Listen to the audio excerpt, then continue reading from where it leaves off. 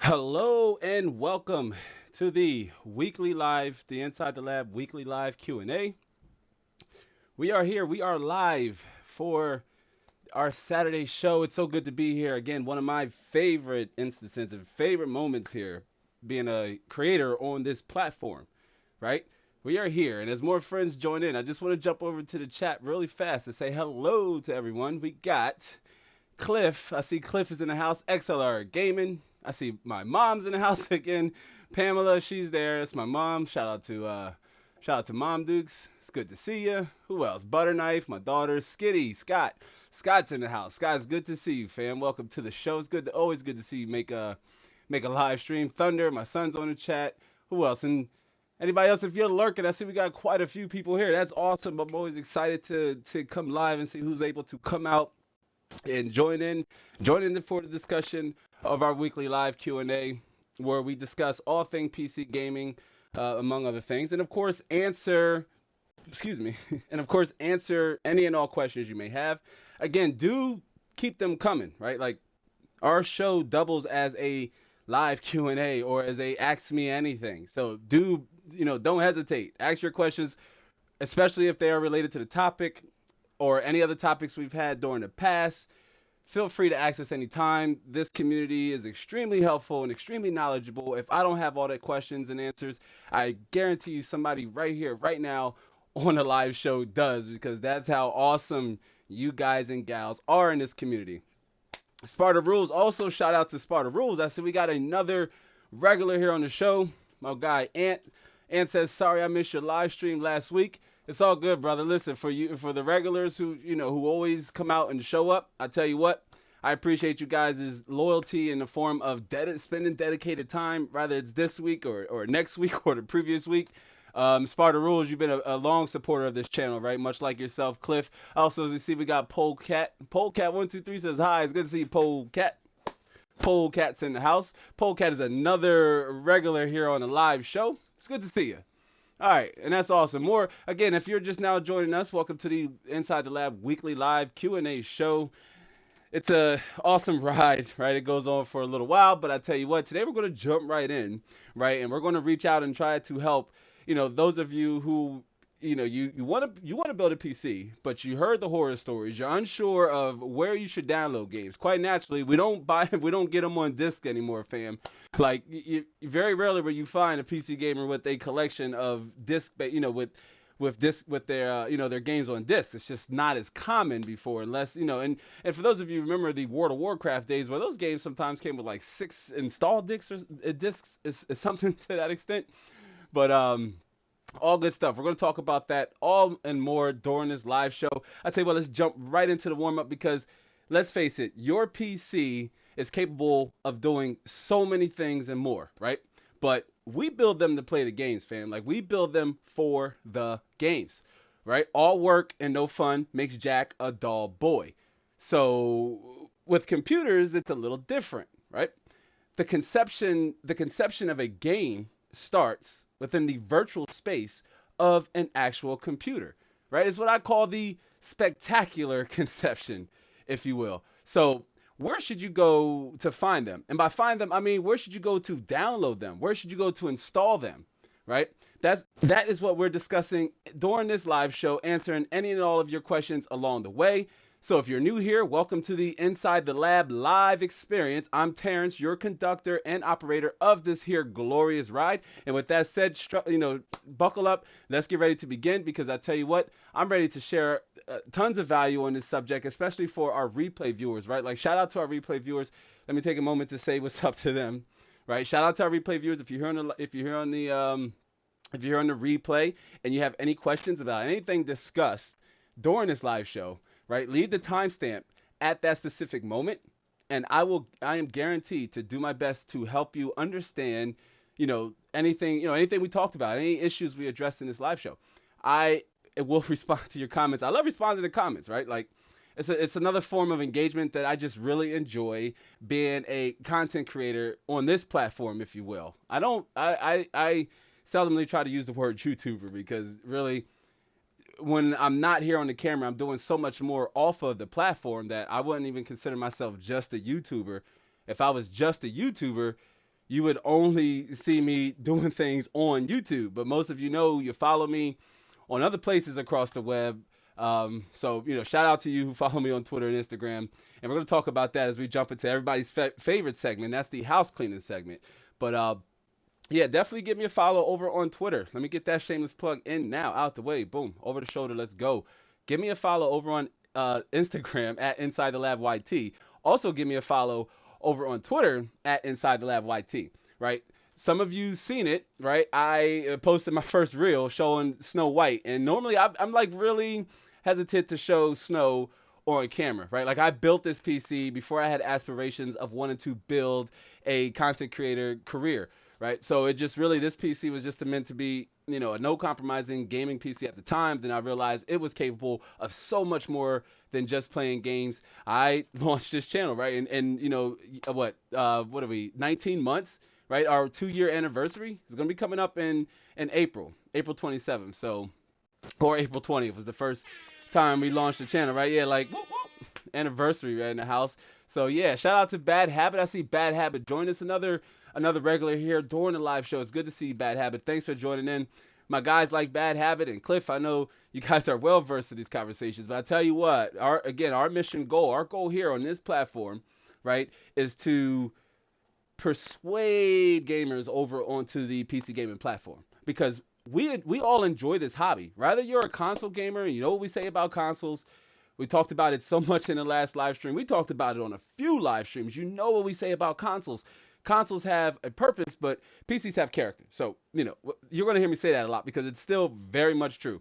Your computer is capable of so much more than playing games, but we do build them for the games, even if you are a content creator, right? Like, I was so happen to pick a niche, if you will, where I could enjoy, I can enjoy it while I'm not creating content behind it, if that makes sense, right? Like we did the pop-up live stream, right? Like shout out to everybody who was present during our pop-up live stream.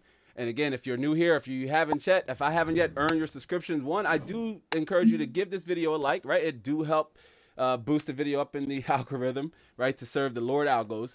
But we talked about this in the pop-up live stream, right? I could just pop up, play some game. I love playing games. It's an outlet. Matter of fact, right? We talked about that was the topical theme of that pop-up live stream, right? We talked about why do you play video games, right? I explained why I enjoy playing video games. The game we played was Alien Isolation.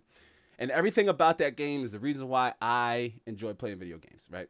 And playing on the PC, of course, just delivers the best possible experience, right? We don't get that on console. So our mission here on this channel is to lead console gamers back to the pinnacle, right? Back to the precipice that is of gaming, and that is on the PC. Because we all know, everybody that's here, if you don't know, now you know. PC gaming is where it's at. It's the best possible way to experience video games. Games were made on PCs for PCs. Then consoles came along, right? But I digress. I tell you what, let's jump right into our moderator's favorite segment, right? And that's housekeeping. I can't resist it, ladies and gentlemen. If you understood how important it is to have a mature and developed email list, you'd understand why we start the live stream off with our call to action with joining our email list, right? Unity does start with you. It starts with every single one of you that are here right now, also on the replay. Unity starts with you. I strongly, recommend and ask you to join our email list. Totally free. All I need is your first name and your email address, so I know what to call you and where to find you, right? But YouTube's notifications, they're a little shaky, right? They're not perfect, and that's almost all notifications on all of these platforms. We spend the majority of our time. They're not perfect. They're getting better. But joining our email list guarantees that I have a direct line of communication for you, because channel memberships are dedicated membership Discord, right? That's very important because everybody on the email list will be able to join the membership Discord only, right? The community Discord, our channel membership Discord. You guys and gals who are on the email list will get first notification. You'll be able to, sign up to join the Discord community and the Facebook group without necessarily have to sign up through one of the tiers through channel memberships. So it's announcements like that and just ways to keep up with the content that makes it so important and relevant to stay, to stay connected with email. So don't do it now because you'll leave the live show, and I don't want you to leave just yet. We got a lot of awesome things to talk about, a lot of good value coming up during this live show. So don't leave quite yet, but you can find it down in the basement.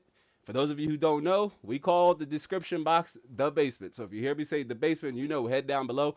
You can find the email list, the link to sign up for our email list in the description, the basement, or you can find it in the pinned comment sans this live stream, because I can't add pinned comments before the video goes live, but I always go back and add it for our replay friends. When they see this excuse me, they hear or see this spiel, they know where to go next. Then we have my son's favorite segment. That's our merch. You gotta love the Inside the Lab swag merch. Ladies and gentlemen, I've been talking about this for the last month. The new graphics, the new material is coming to the official merch store.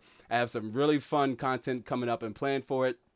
To celebrate the launch of that new merch, a lot of the graphics and stuff is inspired by you, the community, by some of the awesome things you share with us and just some of our moments here on the live stream, in the live show. But a lot of awesome swag over there. Even right now, we're coming up on year 2. So, the anniversary edition merch will be coming with the year 2, which I plan on doing something a little different with the number. But, each year we launch our anniversary edition swag on the Labware store, and with the anniversary coming up in April, you will definitely see some year 2 merch, and we'll maybe even do some giveaways during the live show. To those of you who just want to support the channel, always an option. A lot of flexible different items over there. And then last but not least, my favorite, and that's our website, right? An extension of the content. And look at that, there goes that pop-up live stream. Such a good time, right? I highly recommend you go back and watch that. It's lengthy, but even if you just come in and check out the conversation for like 30, 45 minutes, the longer the better, right? It benefits me as a creator. For those of you who don't know, it benefits me as a creator, but the longer the better. Check that conversation out. We had a lot of good discussions amongst other people in the community as they shared reasons why they play video games, but our website is an extension of the content. You can check out our community blog over there. You have access to the complete videography, all the videos we release, our social media pages. You can find them all there should you want to, and you can also contact me should you have any ideas, or you want to criticize the content or criticize the channel, or maybe didn't like something I said during the live show or a video, and you want to know, hey lad, what's up with what you said, blankly blank, or if you just want to send me a nice email, because it's nice to get those too every once in a while. But if you want to, I guess, shoot me a message in a formal way, this is the best way to do it. I always check my email, and I mean hourly, especially here recently, fam. I tell you what, let me switch back because this is all facts. We be getting more brand deal offers over on my Inside the Lab email address. So that's awesome. I have some to pick from. Some I'm like, it's not. Maybe it's not. How do you say it?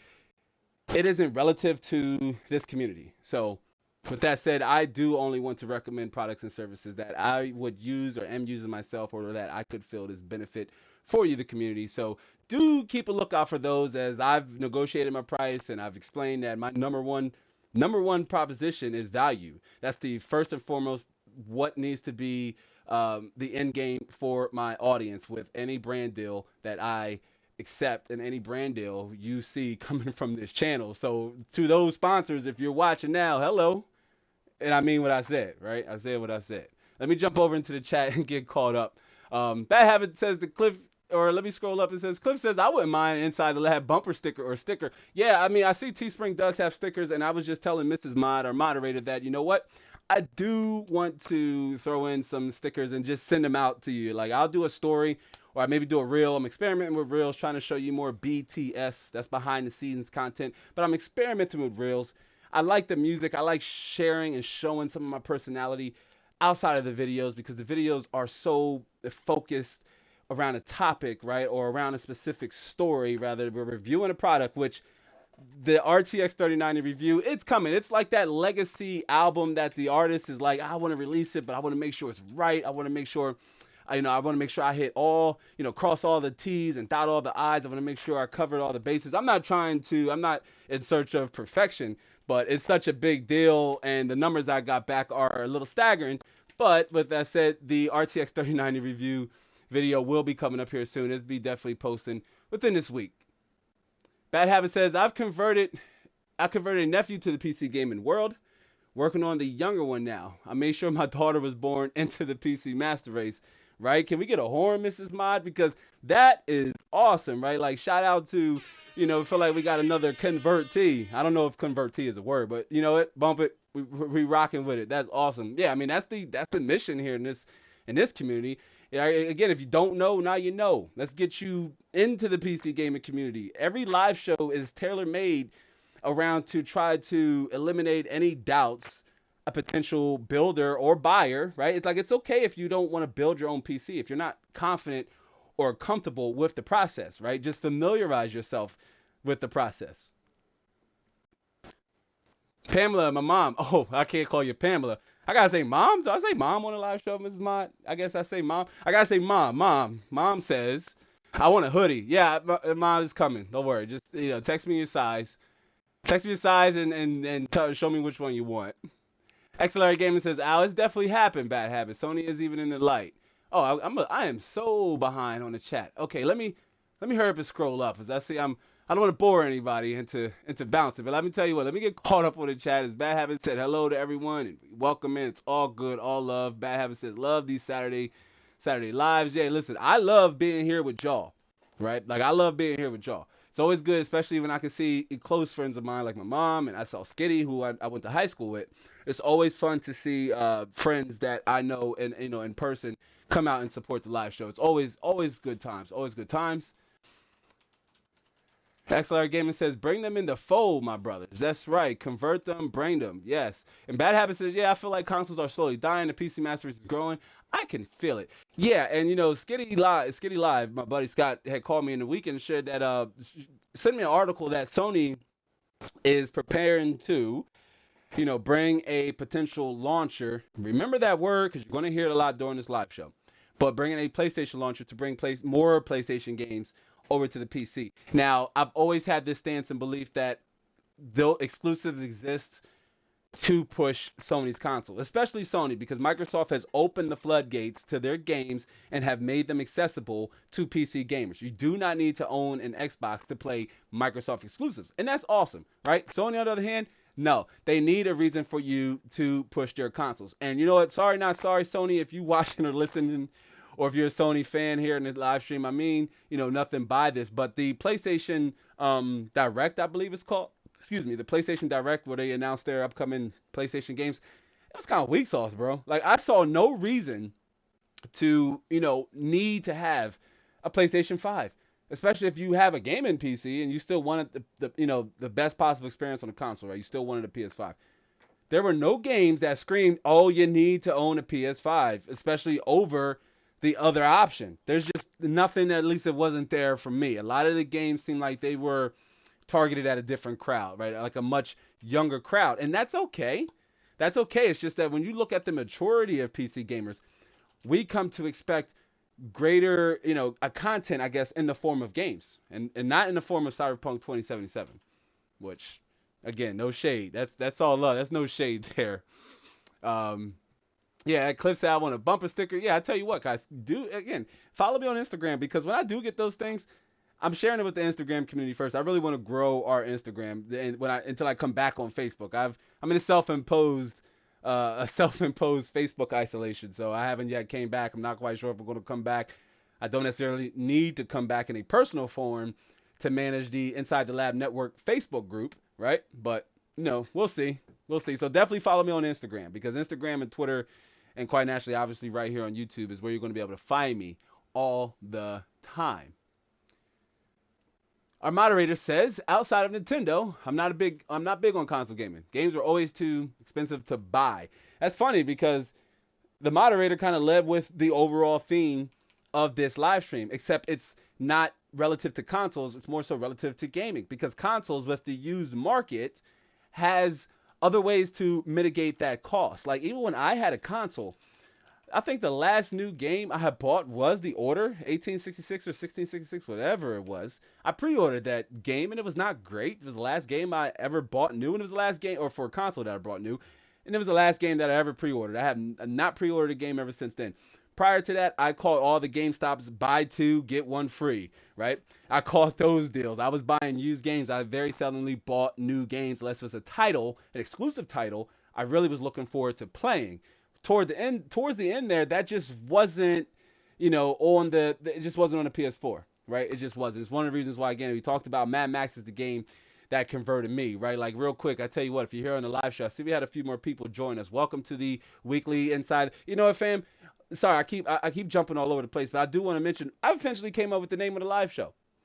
The Inside the Lab Weekly Live Experience. That is the name of our show, right? Can I get a horn, Mrs. Mine? That is the name of our show. The Weekly Live, the Inside the Lab Weekly Live Experience, right? We akin a live show to that of like a roller coaster ride, except you are live. You are here with me. I am able to talk to you, right? I'm able to talk to you, fellowship, engage with the community without wearing a mask, without sounding like this. Like, I put a mask on. I'm not a fan of creators who wear masks in their videos. Like, I'm just not. Like, I'm just not. But it is what it is. Exploits says, like the stream if you're cool. I tell you what, definitely I appreciate everybody liking the stream, which I see we're maxed out. We're at 12.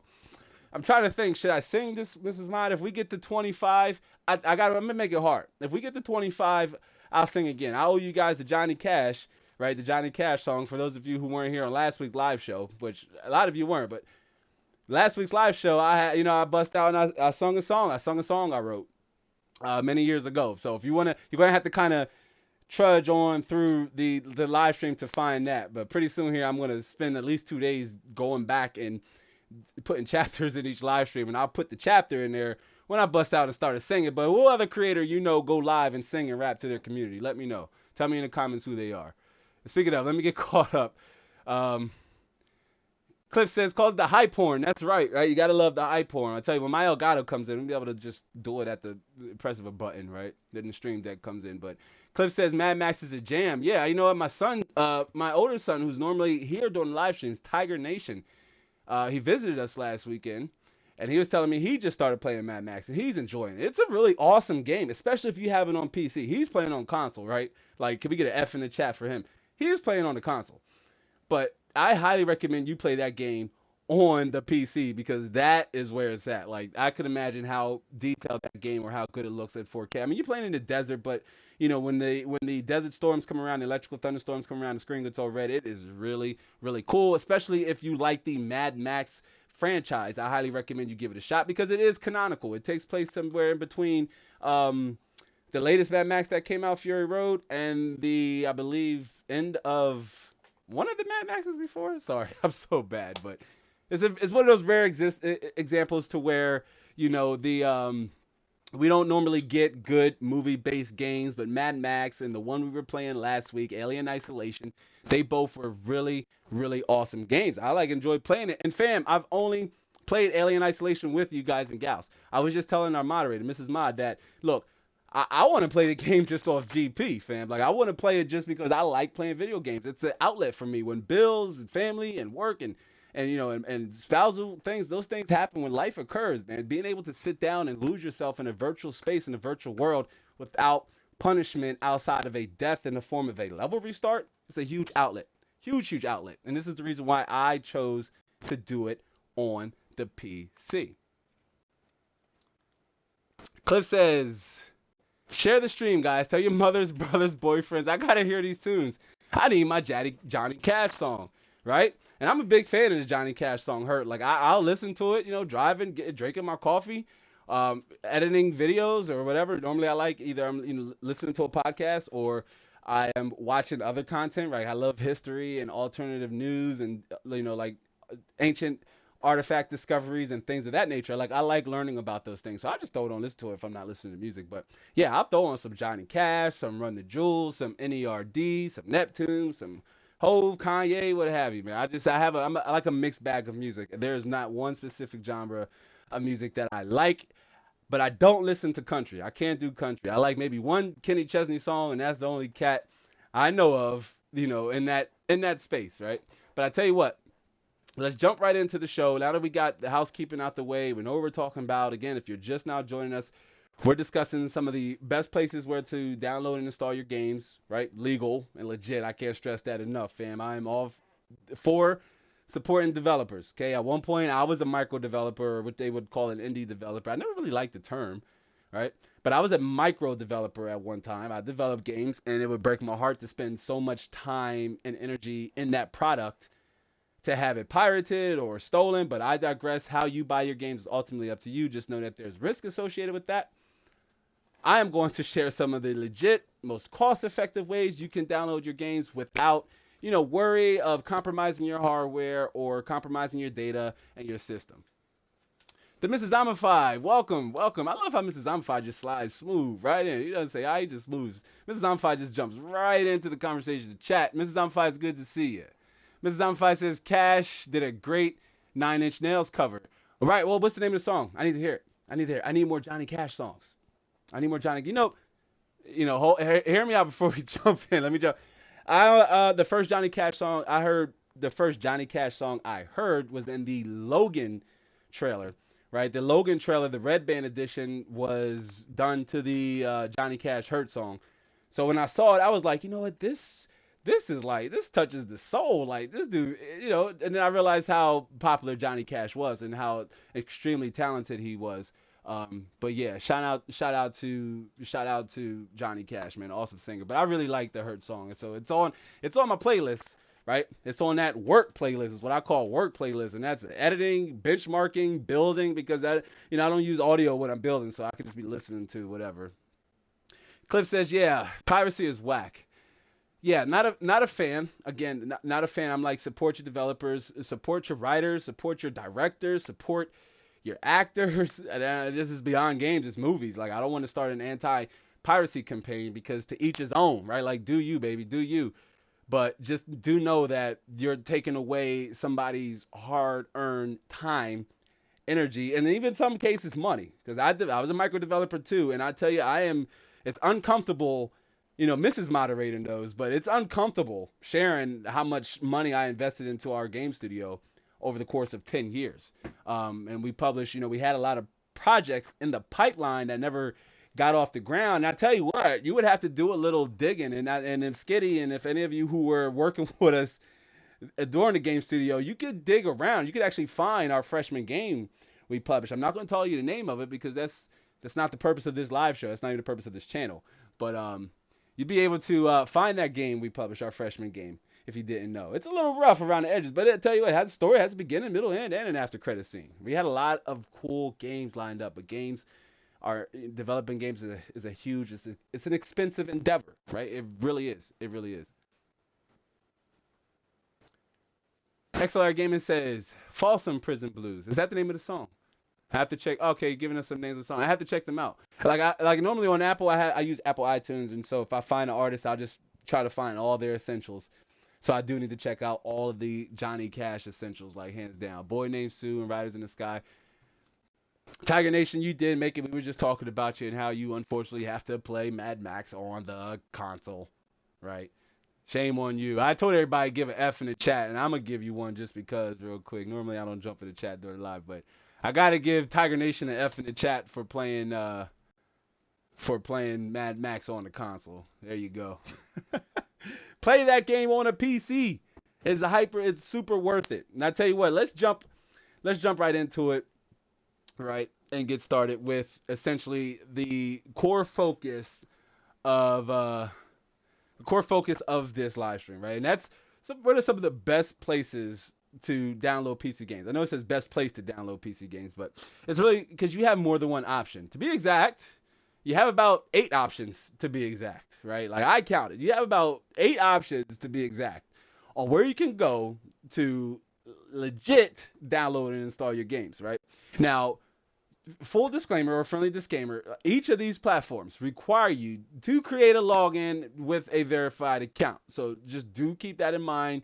You will need an account to log in and download these games. It's one of the reasons why that is because these developers and publishers, one of the reasons why we're just talking about anti-piracy, right? DRM. Some of these things you're familiar with, you might have heard, right? Like if you've been in this if you've been in this industry for a while, like you've heard of those terms, digital rights management. It's just a way for these developers to protect their products and protect their games from piracy, right? So they want to make sure you're logged in. They want to make sure you are a verified account. They want to make sure you're legit, fam. They want to get paid. I'm with them. If you worked hard on a product, making a game can take years. Making a movie can take years. You spend a lot of time in the editing room just to have somebody come around and watch it for free or download it for free, right? I do agree. Games are a little expensive, but it's a double-edged sword right now. It's because of piracy why game prices keep going up. Now I do want to add, right, because I sensed this was the case back before the PS4 release, and Microsoft and Sony was at the time hitting around the idea of making diskless consoles, right? Like we got the variants now with the PS5 and Xbox Series X, right? Like you can buy them with the disc and without the disc. Just do keep in mind, right? And I'm pretty sure on this. I haven't fact checked it, but I'm just confident. The diskless version costs less than the version with the disc. Go figure. Wait till Sony and Microsoft realize that they can kill the used market because they hate the used market. If some of you, if you remember, if you were paying attention a few years back, Sony and Microsoft were ready to just absolutely nuke the used market, right? Like they were really upset that they were losing profits to like GameStop, who the developer would make maybe $5 to $10 on a game for it to go back to the GameStop, and the GameStop would sell it for $40. They've made more money than the developer. Microsoft and Sony caught up to this. So games as a service is one deterrent. These diskless consoles, right? You best believe 7 years from now, because consoles are on every 7 year release, fam, right? Every 7 years we get a new console. You best believe 7 years from now, with the exception of moderate upgraded consoles in between, the Xbox Series X, X Pro, Deluxe, Ultimate, whatever Microsoft is going to flip and call it, right? It's coming. Sony did it with the PS4, right? They did it right after 6-7 months later. They came out, and same thing with the PS3. How many variants of the PS3 did we get within a 7 year time? At least 2, right? Slim. Like how many different consoles will we get, or how many different PS5s are we going to get over the next 7 years? Leading up to the PlayStation 6, what a weird name, right? PlayStation 6. Once we get to the PlayStation 6, I am willing to bet that those will just they will just be completely diskless. That is plenty of time for, bandwidths to improve and for more households, more low-income households or areas that are more poverty-stricken to have internet. Because believe it or not, it's not as common as one would think. Let me get caught up in the chat. Tiger Nation, or the moderator says, at least let me scroll up a little bit more. Because I see Bad Habit says, Epic Games. I think I have every free PC games that Epic offers. That's awesome. And look, listen, free is my favorite price. I love free. Free is my favorite price. Like my grandmother taught me that. My mom's mom. My granny taught me free is my favorite price. That's the best price to pay for something, fam. What does it cost you? Energy and effort to get up and go achieve it, right? Like that's the most important part of it. Miss Zamfi says, Hurt is a Nine Inch Nails song. Bam, duh, my bad. Pardon my ignorance, right? That was a ignorant statement. Oh, sorry about that. That was an ignorant statement. I did not know that. Thank you for enlightening me and bringing that to my attention. Wow, I feel real like duh moment. Tiger Nation says, I'm not that deep into the game. Thank God. Yeah, well, thank God. But I tell you what, it is hard. I was highly addicted to it when I was playing it, right? Like I liked playing it. I really did. I see my mom gave Zion an F. Thunder gave Zion an F. Come on, fam. I tell you what, he's my son. I don't care. Give him. There's 11 of you plus here on a live show. Let's get more Fs in the chat. This guy is playing Mad Max on a console, right? And that's no console disc. That's just a fact. That game runs horrible on console. I'm talking single-digit frame rate drops, right? It was immersive breaking, right? I just did not enjoy it. I tried to do it because I knew at the time there were no other alternatives. I hadn't yet even toyed with the idea of building a PC. And at the time, Ryzen wasn't out yet. I would have had to go with like an FX-based CPU, which is fine, like a 9590 or 83 or FX 8350 at the time. And this is like 2012. 2013, but Ryzen was, everybody know the meme, wait for Ryzen. I kind of waited for Ryzen and realized that there's so much value here. I need to share this with the world, fam. With the world, and here we are right now. Not the world, but we're slowly getting there, right? Bad Habit said, yeah, Epic Games, I have every free PC games. Keep that in mind, because again, free is my favorite price. We're going to talk about, the legitimacy of how Epic, they were hated when they came out the gate when they launched their Epic Game Store. Gamers, even some tech tubers. I won't say their names because, I don't want no drama. But even some tech tubers, you might even watch some of them. A lot of them were clowning the Epic Game Store, but I don't think there's anything wrong with it. I'd be perfectly fine with you. I wouldn't even clown it now, right? But I certainly wasn't clowning it at the time. Kimberly says, I have about 6 Epic games. I have to build my library up. Absolutely.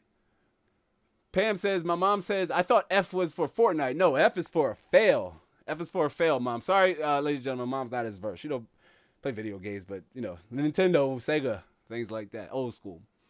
F is for a fail. Pam says, look how I spelled it. Bad Habit says, yeah, GameStop is a ripoff when it comes to buying used games. Oh, we can go in there. Oh, man, listen. Everybody knows the memes. You bring in 20 games, GameStop wants to turn around and hand you $1. It's laughable. How much they mark their used games up, want to offer you pennies for them.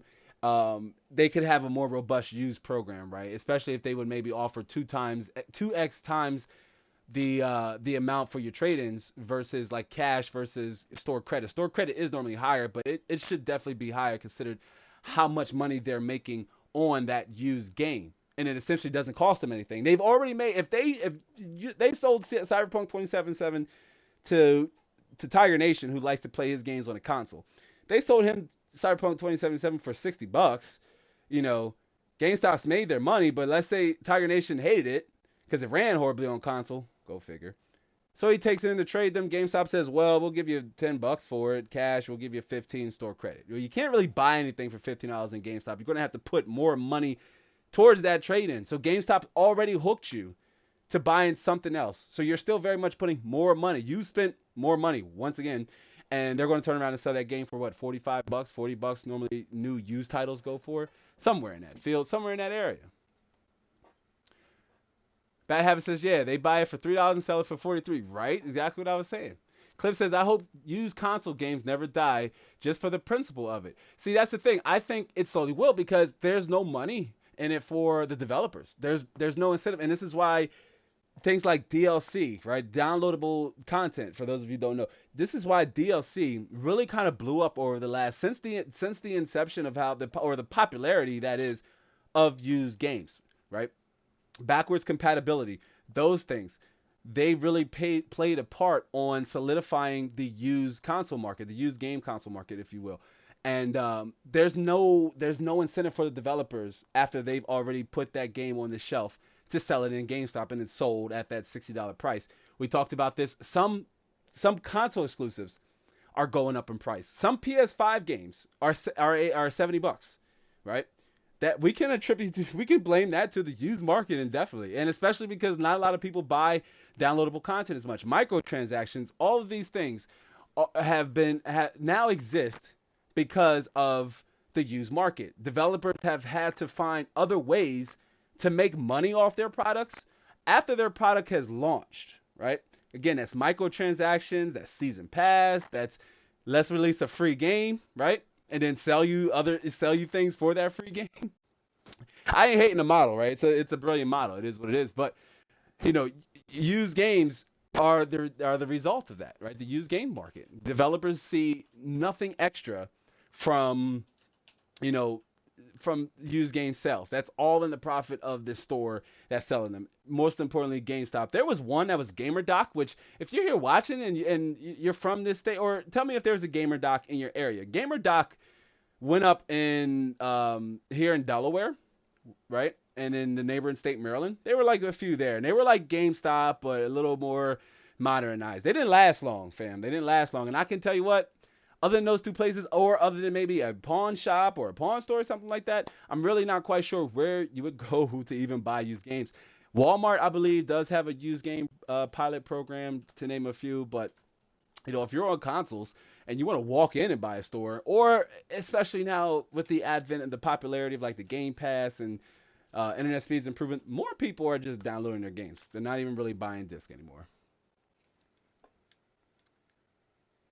Cliff says, I hope I'm sorry. I already read that. Dang it. Tiger Nation says, hey, now I stopped playing in live, wanted to play it so bad, but waited to play it on PC so I can actually play it. You know it. Cliff says, now you're talking. That's right, because the best way to experience that game is on a PC.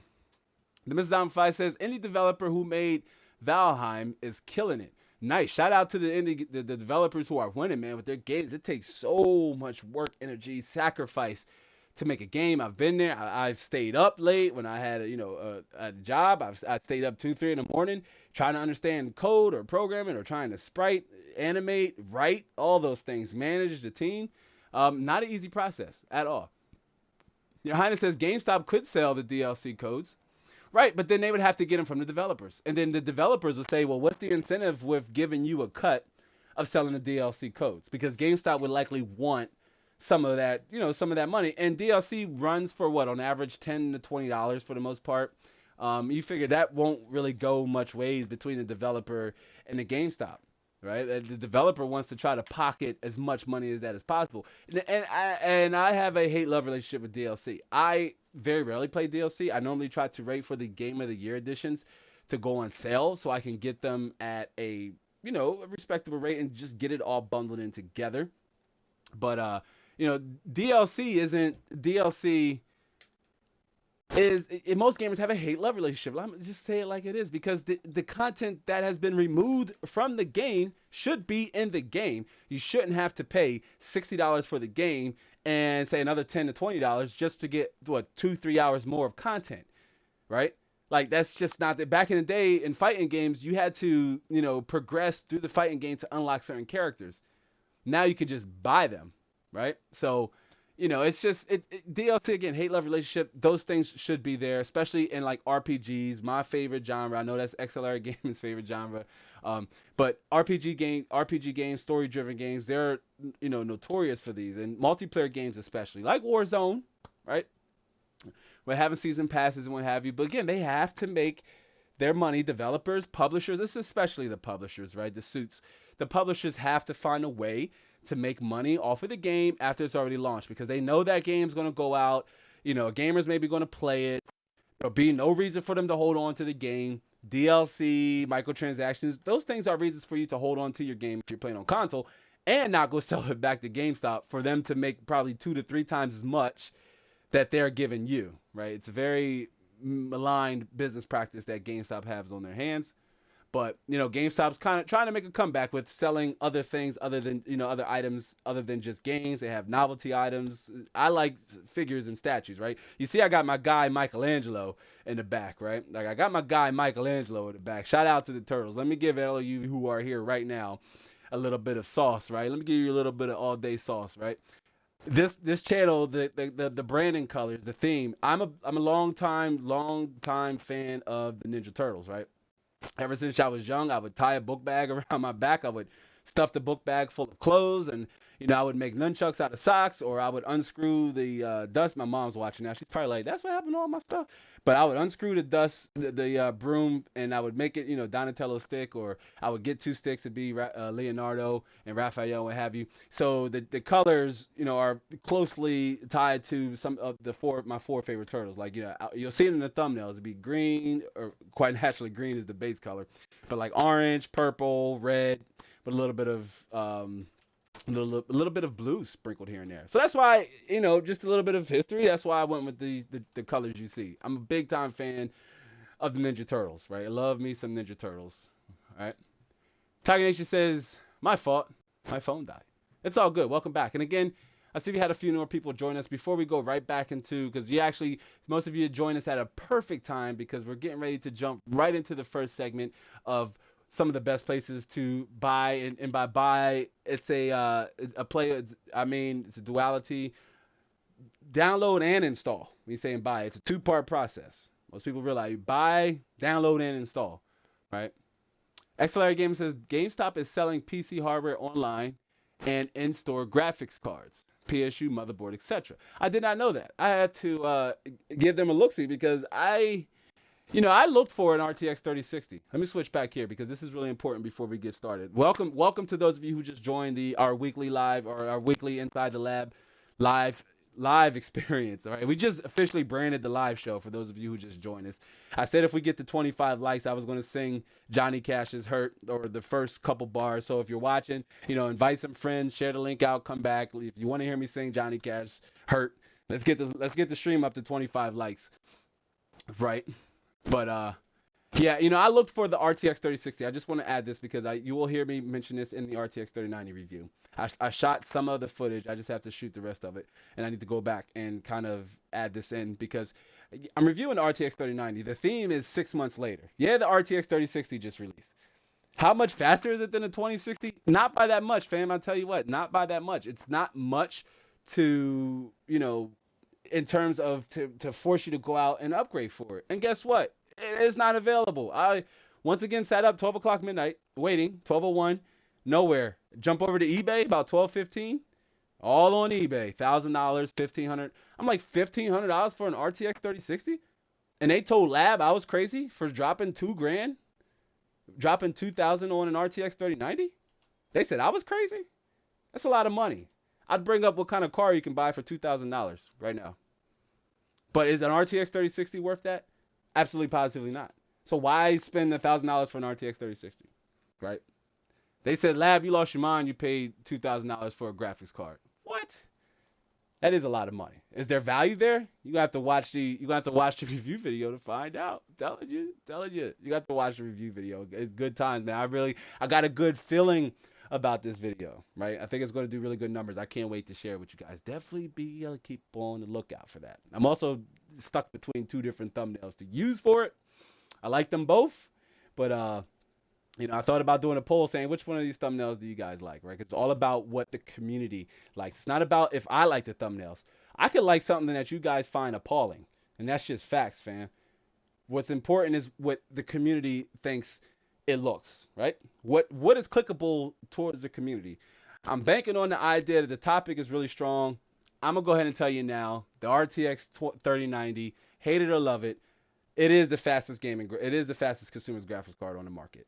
The 6900 XT is pulling right there, but in terms of raw performance and power, yes, the RTX 3090 is the fastest graphics card on the market, hands down, right? I done research on it to make sure I could say that, studied the numbers. I don't have all the cards, but I do have the resources and the contacts, right, to reach out and get factual data, and it's very accurate. Cliff says, quick throw out. Let me see what Cliff says. Cliff says, quick throw out there, lab. I ordered an Aorus G15 with 3070 and 10th generation Intel 10th generation Intel Core i7. Returning to Alienware on Tuesday when the Aorus comes in from Newegg. That's awesome. And you know what? I see it says an Aorus laptop. I have my eyes too on an Aorus laptop. I want to get an Aorus laptop. Matter of fact, me and Mrs. Moderator, we're both due laptops coming up here soon. Whatever I decide on, I don't know if I'll do content on it or not, because really I need a laptop that's going to help me with the workflow when I'm not right here, and when I can't always be here, or when we're able to go off into the world and we're able to go do things, and I still don't want to interrupt or disrupt the content creation workflow. I need something I can do more work on the mobile front. Cliff says, heck yeah, fist bump for the Strix 3090. Whoop whoop. For real. It's it's an expensive graphics card. It's uncomfortable when I'm talking to people out in the wild, in the world, like around my community, outside the internet. I'm trying to tell them these things. Like, what do you do? I create content on PC gaming hardware and serve as your guide to teach you how to save money. You save money while doing so, because this hobby is expensive. Oh, okay. What's your latest video? Well, I'm reviewing a $2,000 graphics card. A $2,000 graphics card? That's a lot of money. Yes, it is. You have to see why that is. You have to watch the review, though, to see why that is. But shout out to the RTX 3090 fam. If you got one, if you were lucky enough to get one, I was lucky enough to get one. It ain't the graphics card I wanted. I wanted the 6900 XT. And on a side note, AMD is scheduled to have an event on March 3rd. I probably will do a quick vlog video on this next week, either the day after or the day of Dr. Lisa Su's presentation, because AMD is allegedly rumored to be releasing the long-awaited 6700 XT.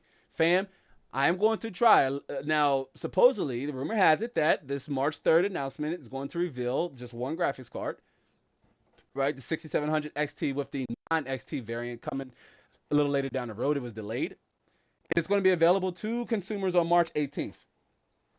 Now, who just laughed when I said available to consumers? Because ain't a GD graphics card available to consumers right now. I checked yesterday. I checked. I almost bought a GT 730 and a GT 1030, and literally titled the videos, "These are the only graphics cards you can buy." That's one reason why I've been hesitant to publish the RTX 3090 review. It's not me recommending this graphics card, like saying, "Hey, here's the affiliate link down in the description box below, aka the basement. Head there, buy the graphics card, whatever." It's not available. Right? It's just not even available at a scout price. I looked to see what the worth was. Right? And last time I checked, the highest I saw it going was for $2,500, which at that point it's very much expensive. A very much expensive graphics card. Right? But the 6700 XT set to be announced on March 3rd, right? With a March 18th or 15th release for the consumers. I laugh because I highly doubt it'd be available, but I'm going to try with every iota in my body to pre-order one, because I think that's going to be the graphics card that will dominate, if you will. Kind of like what the GTX 1060, the 6GB variant, is doing right now. The 6700 XT will be faster than the RTX 3060. I'm saying it right now. It may not have as many robust features like tensor cores and RT cores and all that other fancy jazz that NVIDIA is cramming into their GPUs. But it will be an incredibly valued GPU. I think it's going to have about 12 gigabytes of GDDR5 VRAM, 2500 stream processors, 2000 megahertz plus boost frequency, available in AIBs. I'm calling now. I think it'll be under between $400 and $500, right? Because the 5700 XT was a graphics card that sold for on average about $449 MSRP. So you can expect the 6700 XT to even be more because you are getting 4 gigabytes more VRAM. Not quite sure what you need 12 gigabytes of VRAM for. I'm gonna tell you like this: not quite sure why you need 24 gigabytes of VRAM, right? With the RTX 3090. I said, you know what? And I'm sharing more nuggets from the video, and I need to stop because I like to try to save as much context in the videos. But I tried to push that VRAM limitation to the max. Every benchmark is in 4K and 1440p max settings until I can get my hands on an 8K monitor. They are, not cheap.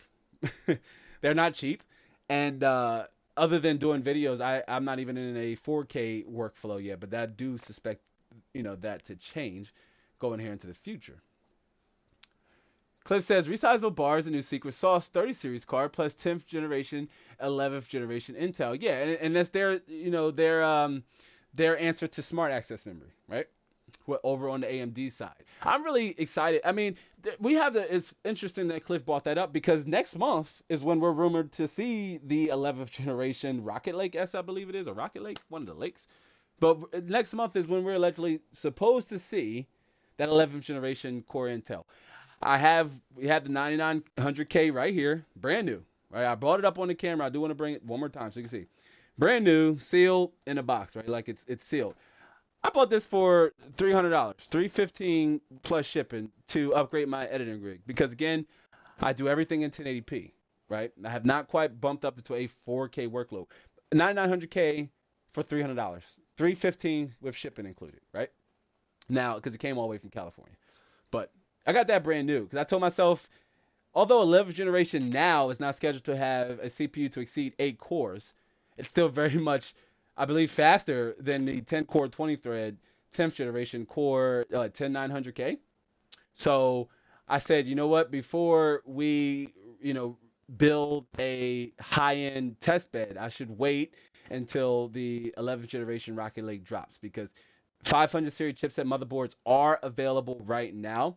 I've narrowed it down to the two that I want to do a review on. One's mini ITX, one's full ATX. I haven't quite sure which direction I want to go with because we also have our mini ITX series coming up. So we have 2 series coming up for the month of March and April. Once we conclude with the RTX 3090 series, because I have a few videos that's going to be centered around the RTX 3090. Some you'll see in the video and some I purposely left out because I mentioned this in the video. It'd be like a 30-minute review, right? But we still have our mini ITX series to do. We have the upgrade in Snow White, updated my editing rig, and tons of content to do on Ryzen 5000. So definitely going to be good times. Again, if you're new here, I welcome you to give the stream a like if you haven't yet, and definitely subscribe to the channel. If you didn't know, the Inside the Lab weekly live Q&A experience is every Saturday. I like this time here, right? A little late getting started, but I like this time here about 4:30, right? We're gonna probably try to work with that, right? Is that all right with y'all? I still got to do a poll to let me know what's a good time for everybody. But I digress. Let's jump right back into it. Let's get into it because I'm excited, right? I'm hyped. I love video games. I like talking about video games. It also got to the point to where I wanted to try and make video games. I realized I was spending more time making video games than I was playing them, and that double sucks. But for those of you who don't know me, outside of this channel, I like to write like fiction-based stories, like fantasy and science fiction-based stories. And I consider myself a pretty halfway decent writer. I wrote at least 3 scripts, like 3 beginning, middle, and end scripts. But I enjoy video games. I enjoy everything about them. The process of making them is a little tedious. But I love playing them, love making them, love reading about them, love watching them, right? So what's the best place to download your PC games, right?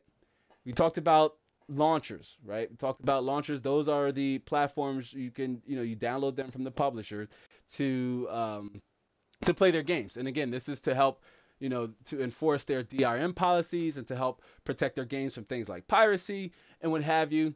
And again, friendly disclaimer that these all require you to have some form of account, like a verified account. So you have to sign up with a email, and do be sure to use an email you have access to. My mom says, and drawing it out. Okay.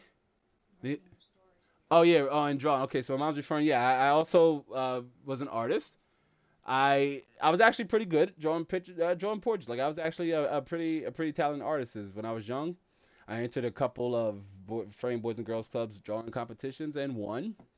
I had a picture featured in a calendar and what have you. All good times. But yeah, I mean, I've because my mom says this was your dream. So, ladies and gentlemen, I'm sorry. Let me switch back. Like this, I knew this show was gonna be awesome. Y'all heard it right here. Y'all heard her from Mama Lab.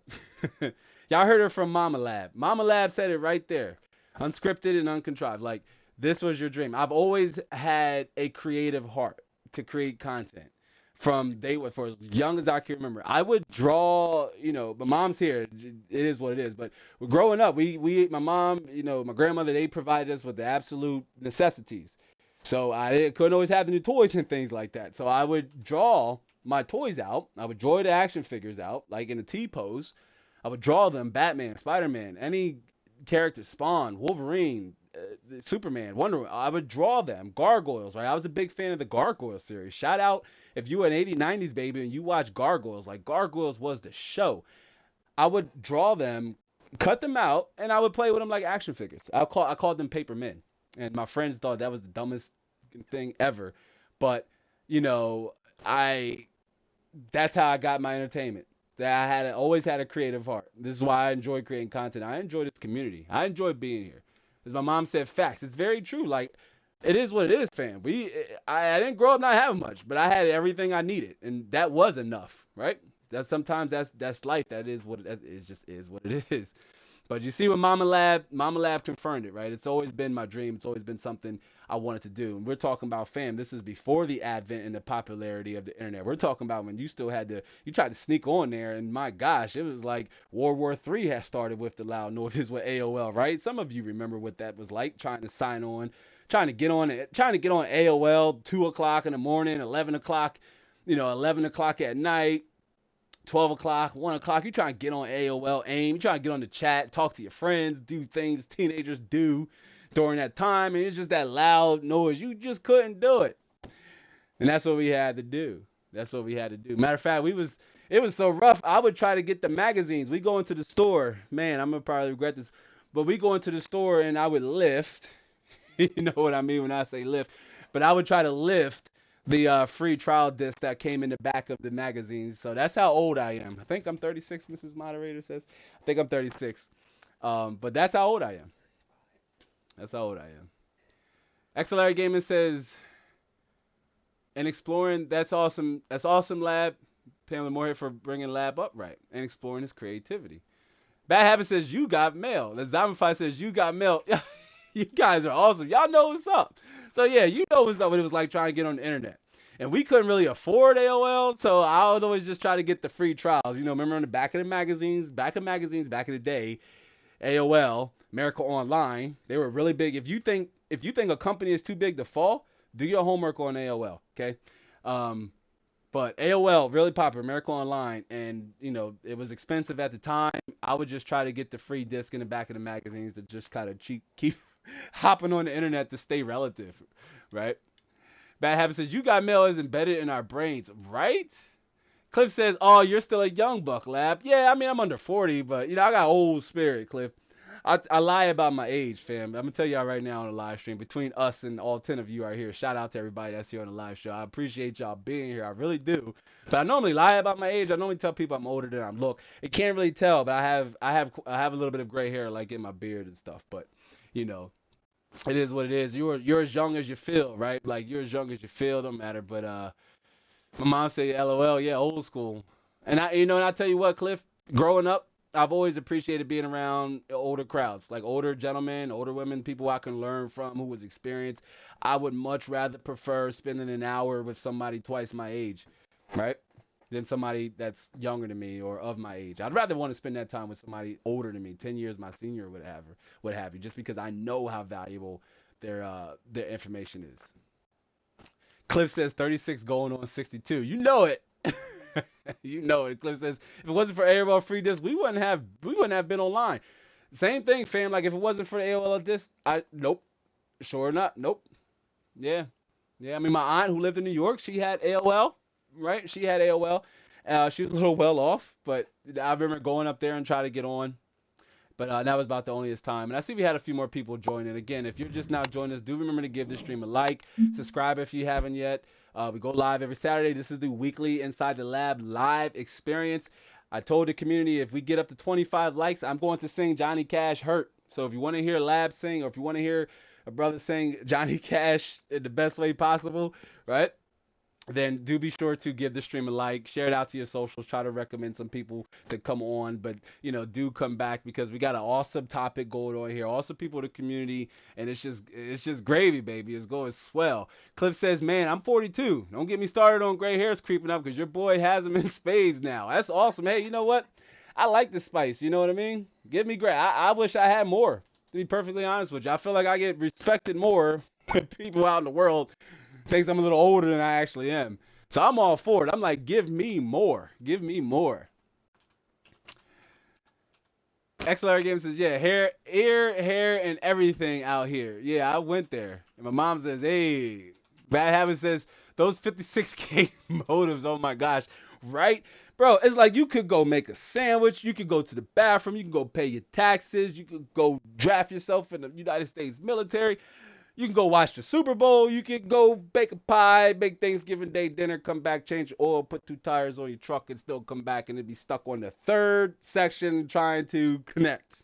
I just went on a tangent because I remember just backing out so many times, like being mad it wasn't working, and it was really hit or miss. If you were able to get on, you were really shocked. It was like you hit it, and I would make the noises, but it's a very unpleasant sound in the microphone. I'm just not going to do it because I know we got a lot of people here in the live show, and I like to keep you all with me right here during the weekly live experience.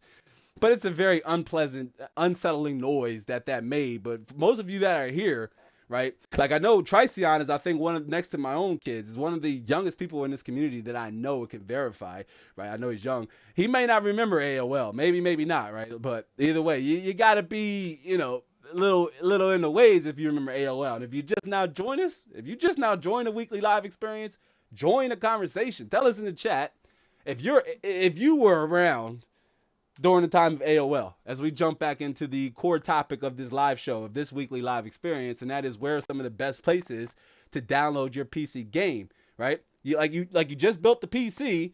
It's like, well, crap, where do I get the games from? Ain't nobody told me that. I watched how to install the CPU and how to appropriate the right amount of thermal paste and the correct fan orientation, and I got the power supply efficiency rating down pack. My case is all good to go. I've downloaded that Windows 10 code from Inside the Lab, which again, I am sponsored by cdkdeals.com, and if you're in need of a Windows 10 key, not this description. I do need to start putting it down in the description. I did agree. I did tell them that I would start doing that more, fam. I got to get on that. But I do need to put it down in the description because they are still very much sponsoring me here on a monthly basis. So yeah, but you done all that. Windows is downloaded. Windows is installed. Or you download Windows. Then you do you install Windows. Do you install or download Windows? I guess that depends on the part of the process you're at. What I teach is that, you can either test your hardware, install Windows before you put it in the case, or install Windows after you put it in the case. But it starts on that purple or bluish screen if you're doing it for the first time on a new system. Our moderator, Mrs. Moderator says, to Cliff, shout out to the 40s crew, right? Whoop, whoop. Yeah, Mrs. Moderator had a birthday last week. Most of you were on and welcomed her with a happy birthday. That means a lot to Lab. She helps out.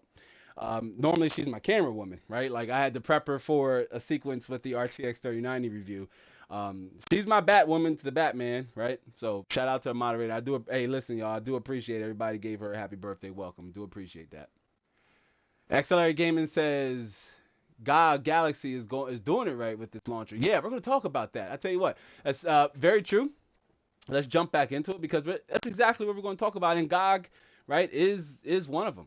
It's one of them. But when it comes to knowing where to download, some of the best places to download your games, right, or where to go, let's start with arguably one of the most popular. And now all of these here, that picture there, that's from my desktop. Like, that's from my desktop. I opened all 8 launchers. Just to see which one was the most demanding.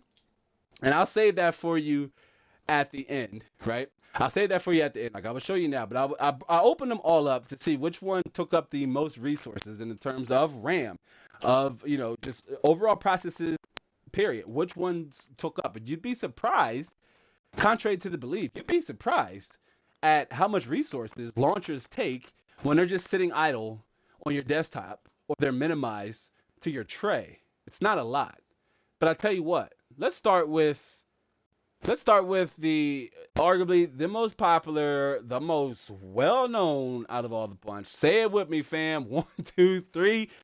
That is Steam, right? That is Steam. Valve's money machine. Steam, Valve's money machine. You know what I mean? I would rap, but I ain't get the 20 views. The last rap I kicked for y'all, I wrote, right, a long time ago. I remember bits and pieces of it, but I wrote that a long time ago. That's how creative I was. I drew action figures out, cut them out, played with them, all different kind of stuff. I even dabbled in a little bit of rap, but yeah, if you want to see me rap, get it to 20. Want to hear me sing? We'll get it to 25. But Steam, Valve's money machine. It's arguably the most popular and default for many gamers.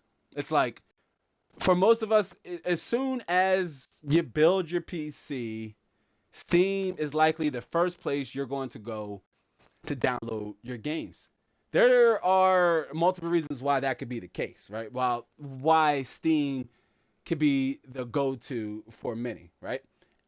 It is for me, and especially when I'm doing, client builds. First of all, during the process, right, during the consultation process, and if you're here on the live stream, if you're watching right now, or if you're here on a replay and you made it this far, shout out to the replay viewers, always.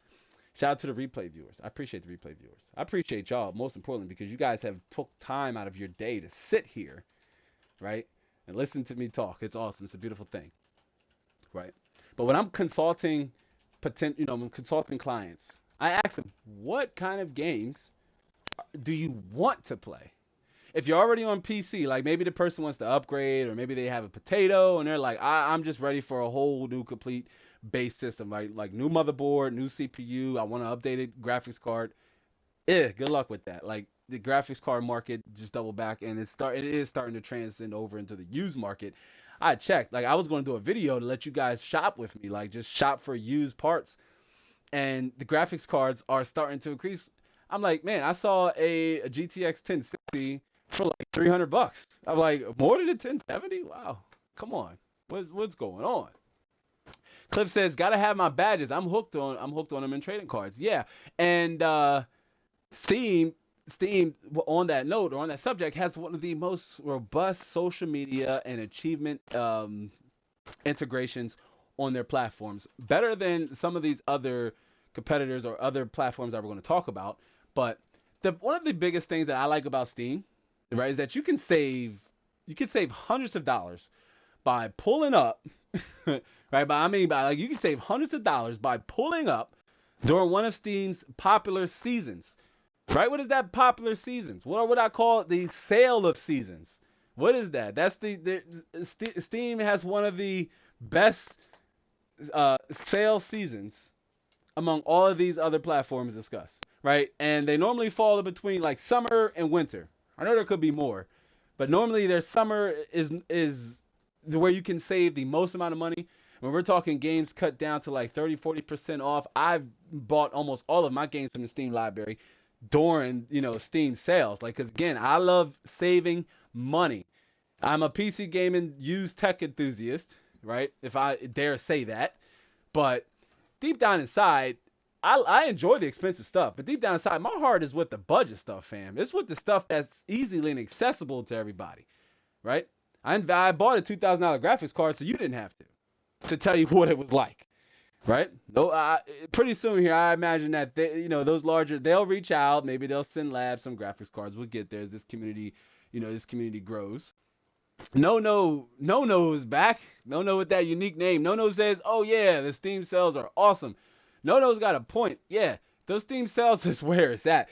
You can literally save hundreds of dollars on games, and we're talking about not just one. There's usually all games are on sale during these periods. And it's like, I bought The Witcher 3 Game of the Year edition during the summer sale for $14. So all of the DLC, the base game, all of those things. I paid $14 for it. $14. I purposely waited to pay The Witcher 3. Remember, I've shared this story on other live streams. But I purposely waited to play The Witcher 3 on PC because I understood how awful Mad Max ran. So I at the time was like, man, Witcher 3 is probably going to run just as potato trash on my Xbox One, right? It was just going to be horrible experience. So I waited, right? I waited until and got it on PC. Double waited for the summer sale because I believe it was like $40 at the time, still new. Waited for the summer sale, got the Game of the Year edition. Same thing with all of my Steam library games, like other than Cyberpunk 2077. That is the game that comes to mind immediately when I think of the last game I bought at full, retail, $60, right? And that was Cyberpunk 2077.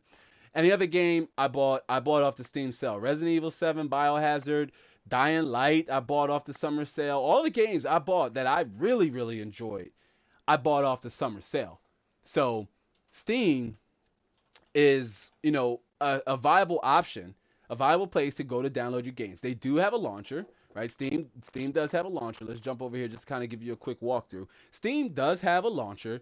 Pretty easy, pretty flexible to navigate. You can add friends, so you can play with your buddies. You can talk to your buddies. I have some longtime friends from high school and friends that that I grew up with that are on Steam. And once I play on my Civi account, what I call my Civi account, so that's anything that's not my Inside the Lab account. But when I'm playing on my Civi account, they're normally on in there, and I could just talk to them. We're just talking during the game, and they can, come in and check and watch. But, one of the things that makes Steam really awesome here, as you see here in our example, is that it has a load of free games you can choose from, with one of the biggest ones being Destiny 2. Now, I was talking to a buddy of mine. We talked about how the Destiny 2 content is kind of slowed down, if you will. And don't quote me on this, please, and don't flame me too hard in any of the social media. But I said if it wasn't for Destiny 2's large studio backing, Destiny 2 would have long suffered the same fate that Anthem just did, with Anthem closing down their development on that game. And I know, Cliff, I saw your tweet where you was referring to it where you're not surprised, and I said the same thing too. I just was not surprised. It's just a game as a service, right? Like Destiny 2, like Anthem, like Fallout 76, all three of those games, right? They all had very questionable launches associated with them. Maybe with the exception of Destiny. Destiny, first iteration of it, had a decent launch. Still very much controversial though. But all three of those games, as a service-based game, kind of came out the gate with less than impactful launches, right? It's just, especially Anthem, had a long time in development. It was in development limbo for quite a while, and the final product is representative of that, of the end result, right? Like, you get exactly, even for these large companies with, seven-digit capital, right? You get what you pay for. If they put out a lackluster product, if they put in their effort wasn't quite there, then the product we get is reflective of their efforts. Right? That is what we got with Anthem. That's what we got with Anthem. Right? It just wasn't quite there. Same thing with Fallout 76, fam. And y'all know I played Fallout 76. I had streamed it on our Twitch last year to test the Twitch out, because our Twitch following had kind of like blossomed. Right? It's like it exploded. Our Twitch following really took off, and pretty soon here we're going to go back and bridge the Twitch community here with the channel here. But you gals right here on the YouTube community is what's important to me first and foremost. But yeah, the Mrs. Amfi says over 100 games on Steam. Man, I got nothing to play. I sense a little hyperbole there, or sarcasm. That's an extensive library. My library is paltry considered to that. I'm not even going to say compared to my library. I don't even think I have a quarter of that in my. I have so many games everywhere though, and on different systems. Excuse me. But for my base model, my base system, I normally try to keep it to like 1 or 2, 3 games I play at a time. Excuse me. Cliff says, I enjoyed Anthem. I got it free with my 2080 when the RTX launch dropped. Yeah, and you know what? I had got it free too with my RTX 2080. But when I tried to claim it, it told me I had waited too long. So I didn't even bother with it. Plus, I had the EA Origin, which we're going to talk about that. Ooh, put that in the back of y'all's pocket, fam, because we're going to talk about that. But I had EA Origin anyway, so it didn't matter. But I had got it with my MSI Gaming X Trio, which, again, you guys and gals saw that on my Reels. Follow me on Instagram. Most of you are that I know here. You follow me on Instagram, but we have a lot of people watching, and I don't know if you are or not, but you can follow me over there at Inside the Lab YT. I am sharing more behind the scenes content, more of the personality of the brand, not just myself, but the personality of the brand. So I do welcome you to follow me over there, right? But yeah, Steam has a lot of free games to choose from, a lot of demos. If you like, I like demos because I do like to. Again, free is my favorite price. I do like to try the game out before, right? Before I download them. Um, but a lot of free games to hold you over, especially in between new releases, like Warframe, Dota 2, um, a lot of freemium games, if you will. You might have heard that term before, freemium. Like it's a blend of being a premium product that's also free. But do be careful. I have a saying: when it's free, you are the product. So do keep that in mind with anything, whether that's buying a game or if somebody says, hey, I just want to get a moment of your time, it won't cost you nothing, right? When it's free, you are the product. But Destiny 2, those things, all those games are free. You can download them right on Steam. Steam is free to make an account to sign up. Totally safe. They have a robust gifting mechanism to where gamers can gift each other games, right? They also have the Firestrike demo, which if you built your system and you just want to make sure it's firing on all cylinders correctly, you could download the Firestrike demo and just, I believe it's run Time Spy, just to make sure your system isn't crashing and it's not temperature spiking and what have you. Just one of the free options you have, because you also have Unigine Heaven. We talked about that last week's live show, which if you want to check out that conversation, check out the description box below after this live stream. Don't leave. Don't leave. But if you want more of the conversations now, tomorrow, or Monday, check out that conversation. It's all good times there. My mom says, or I'm sorry, Cliff says it was far from perfect, but had glimmers of brilliance. Cliff is referring to Anthem 2.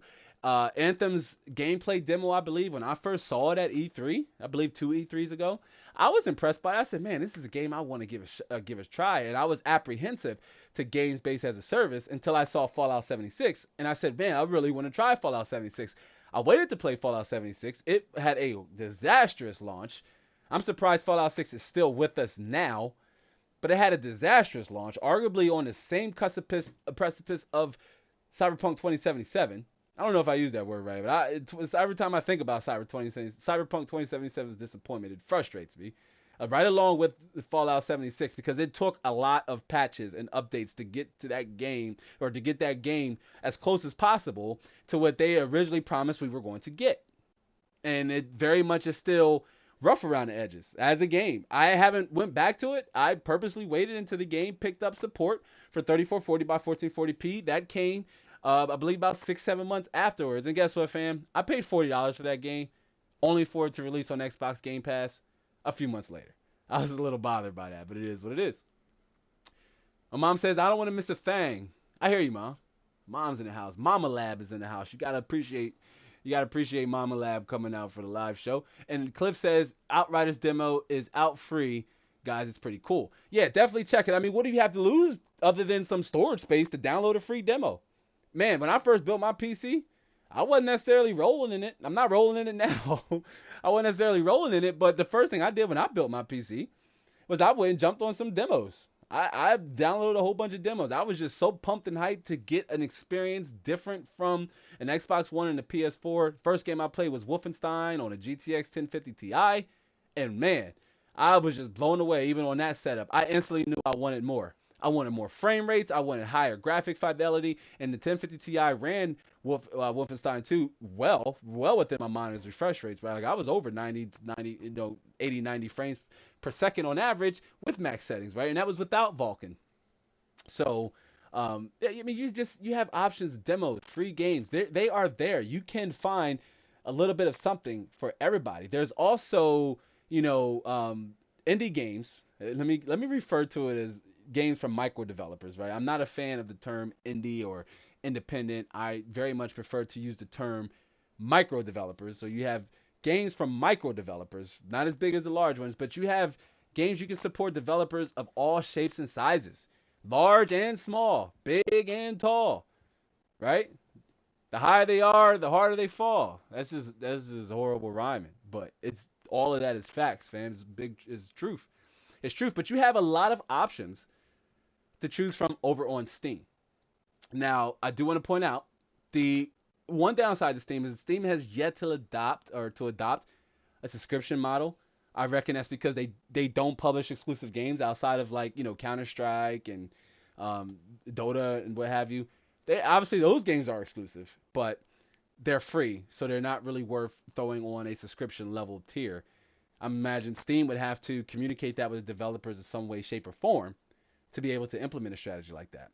But some, their sales seasons, what we call it, let's refer to them as the sales seasons. Their sales seasons kind of makes up for the fact of them not having a subscription-based service, right? Because you can save hundreds of dollars by getting your games on Steam. You have free game options to choose from.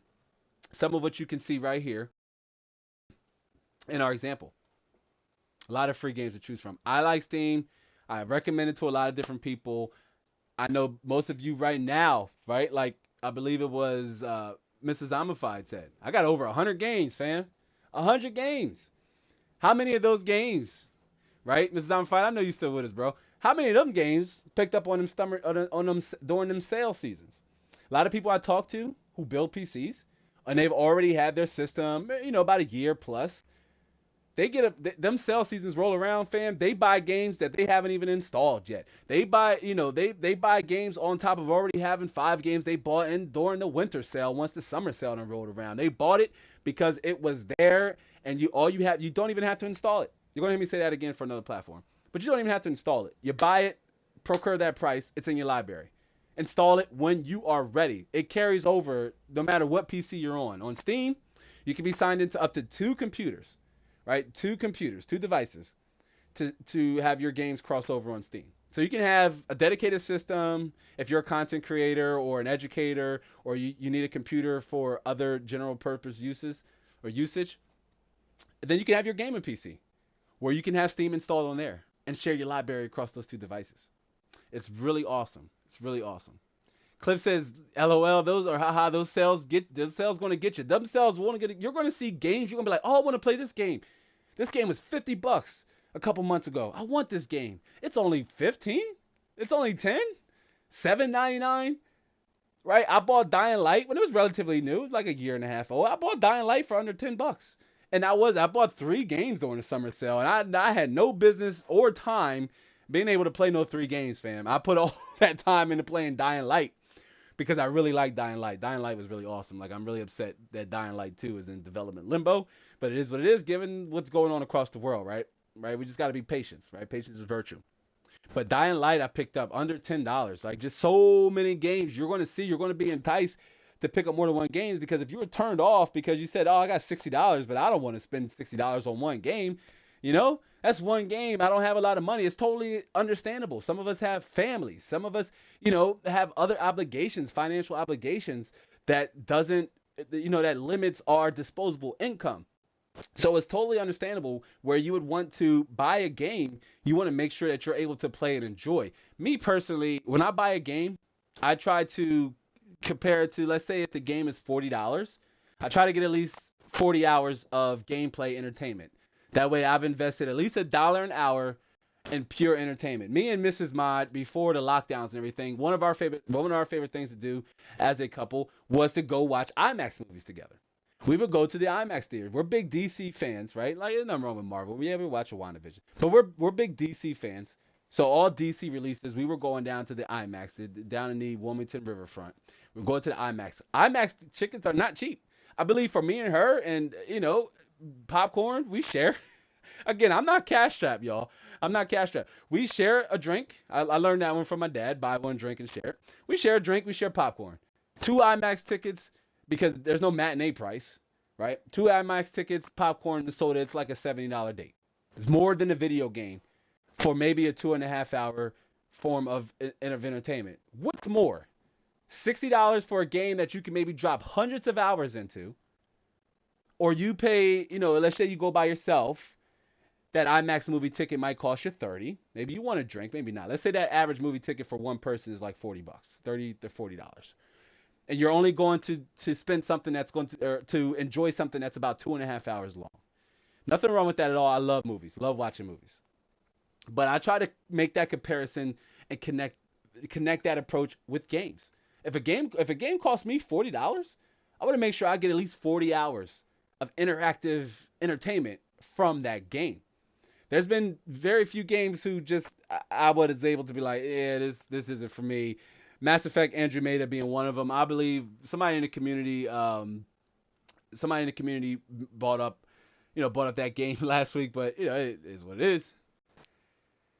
Bad Habit says, or let me get caught up in the chat because Cliff says, what happened to Dead Island 2? Is it a walking zombie? Is it a walking zombie of a game now? Speaking of zombie games, yeah. So Dead Island 2 is another game I enjoy. Like, and prior to Dead Island 2, some of my close friends can vouch for me on this one. But Dead Island 2, so the developers went off. They're the same developers who made Dying Light. So Dying Light 2 or Dead Island 2, we never got.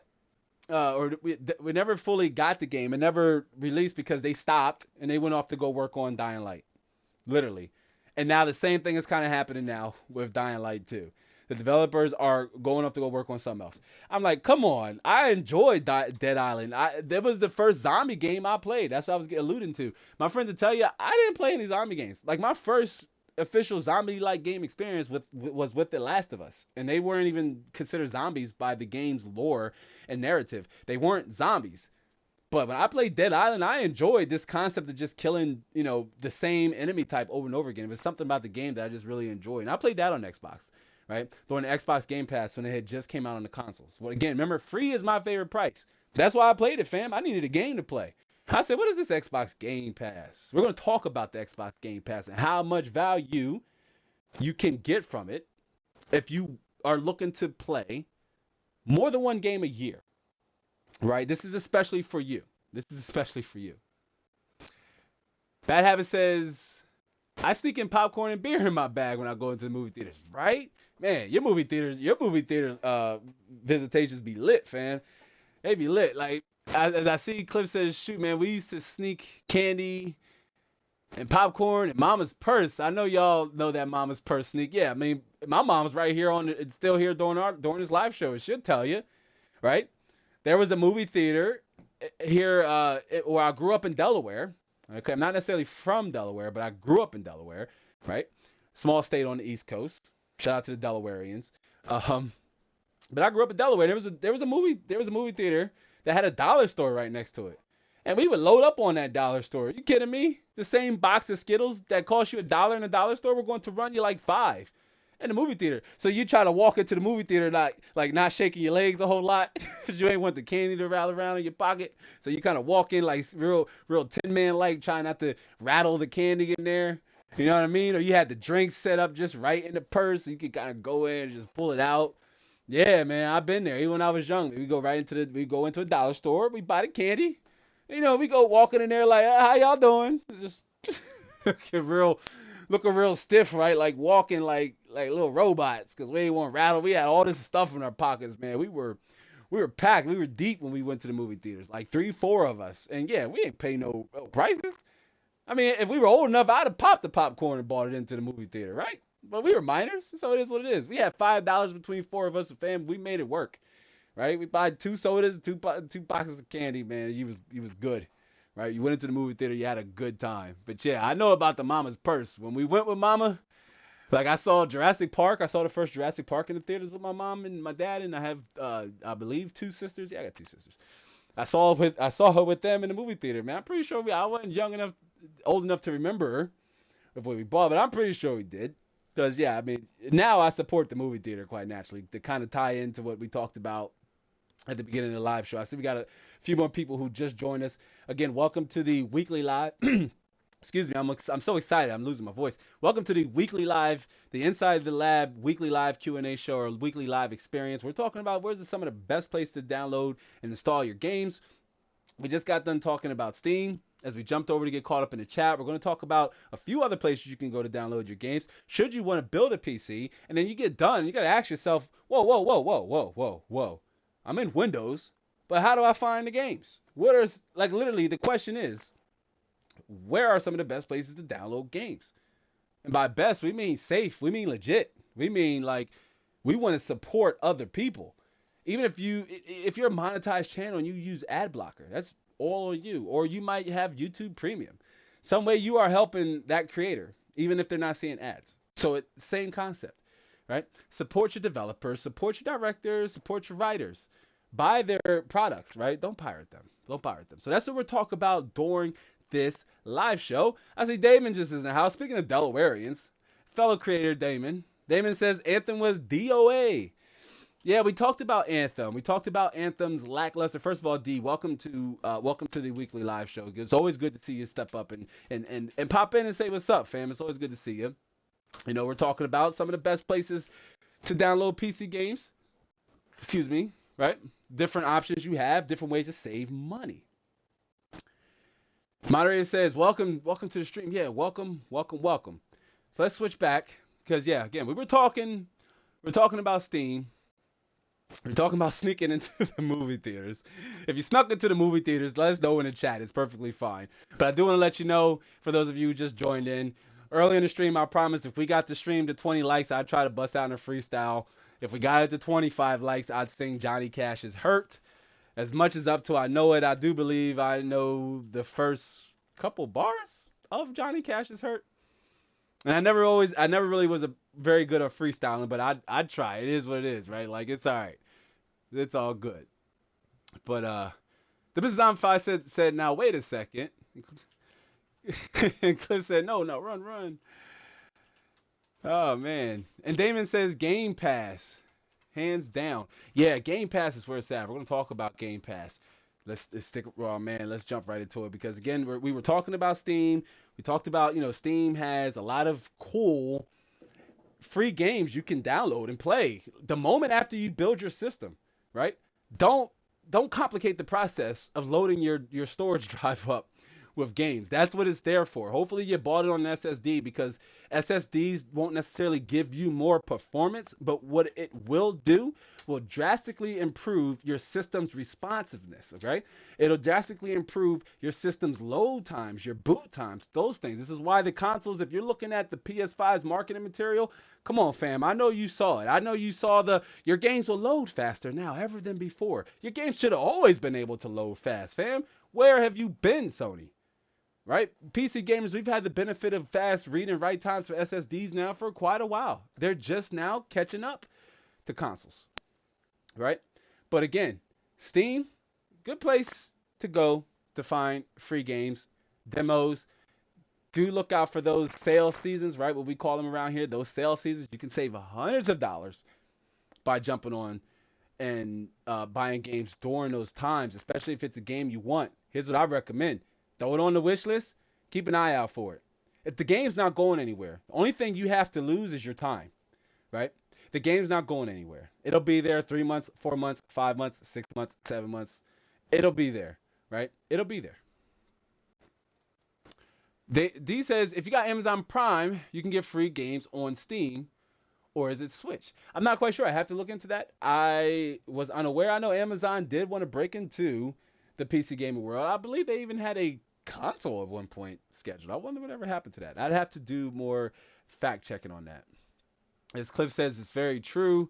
A lot of people overlook that. Yeah, I mean, it's just like you can do a few things with your with your Amazon Prime membership. You can also support your favorite Twitch streamer by giving them a free subscription at absolutely positively absolutely positively no cost to you, right? It's just one of the things you can do with your Amazon Prime subscription. Bad Habit says, LOL, consoles promoting stuff that PCs can already do. I know it's silly. It's like I don't understand what edge you think you have over consoles that have been able to have the luxury of fast read and write times on SSD, other than consoles are doing it at a lower price, right? They're not going for MSRP now. They're very much still hard to find, but at $500, the value's there. I mean, this is the reason why consoles have a purpose. PCs have character, though, right? PCs have character. As Cliff says, Amazon Prime equals Twitch Prime and free games, right? And again, free.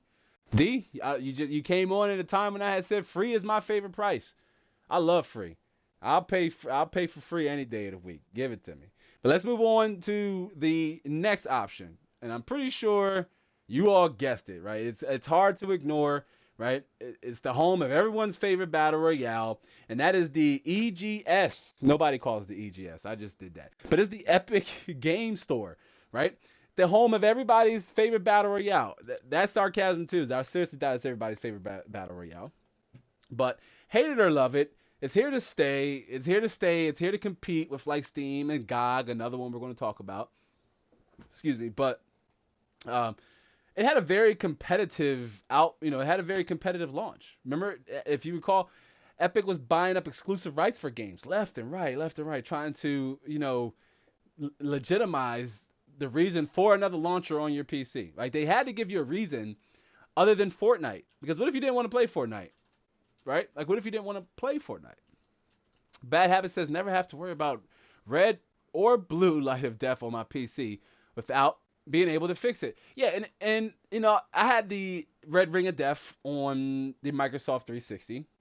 I actually went through 2 Microsoft Xbox 360s due to hardware failure or red ring of death failure. It was a really frustrating experience because the console was replaced, but it's like it's ship it to Microsoft. They had to verify it, then they would ship me back one, and I'm like all they would do is just send me another console. That's all they would do, right? It was just another used console, and I'm just like this.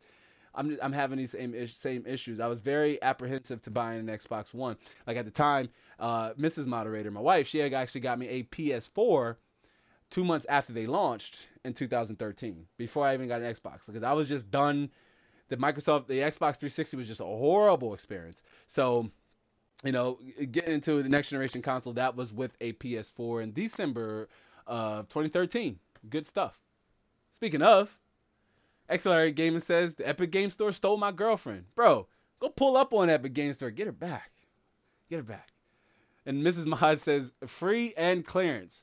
Yeah, and, I guess these launchers has a form of clearance, like, because outside of Steam's normal sale seasons, you can find games that are like slightly dropped, like just random sporadic sales sprinkled here and there.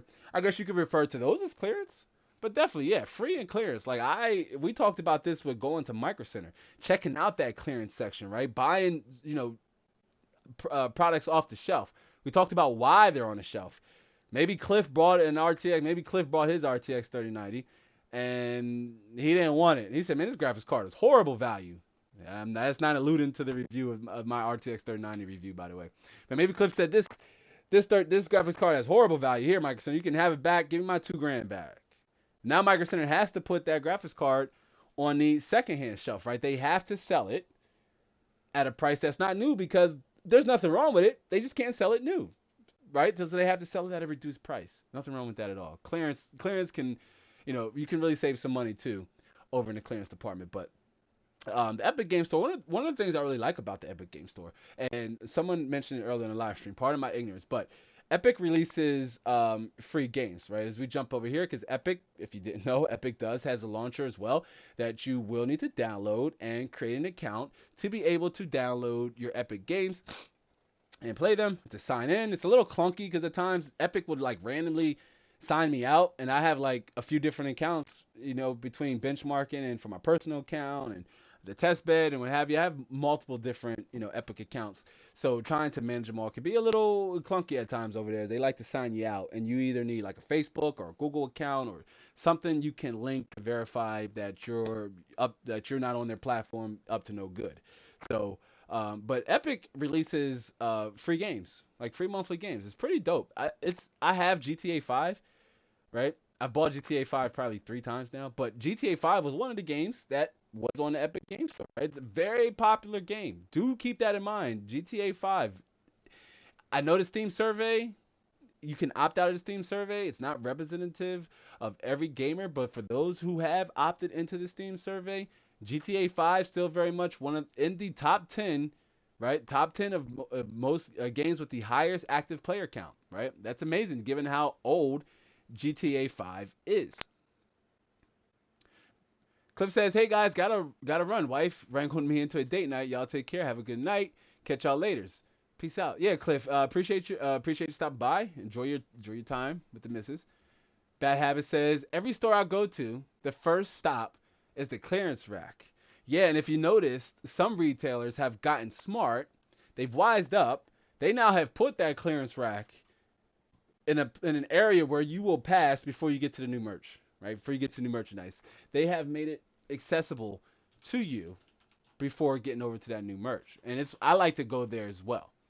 Definitely like to get there and check out the stuff from clearance, especially when it's like hardware based items, TVs, monitors, things like that. Damon says, "I never finished GTA 5. Really? Bro, I finished GTA 5. I beat it. I mean, I'm curious as to what you would have maybe chose at the end, because there's like you make a choice at the end. I won't spoil it for you here. I'm getting spoilers. But the campaign was okay. Like, the campaign was okay. Hey, I've never played GTA Online. I'm ashamed, remiss to say, I never played GTA Online. It's very popular though. It's one of the reasons why that game can hold its player base count as high as it can, because of its online mode. Right? Red Dead Redemption 2 didn't really capture that the same way that GTA 5 did. So Red Dead Redemption 2, I mean, like, Rockstar are trying to pay people to come over to play Red Dead Redemption Online, but is what it is. Yeah, I never played GTA 5 online, but the campaign is what it is. It kind of makes you, it gives you this sense of like a movie that's like heavily centered around criminals. It's pretty interesting. Consider jumping back into it. But I've picked up GTA 5. I've picked up Alien Isolation, right? Just to name a few. There's been Borderlands. I picked up the Borderlands series game. Just to name a few. There are premium games. Like right now, it's normally hit or miss. There be games that you are less heard of, but there are premium titles often released on the Epic Game Store. They're totally free. You don't even have to install the game at the time that you have to capture it, because it is limited. You have a certain amount of time to download it. But you don't even have to install it. You just have to go through the motions as if you're purchasing the game. But once you get to the checkout and you hit the checkout, you claim the game, and you just see $0. It's no cost. You don't have to install it right away. You just need to have it in your library. So when you are ready to install it, it's there. You've already claimed it. I did it with Alien Isolation. I got the notification that Alien Isolation was free. I jumped onto the Epic Game Store, just walked through it, clicked, said checkout, claim, click, boom, it was in the library, and I just walked away. Went about my life. I said, you know what? I claimed it. The game isn't really expensive, and it's on some other platforms that we're going to talk about here. But I went ahead and just claimed it anyway, because I said, you know what? It's free. Why not? Why not? So you can get some free games on top of playing two of the, or some, I'm gonna say two of the most popular games, either to stream or create content around. That's Fortnite quite naturally, and Rocket League, right? Like, I don't play Rocket League. Let me know if you play Rocket League, but I don't play Rocket League. Not a fan of soccer. I understand it's a very popular game though. Like, my kids love playing Rocket League. And they love playing Fortnite. Like, hate it or love it. Rather you play Fortnite, or maybe you're grown out of Fortnite. Maybe you played it 4 or 5 years ago and you say, I'm like in my 20s now. I'll leave it for the kids. But still, two of the very much popular games, even right now, are available for free on the Epic Game Store. And there are other options, but just to let you, Fortnite and Rocket League. So even if you played Rocket League on your console and you're like, oh, but I don't want to stop playing Rocket League, you can still build your PC, head over to the Epic Game Store, download Rocket League, download Fortnite. There are other games to choose from, right? And sometimes the Epic Game Store, there'll be sales on there too. But there are other options for you to choose from in the form of free games. Like, they are there. They are at an affordable price, fam. I tell you what, they are there. Our moderator says, I have GTA 5, but I haven't gotten a chance to try it. Yeah, our moderator's got to play GTA 5. I felt like I had to do my due diligence to play it when I first got into PC gaming. But again, that's the Epic Game Store. Epic Game Store, free options for you to choose from. You can play Fortnite, you can play Rocket League, other games for you to choose from, big and small, as you can see here. and don't cost you anything. All you have to do is sign up, download the launcher, and boom, you'll be good to go. Now, the next launcher, I admit I haven't really used it as much, but that's GOG. GOG is a CD Projekt Red subsidiary or group, like so it's owned by CD Projekt Red. So obviously they'll have games like Cyberpunk 2077 and The Witcher on there at a more at lower prices than you would find them on some of these other places.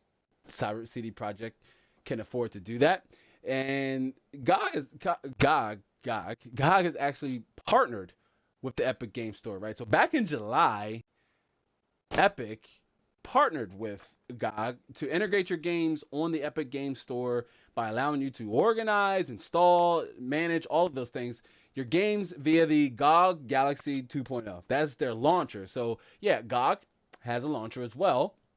You can download. You got to create an account.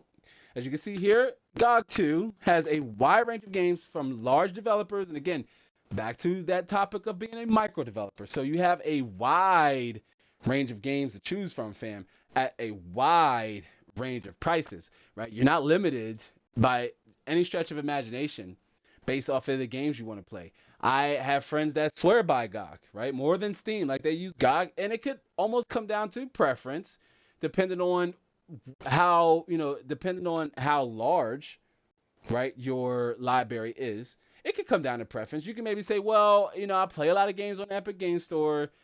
I play a lot of, CD Projekt Red based games. I want to integrate GOG with the Epic Game Store. You definitely have that option. You definitely have a wide range of games to choose from. Now, GOG 2 does not have a subscription based model, but that's okay because like Steam, they too have sales. They have frequent sales too. So they do have ways you can still very much save money with downloading your games. Right, as you can see here, The Witcher 3. Although Witcher 3, I would definitely recommend waiting to buy Witcher 3. Especially with the summer sale maybe coming up and the big patch being delayed to March, and there's still other patches that need to come. The game is very much still in a rough state.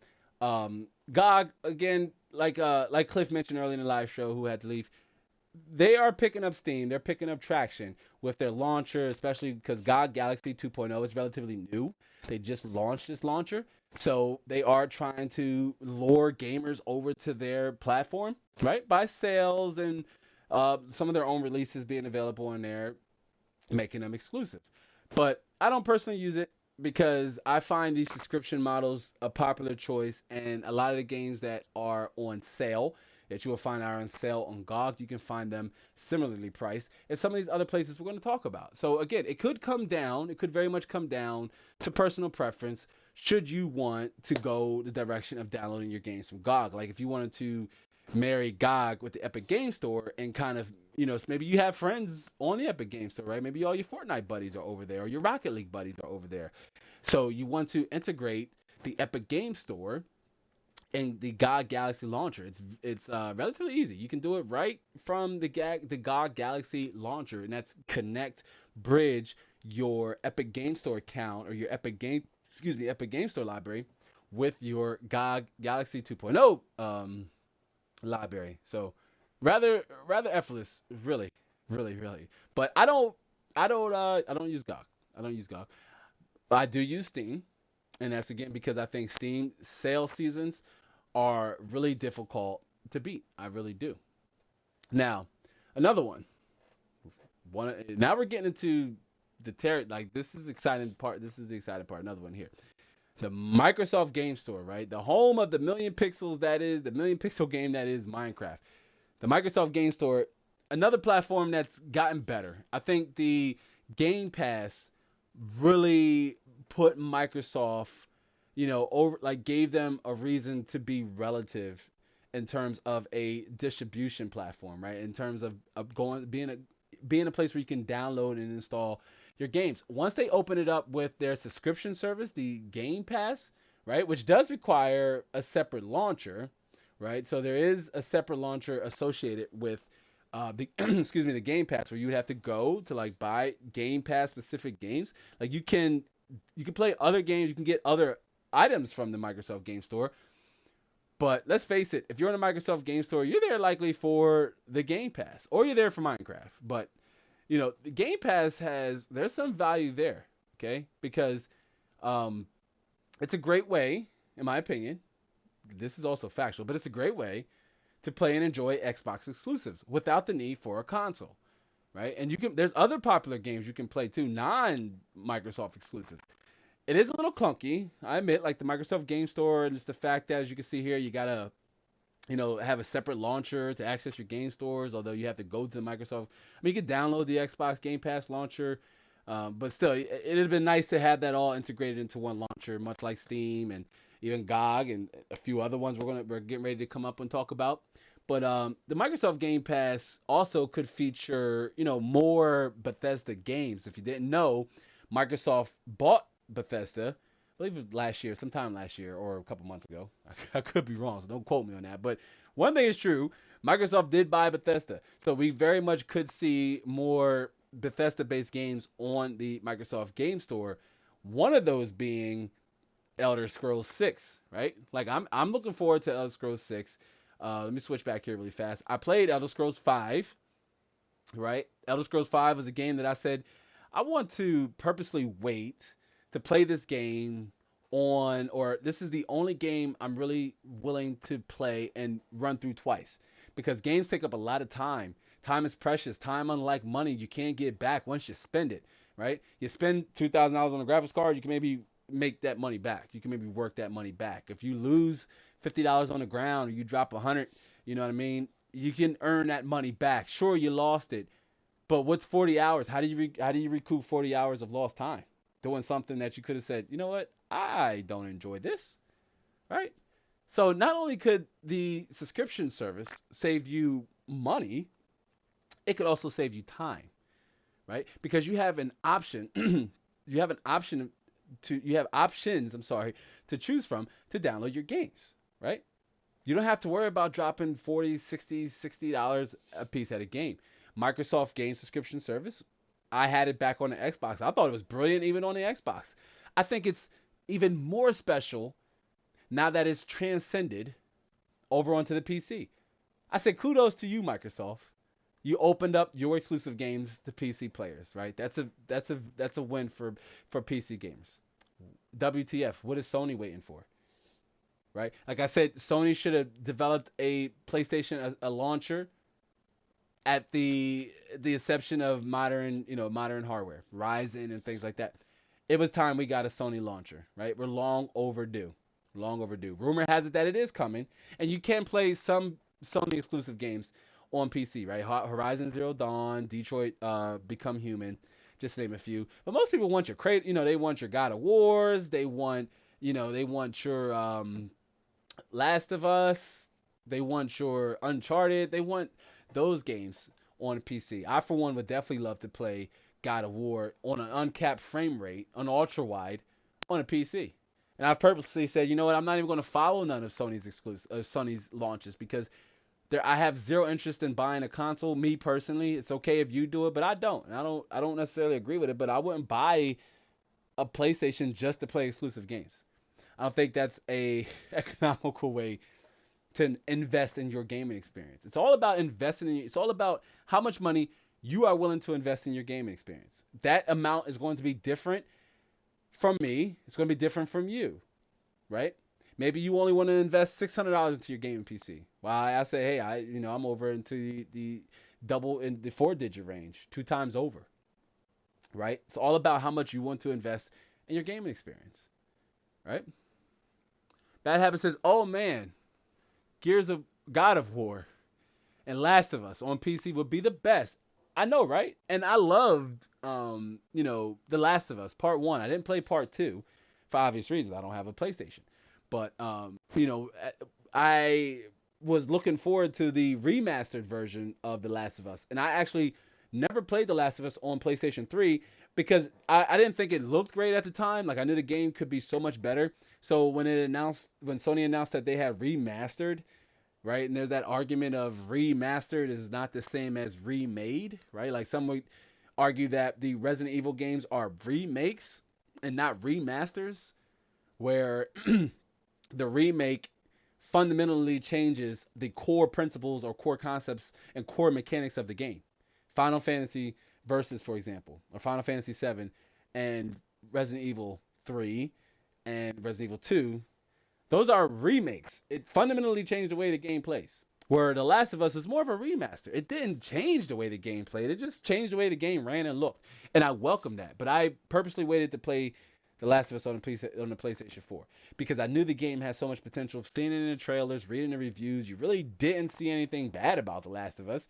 Other than that, you wish it could have been longer. And I thought the game was more than long enough for what it was, right? More than long.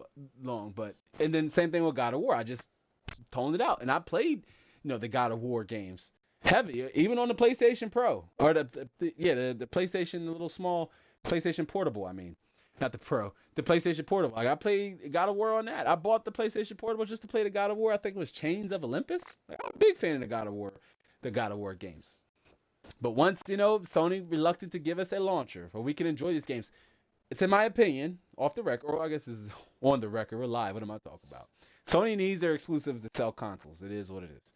I guess Microsoft either realized, A, they're not going to sell the consoles, they're not going to do the numbers they would like because their exclusive catalog isn't as demanding as Sony's. So they open up their exclusives to put on PC. Sony, on the other hand, they're saying, well, if we do that, what is going to be the reason for people to buy our consoles? There wouldn't be one. That's my opinion. Chalk it up to facts too, but think about it. If Sony games made their way over to the PC, what would be a reason for you to buy a PlayStation 5? Right? Maybe as a media device, 4K media device. Even then, that's a very expensive 4K media device. You can pick up an Xbox One S at that point for a media device.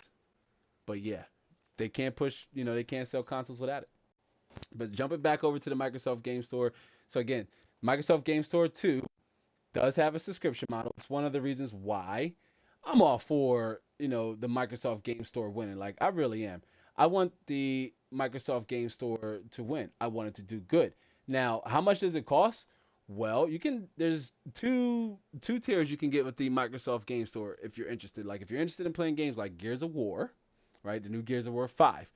Gears of War 5, the medium, Control, Alien Isolation is on there. Among Us is on there, right? If you, again, another popular game amongst content creators, streamers, what have you. It's free on mobile, sure. But if you want to take it to the next level and play on consoles, yikes. If you want to take it to the next level and play on PC, right? One way you can do it is through the Xbox Game Pass. You have dozens of games to choose from. Once you sign up either for the monthly tier, right? You can go monthly or you can go yearly and save a little bit of money. I have the monthly Pro, the $14.99 a month. That's what I pay for. Comes to about $180 a year, right? Think about it. That's, 3 games? That's 3 $60 games. And good and well, most of us don't only buy 3 games a year. But that's like 3 $60 games alone for buying that. Even if you go with the standard, it's $4.99 a month. $4.99 a month, fam. You can't beat that. Especially with more games potentially coming to the platform. I think it's super affordable. I really do. I mean, throw it on a credit card, throw it on your debit card. It's $4.99 a month. You literally can download and play as many games as your storage device can fit. Right? I think it's a win-win for gamers. I really do. Downside, though, the games don't stay on there forever. So get on there, claim them, play them, and move on. That's the one downside, that they do not stay on there forever. Microsoft, once and again, shuffles, make space for new games, will just push old games out, welcome new games in. But it's a great way to play exclusives. Great way to play Xbox exclusives without needing to go buy an Xbox Series S or an X. Chances are your PC, regardless of how much powerful the Xbox Series S's and X's are as a machine, your PC is very much still capable doing more things than that console. So it's like, what would you rather do? You can also play the Halo games on there. Like, I'm looking forward to playing Halo Infinite when it comes out. You best believe it's going to be on the Xbox Game Pass. You can play all the Halo Reach. Halo, if you're a big Halo fan like I am, I got the Master Chief helmet here. We talked about this a few live streams ago. If you're a big Halo fan, you can play some of the older Halo games. Halo ODST, Halo Wars 1 and 2. A lot of games, dozens of games to choose from over on the Microsoft Game Store. You can't beat it. You can't beat it. Now, heading over to the third block. We're coming up on a launcher that I was one of the first ones I had jumped onto the subscription model. Okay, and that is EA Origin. EA at one point, as a suits-based heavy company, used to get a lot of flack back in the day. Like EA from their EA Live days and from their exclusivity and the way they handled launches like Dragon Age. EA has kind of gone quiet. They kind of picked back up and became more relevant, especially with them sunsetting Anthem. But on EA Origin, right, you can find all of your EA exclusive games for the PC, right? They can be found all here. They're not only here though. As you saw, you could download Apex Legends over on Steam, or you can download it here on Origin. But any and all other EA exclusives. So if you like me, I like playing Madden. Like I do. I'm a Madden fan. But if there's other EA exclusive games you want to play, Need for Speed Heat, Jedi Fallen Outcast, I believe it's called, Star Wars Jedi Outcast or whatever that game. I'm a cash Star Wars fan, but all the EA exclusive titles you can find there and you can play there. If you're a fan of some of those older games, again, like Need for Speed, like Star Wars Jedi Fallen Outcast, like Battlefield, like you can play Battlefield. I played Battlefield 5 when it first came out, thanks to EA's Origin, especially with their subscription, but through their launcher, I played Battlefield 5. I was able to try out things like ray tracing and DLSS before other people because at the time, Battlefield 5 was the only game to support those features. So I jumped right on it. So again, yes, EA Origin 2 does have a subscription model, wide range of games for you to choose from. Most of them are tied to like EA exclusives, or almost all of them are EA exclusives, but they too have a subscription card. So the Play Pro goes for about $100 a year or $14.99 a month. At least shout out to EA. They gave you a discount for going with it if you buy it monthly. You save about $80 by buying it for the whole year as opposed to going with the $14.99 a month route. Like that's what I did. I just paid for it for the year, paid the $100 because I said that's less than 2 games at a $60 price point. And I like to play the Maddens. I like the Maddens. I like to play the franchise. When I play Madden, I don't even really play online. I will jump into an exhibition game to kind of get a feel for the controls. Then I would jump right into a franchise mode and just pick a team because I like to build it up from the ground up. Trade players who I think just are dead weight or got dead weight contracts. Try to bring in some other players. I like to scout and draft. I truly enjoy those and doing those things in Madden, and I always have since day one. I'm talking like since Madden 1998. I've been playing Madden for a very long time, some over 20 years. So when I made the switch over to PC and I saw I was able to, and Madden had came back to the PC, I was excited that EA put it on their subscription service, and I was able to say I don't have to buy Madden every year, right? Like I don't have to buy or Need for Speed. I don't have to buy those games. Those 2 games alone, right? Let's say if I wanted to buy Need for Speed, that's Need for Speed and Madden will cost me $120 alone. But instead, I can either pay the $100 for the year, or let's say you don't have as much money. You're working, you have some disposable income. You say, what's $15 a month, right? That's less than $1 a day. That's like 50 cents a day. What, $3.50, $4 a week, or what have you. Even if you wanted to go with the $4.99 a month tier, there's a slight difference on when the game's available to you between the 2 tiers. EA unfortunately hasn't paid me fam to talk about it, so I said I'm not going to bring it up. But there are a slight this difference between Play Pro and Play. Most importantly, being with Play Pro, the games are preloaded about 10 hours before anybody else is able to play them. So that's pretty interesting if that's something you want to do. It could be helpful in like a competitive game like Battlefield 5, for example. But again, $100 a year. That's less than 2 games, fam. Less than 2 games. Or the Play service, which is what I would recommend if you're not interested in playing games ahead of people. That's one of the biggest benefits you get. That $70 difference from Play Pro to Play. $4.99 a month or $30 a year. Especially if you like playing EA based exclusive games, fam. Like, this is especially for you right here, right now, during this live stream. If you like playing EA exclusive games, Need for Speed, Battlefield, Star Wars, any and all Star Wars games. Well, I stand corrected. EA doesn't have the exclusive license anymore, I believe. But if you like playing exclusive EA games, go with the subscription model, and you're on PC quite naturally, because you're going to save hundreds of dollars if you play more than one type of EA game. Or this opens you up because on their subscription service they have multiple games for you to choose from, right? So many. And if you like FIFA, I know FIFA is really popular. Again, I'm not really as big as a soccer fan, or depending on where you are, it might be American football, what have you. But I'm not a fan of it. I do tip my hat off though to soccer players, because I think they're some of the best conditioned athletes next to hockey players, because soccer players, like hockey players, they're constantly moving. Basketball, you get timeouts frequently. Football, you get half. You get, players, your position can be rotated out quite naturally. You might be on the field for maybe 2 plays the whole entire game. Soccer players are in a constant state of motion. So I tip my hat off to soccer players. I don't really play FIFA, but if you are a fan of sports games, even the NBA Live, right? You're a basketball sim fan, football sim fan, racing fan with Need for Speed, Battlefield 5. Those are what 4 games? Star Wars. Let's make it 5, fam. What's that? 6, 12, 18, 20. That's $300 for just those 5 games. Compared to where you could play all 5 of those games for $30 for the whole year, right? It almost you can lose out money almost if you even bought one daggone EA game. If you bought one EA game, you done bought a year's worth of EA play, and you could have played 6, 7 dozens of EA games, right? Just compared to that one. Even if you say bought Madden, let's say you bought Madden, but you can only get it from here. Let's say you bought Madden, it was $40, $50. What's another $40 to be able to play games earlier than other people, right? To get us, maybe call it a competitive edge, if you will, right?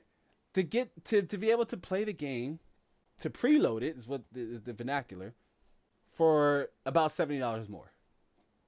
You have the option, right? $14.99 a month or $4.99 a month. Again, I went with I paid yearly because I'm all about savings and value, right? There's the $80 value there by going with just paying a whole year, because I say, I play Madden yearly, right? And when I was on consoles, my gosh, I bought it yearly. I was paying $60. I wanted to play Madden at launch. It launches in between August and September, like right before the season starts, I believe.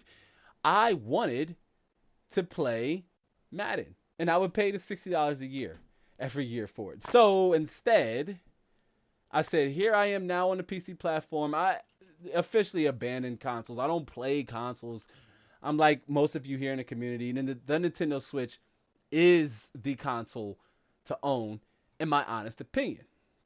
But let me jump over here and get caught up down in the chat, because Damon says, as my mom with the side eye, she's like, what are we talking about here? But Damon said, you can try it without buying it. That's true. And even with the Xbox Game Pass, I should have mentioned, you can sign up for $1. You can sign up for $1.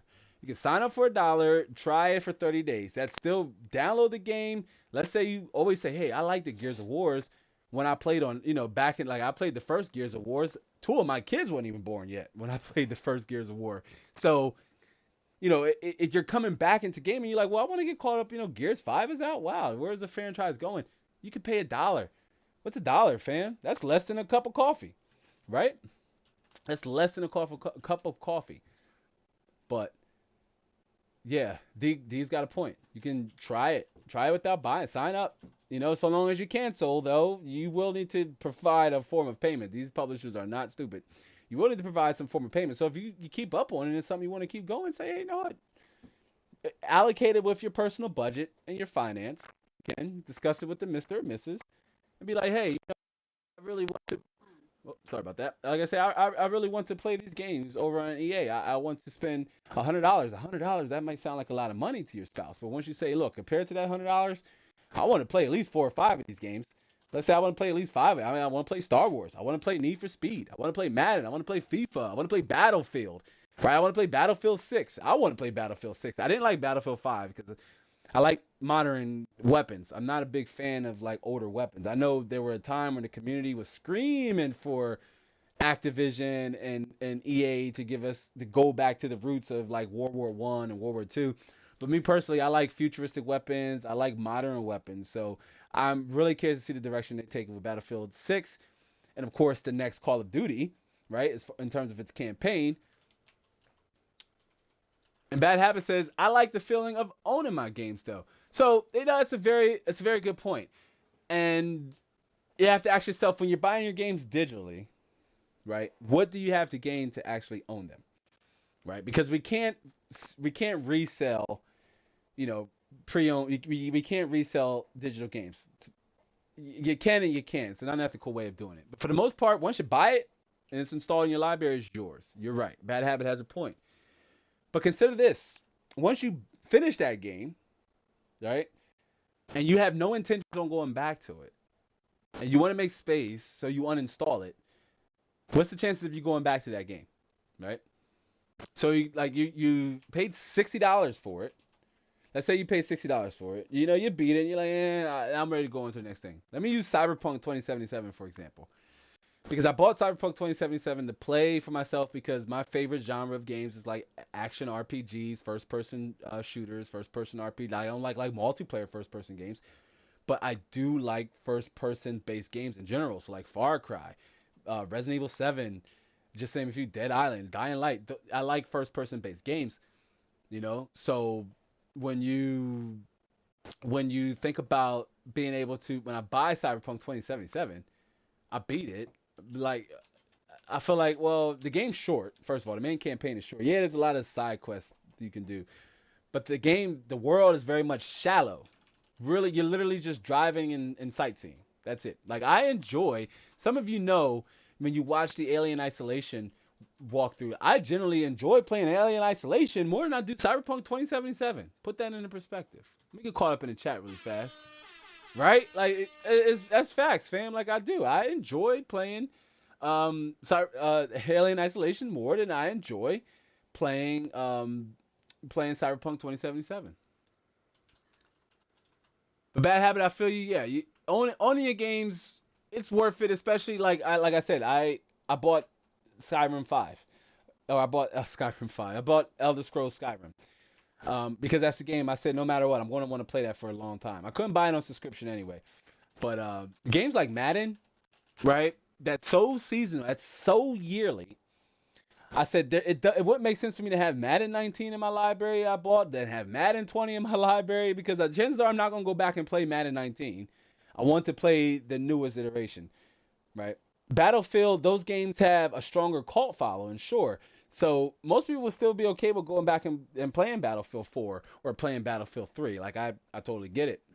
But how long would it be worth it to have it in your library if you have no intentions on really going? If you're just going to uninstall it and it's just there, right, in just digital space, not installed into your storage drive, it's like, what do you do at that point, right? But you're right. There's nothing wrong with that feeling of owning your games. It's just me digitally. I think that ownership had more relevancy when they were physical cartridges, because they were then resale value, especially when we talked about at the beginning of this live show. There was resale value with buying, because that was my disposition, Bad Habit. When I had a console, I was vehemently against the idea of buying games from the Xbox store into the advent of the Game Pass. I was against the idea of buying games, downloading them digitally. Why? Because I said, if I download this game digitally, let's say I don't like it, I can't refund it. Only thing I can do is uninstall it, right? Or let's say I bought the Order. Oh, let me use the Order for example.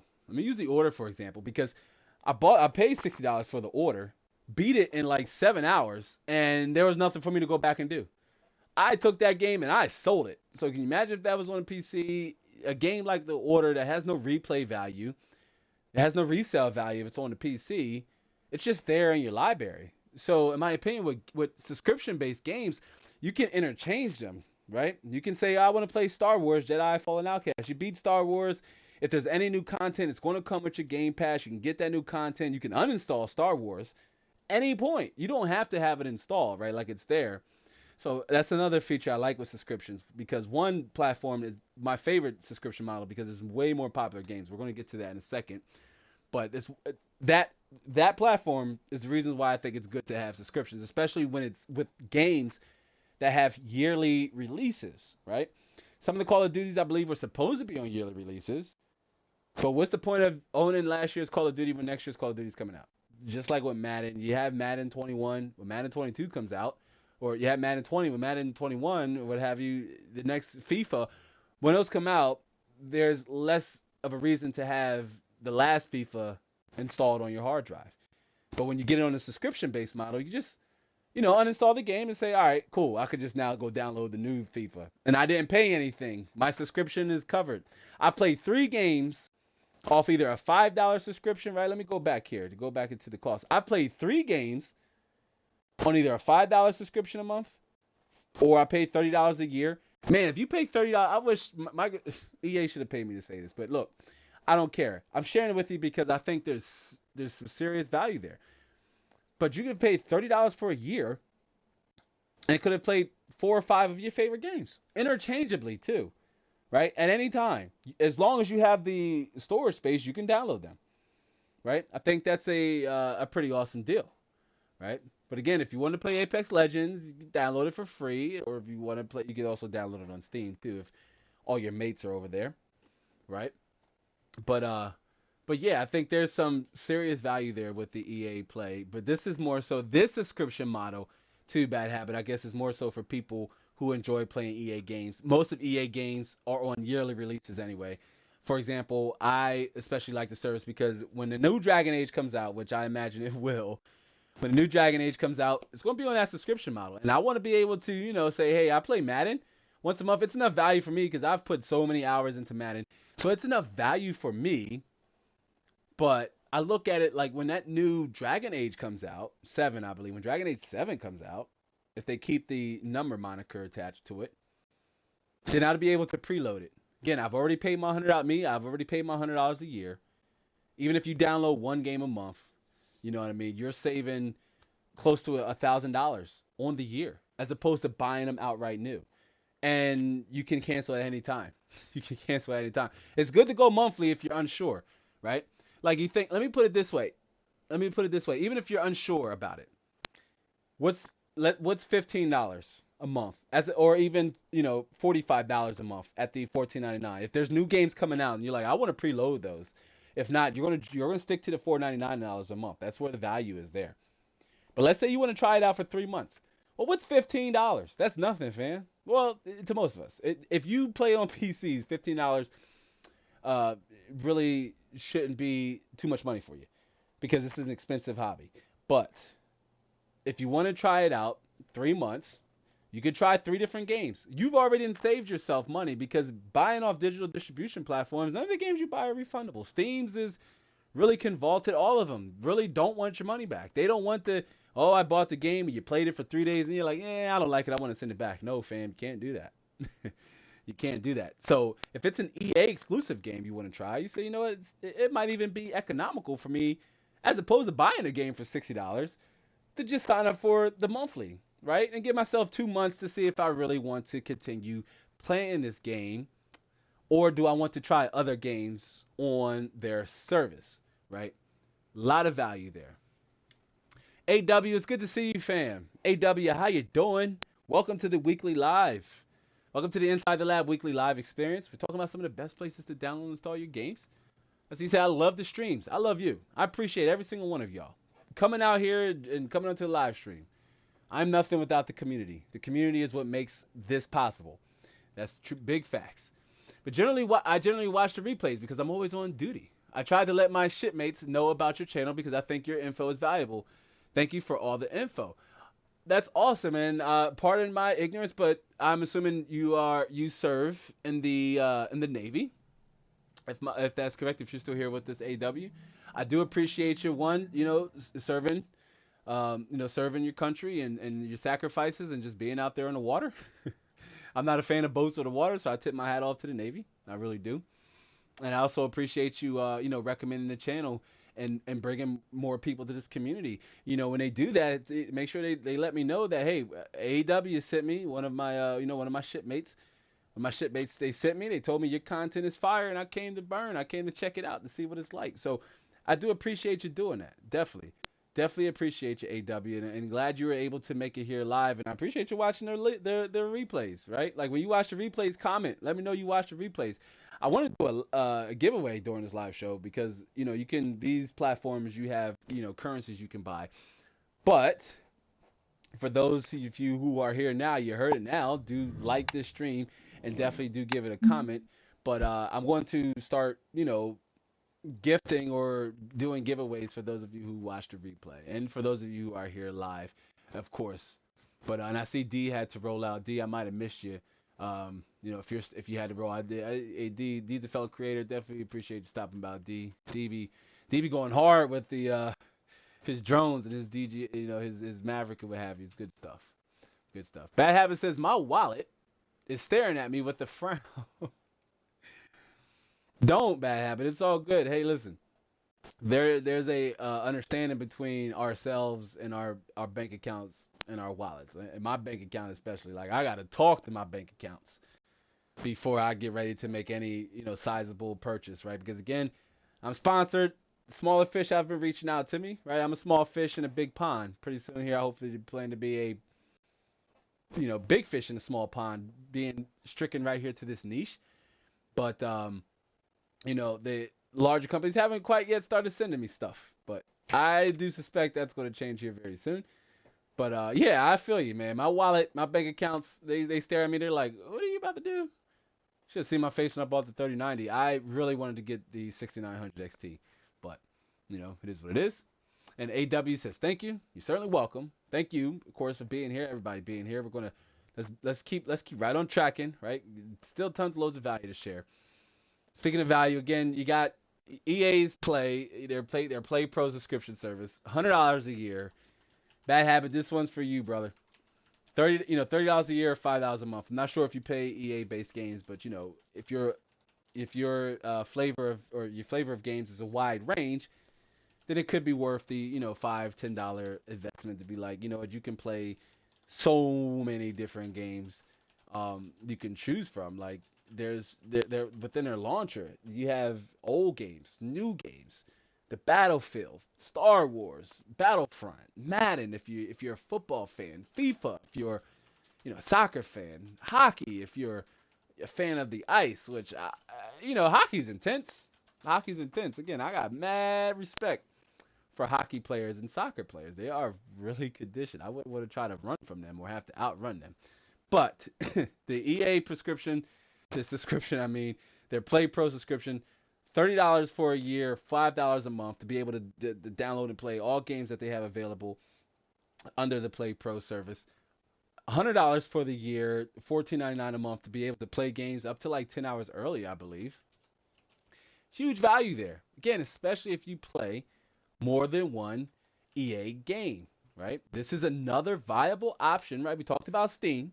Steam is good for free games. Steam has a lot of high quality free games like Destiny 2, Warframe, things like that. Dota 2. Dota 2 is an oldie but very much goodie and very much still a popular game. But Steam had a lot of popular free games and demos to choose from, and you have their sale season. Steam, one option you can go to get your games after you've built your PC.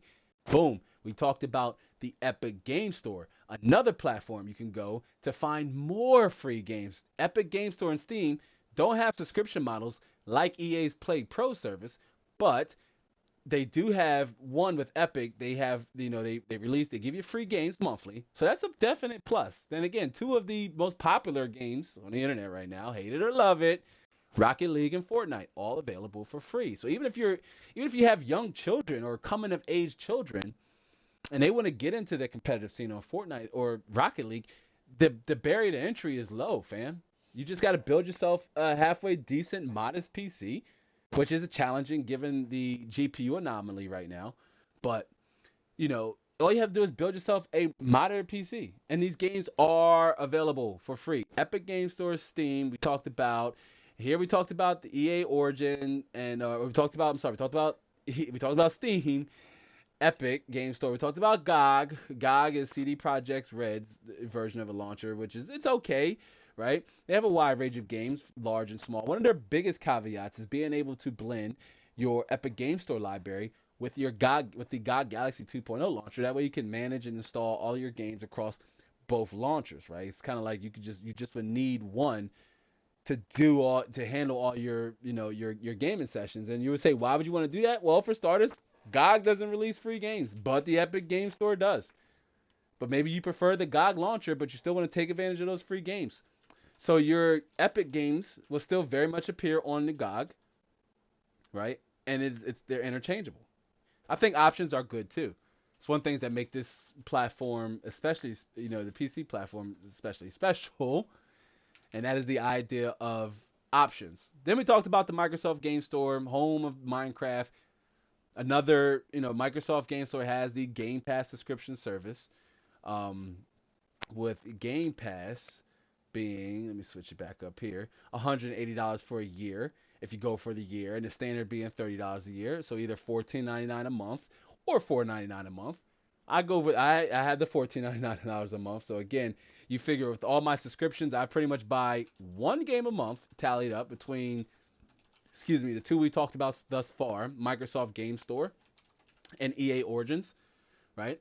Between those two, I pretty much almost buy one game a month, but I have access to over 100 games to play, new and old, right? New and old. Like, this is especially awesome because, again, once you build your PC, it's like, even if you're like, your wallet, like Bad Habit said with my wallet's staring at me. Even if your wallet is still staring at you from buying all that expensive hardware, and you're like, man, I haven't really allocated much money for a whole lot of games, right? I need to find a way to save money on games. It's that running meme of where gamers would spend $3,000 on a gaming PC, but then go look for free games. What's wrong with that? There's nothing wrong with that at all. It's just more savings. Put that money into the hardware, right? Put that money into the hardware. Like, why not? Bad Habit says, my daughter will disown me when she finds out I cancel her Roblox premium for my EA monthly. Yeah, I mean, hey y'all, rip Bad Habit. Rip Bad Habit. Mrs. Ma, can we get an air horn? Because I tell you what, these kids, man, they love their Roblox. Man, it's a popular game. I want to do some content around Roblox because, yeah, you can run it on a potato and rip Bad Habit. Because I tell you what, man, the daughter's wrath ain't nothing like a daughter's wrath. I got one, and thank goodness that's the only one I got. Yeah, she's gonna come for you, man. You don't disrupt the kids' Roblox flow. You don't do that. No. My daughter asked us for that. I believe it was some type. She came to me and Mrs. Ma. She's like, Mom, Dad, can you buy me something? All right, yeah. What do you want, honey? It's something from Roblox. Okay, cool. I thought it was more Robloxes or something like that. No, I get through the whole process to go to sign out. It's like it's something that's like $15 a month, $20 a month. I'm like, wait a minute, sweetie. I don't know if I could commit to this. Like, that's a little bit over $200 a year. What is this exactly we talking about here? But she took it okay. I was like a little scared because I'm like, oh my gosh, my daughter loves her Roblox, and it may not seem like a lot of money to her, but to me, I'm like, where's the value at getting that, right? But yeah. A moderator says, yeah, we have to do it. We will have to do a welfare check on you, Bad Habit, if you delete Roblox. Yeah, Bad Habit, I'm going to have to give you a Twitter shout out or something, man. See if you still, make sure your daughter ain't took you out, fam.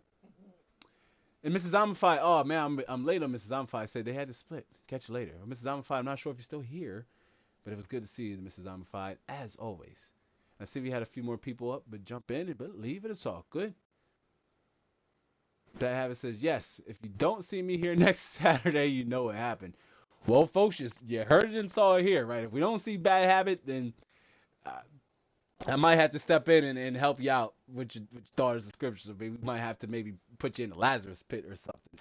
A little DC reference. But jumping back here, Steam, Epic, GOG, Microsoft Game Store, all four of these platforms, either subscriptions, Microsoft Game Store, or options to download and play, 3 free games. There is no cost barrier here, fam. 3 free games. All four of those platforms we've talked about so far have options for free games or for services, or they have, you know, they have a what we call the sale season, right? They run a lot of sales, especially Steam with their winter and summer sales. You can't beat it. Microsoft Microsoft's Game Pass subscription, $180 a year, $14.99 a month. Their standard $30 a year or $4.99 a month. Also great if you enjoy Xbox exclusives. Maybe you want to join. Remember again, what's our mission here on this channel? It's to convert, you know, as many gamers as possible over to the PC platform, right? So if one of those reasons why you haven't been quite ready yet to make the leap is because you still want to enjoy your exclusives, your Xbox exclusives, say no more, fam. You can get them right here on the Xbox Games or the Microsoft Game Store, and you can get them at an affordable price for $180 a year. Right? Again, with all of my subscriptions added up together, it comes to a cost of about one $60 game a year until the prices go up. Then it might be like a $70 game. But yeah, Microsoft subscription, Game Pass.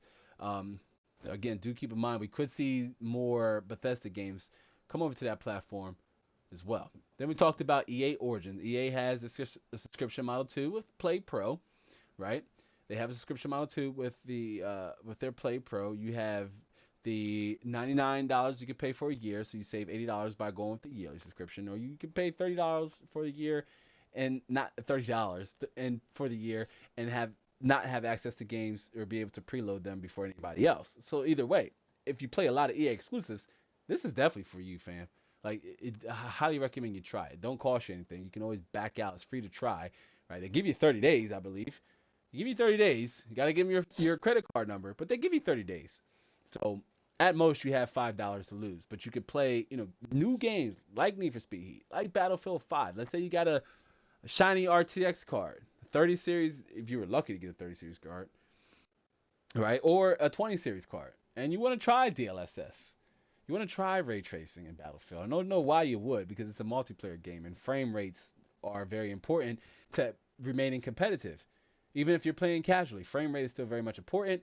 Ray tracing, thanks to FPS, is just not worth it. There's no added benefit to turn it on ray tracing in Battlefield 5, but it is there should you want to get wild and loose in the campaign. So yeah. And then moving on, right? Because you got a few more. You have Bethesda. You have Bethesda.net, right? Bethesda's launcher, right? Here you can find Bethesda exclusives, right? You can find them on some of these other, platforms. Games like The Evil Within and Doom Eternal. Yeah, you can find them on other platforms, but most importantly, on their launcher, there are a few other gems. Most importantly, right? Being some of those, Bethesda exclusives. Now, there's really no reason for you to have to go with Bethesda's launcher unless you just really wanted to, download and play your games from there, from the developer.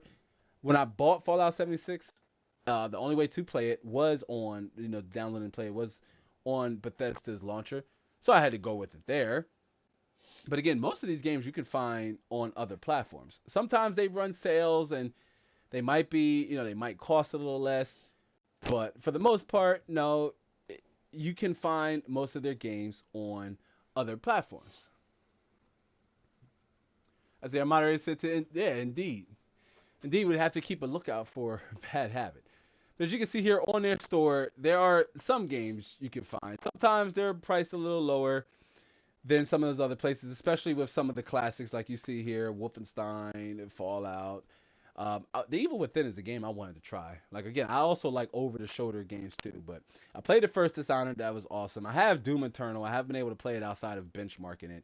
The very first Prey was cool, not the reboot. But yeah, I mean, here you can find all of Bethesda's exclusives. Most importantly, it's only all of Bethesda's exclusives. AW says, $14.99 a month is less than I pay for Netflix. Right? Like, exactly. Perfect. Exactly. And think about it. Netflix too has a wide range of, content for their subscribers to watch. Right? But Netflix, I believe, is up to $30 a month now. It's a lot. Right? It's a lot. Some over $300 a year, and you may not always watch Netflix. So you figure if you play a lot of PC games, you know that you can save, more money than you would for your Netflix subscription, right? And AW says, time to talk to the wife. My 5-year-old is addicted to Spyro Reignited Trilogy on the PS4. Yeah, awesome. And I tell you what, AW, if you have any questions along the way, I'm not part of my ignorance. I'm not sure where you are in your your PC, and building your PC if you have one, or you want to upgrade, or you want to build, modern PC, wherever you are in your process. If you have any questions along the way, do make sure, you're following me over on Twitter or Instagram. You can always shoot me a DM and ask me questions about the process. I'm always willing to help out. What I call the hashtag Laugh Fam, right? If you here right now in the live stream or you sign up to our email list, which again, I know most of you just join us at the beginning of our live shows. We do what's called the house cleaning segment, to where I run you down some of the most important ways you can support the channel off platform. One of those being our email list. So again, don't head there now, but at the conclusion of this live show, jump down to the description box, look for our mailing list sign up form, sign up to our mailing list. It's going to really help me communicate and stay connected with the community, especially God forbid something happens to the channel, right? Gets hacked, or I do my best to try to make sure, like when I'm responding to companies who send me brand deals and what have you, that they're legit, and I do research before I open up the email, use a VPN, all those things. But even with taking those measures, there's still a chance that something could happen to the channel. So to make sure that we are forever friends, right? Make sure you sign up for our newsletter, right? Sign up for our newsletter. It's totally free. And but do make sure you follow me on social media, on Instagram and Twitter at Inside the Lab YT. You can shoot me a DM or a direct message, and ask any questions you may have. And that goes for anybody that's here on the live stream or watching on the replay. Same thing stands. But yeah, there's nothing really too special about Bethesda. But again, it is an option. They do have a launcher. Again, it's one of the 8 we talked about at the beginning of this live show. Just to do a quick recap, because I see we had a few more people join us. But this week we are discussing, this live show, we are discussing some of the best places, the best ways to download and install your PC games. Most of those are coming in the form of launchers. There are 8 launchers overall that we are discussing during this live show. And I believe we're up to 5, with Bethesda.net being the 5th one, where again, this is where you would find most of your exclusive Bethesda games, that you can see here in the visual. Rage, you can find that on Epic Games Store. You might be able to find it on the Bethesda store at a much lower price, or maybe some exclusive content over there. But it is an option. I have the Bethesda launcher. I have all of the launchers, even before I got the material ready for this live show. The only launcher that I had to download for the sake of this live show was GOG, because I don't personally use GOG. I was familiar with GOG, but I gravitated towards Steam. And that's just a preference. GOG is there as an option for you, right? Because GOG, much like Steam, has a wide variety of games. Steam, though, has more free games. So after I built my first PC, right? That was the first thing I went and did. I looked for free games. No shame, fam. No shame in my game. Pun intended. I looked for free games. I sure did. I looked for free games. I looked for demos, free games, and ways I could just download as many games as possible on the PC, because I was itching, scratching, hungry, loaded to get in and play some PC games. Mike is acting real wonky for us, fam, because it's knowing how much value is being presented during this live show, right? Awesome stuff. But yeah, and so we're here up on the 5th one, Bethesda.net, right? Again, you go here to find all your exclusive Bethesda games. I see No said, I never knew Bethesda had a launcher. It's all good, right? It's all good. This is one of the reasons why I am here. It's one of the reasons that serves for this live show, right? It's to not assume everybody knows everything. It's to make sure that even if it's in the simplest forms, I do my at best to bring it in a presentable format to this community. But yeah, I mean, this is especially if you're a big fan of Bethesda, I mean, I try not to have like favorite developers, because they all have the same end game. They're businesses, so their goal is to make money, right? They have nothing to gain with me being their favorite. I'm gonna buy their products either way, or I'm gonna buy their games. Their products are their games. But I have it because some of my favorite games are, favorite just experiences with games are from Bethesda as a publisher, right? If I say most of the games I've played from publishers, EA be one of them, Bethesda being another one. just to name something that came to mind. But it's all good, no. Now you know. Now you know if you're interested in giving Bethesda a look-sees, you can check them out and check out their exclusive games. Again, you may be able to catch a sale here and there. Most of these games are available in other places. I believe Fallout 76 was on the Game Pass. I believe it was taken off. But if you want to play Fallout 76, you're going to have to download the Bethesda launcher. So, but yeah, I mean, it's all good. I mean, we're born not knowing, right? Nobody is born knowing anything. We have to learn through experiences.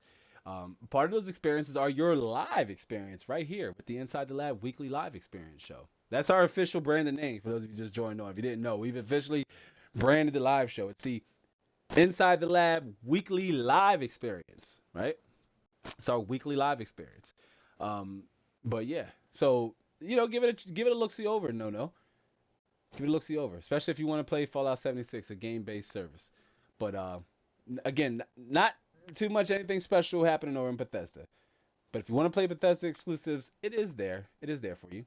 But another popular one, this one's definitely popular among gamers. You'll know why here in a second, but that's Blizzard.net, right? Or Blizzard.net. Well, Blizzard is Blizzard's launcher, but Battle.net. This one's been around for quite a while now, and that's just due to the types of games that's available on Battle.net. Now, if you play games like Call of Duty, right, or you're an RTS fan, a real-time strategy fan, Battle.net is no secret to you. You're more than familiar with Battle.net. It's one of the only ways to play Call of Duties, and you got your Warcraft, your Starcraft, your all of the crafts are over there on Battle.net. But most importantly, again, you're looking for a free game.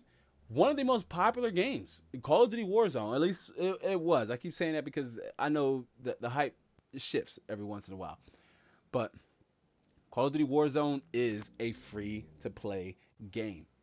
So one of the topics of this live stream, hey, where can we go to download games? Hey, Lab, I just built my PC. This is who I'm targeting. Hey, Lab, I just built my PC.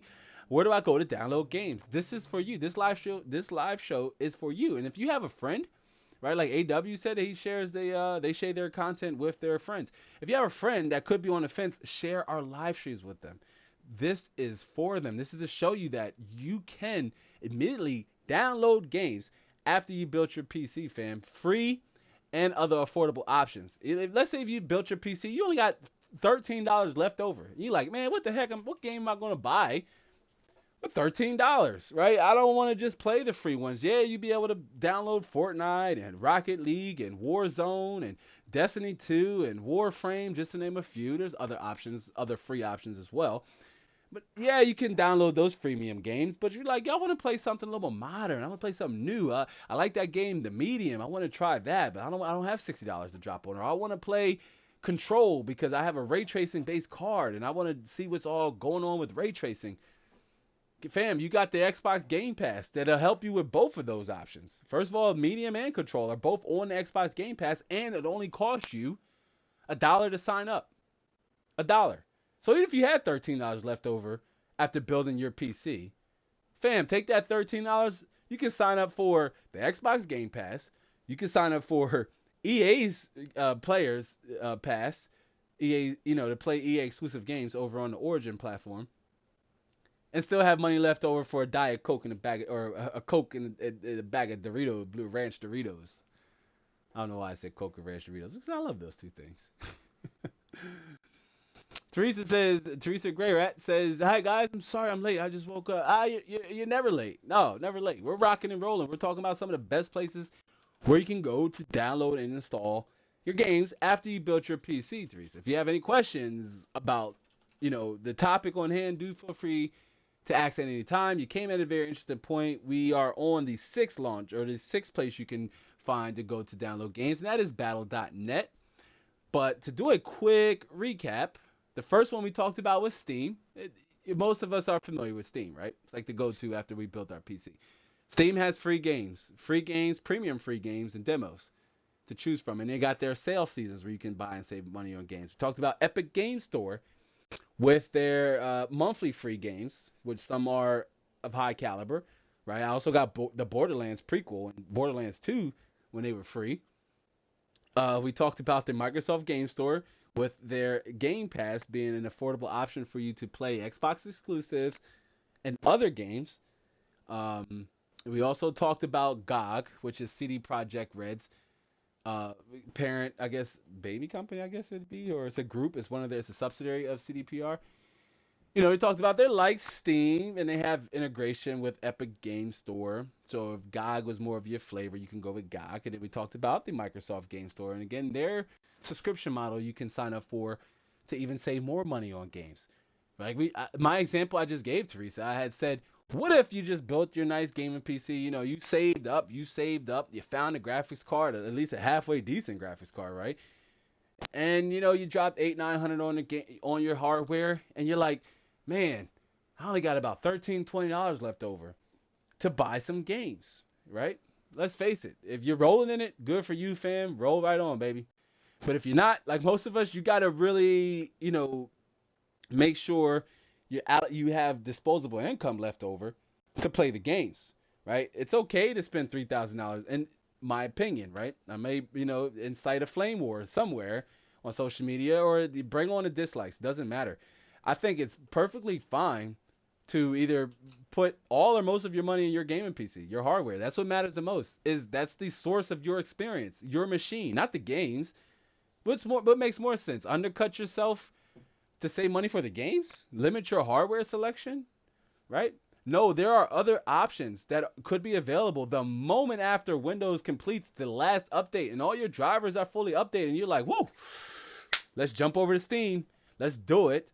Lab said I can find some free games. Let me try Destiny 2. It's a looter shooter. It's free. It looks good. Has a story. Community based. Let me give it a shot.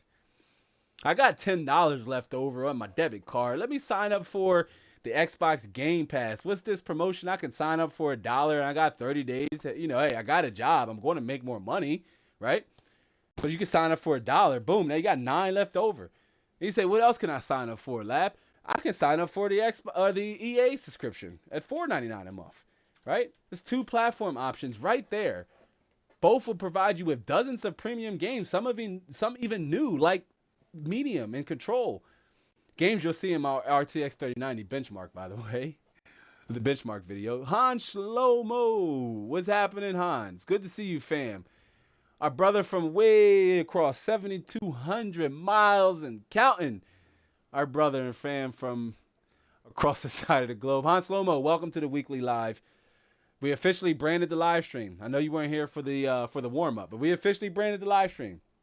Okay, you ready for it? The official Inside the Lab weekly live experience. XP. Experience XP. That's horrible. But it's the Inside the Lab weekly live experience.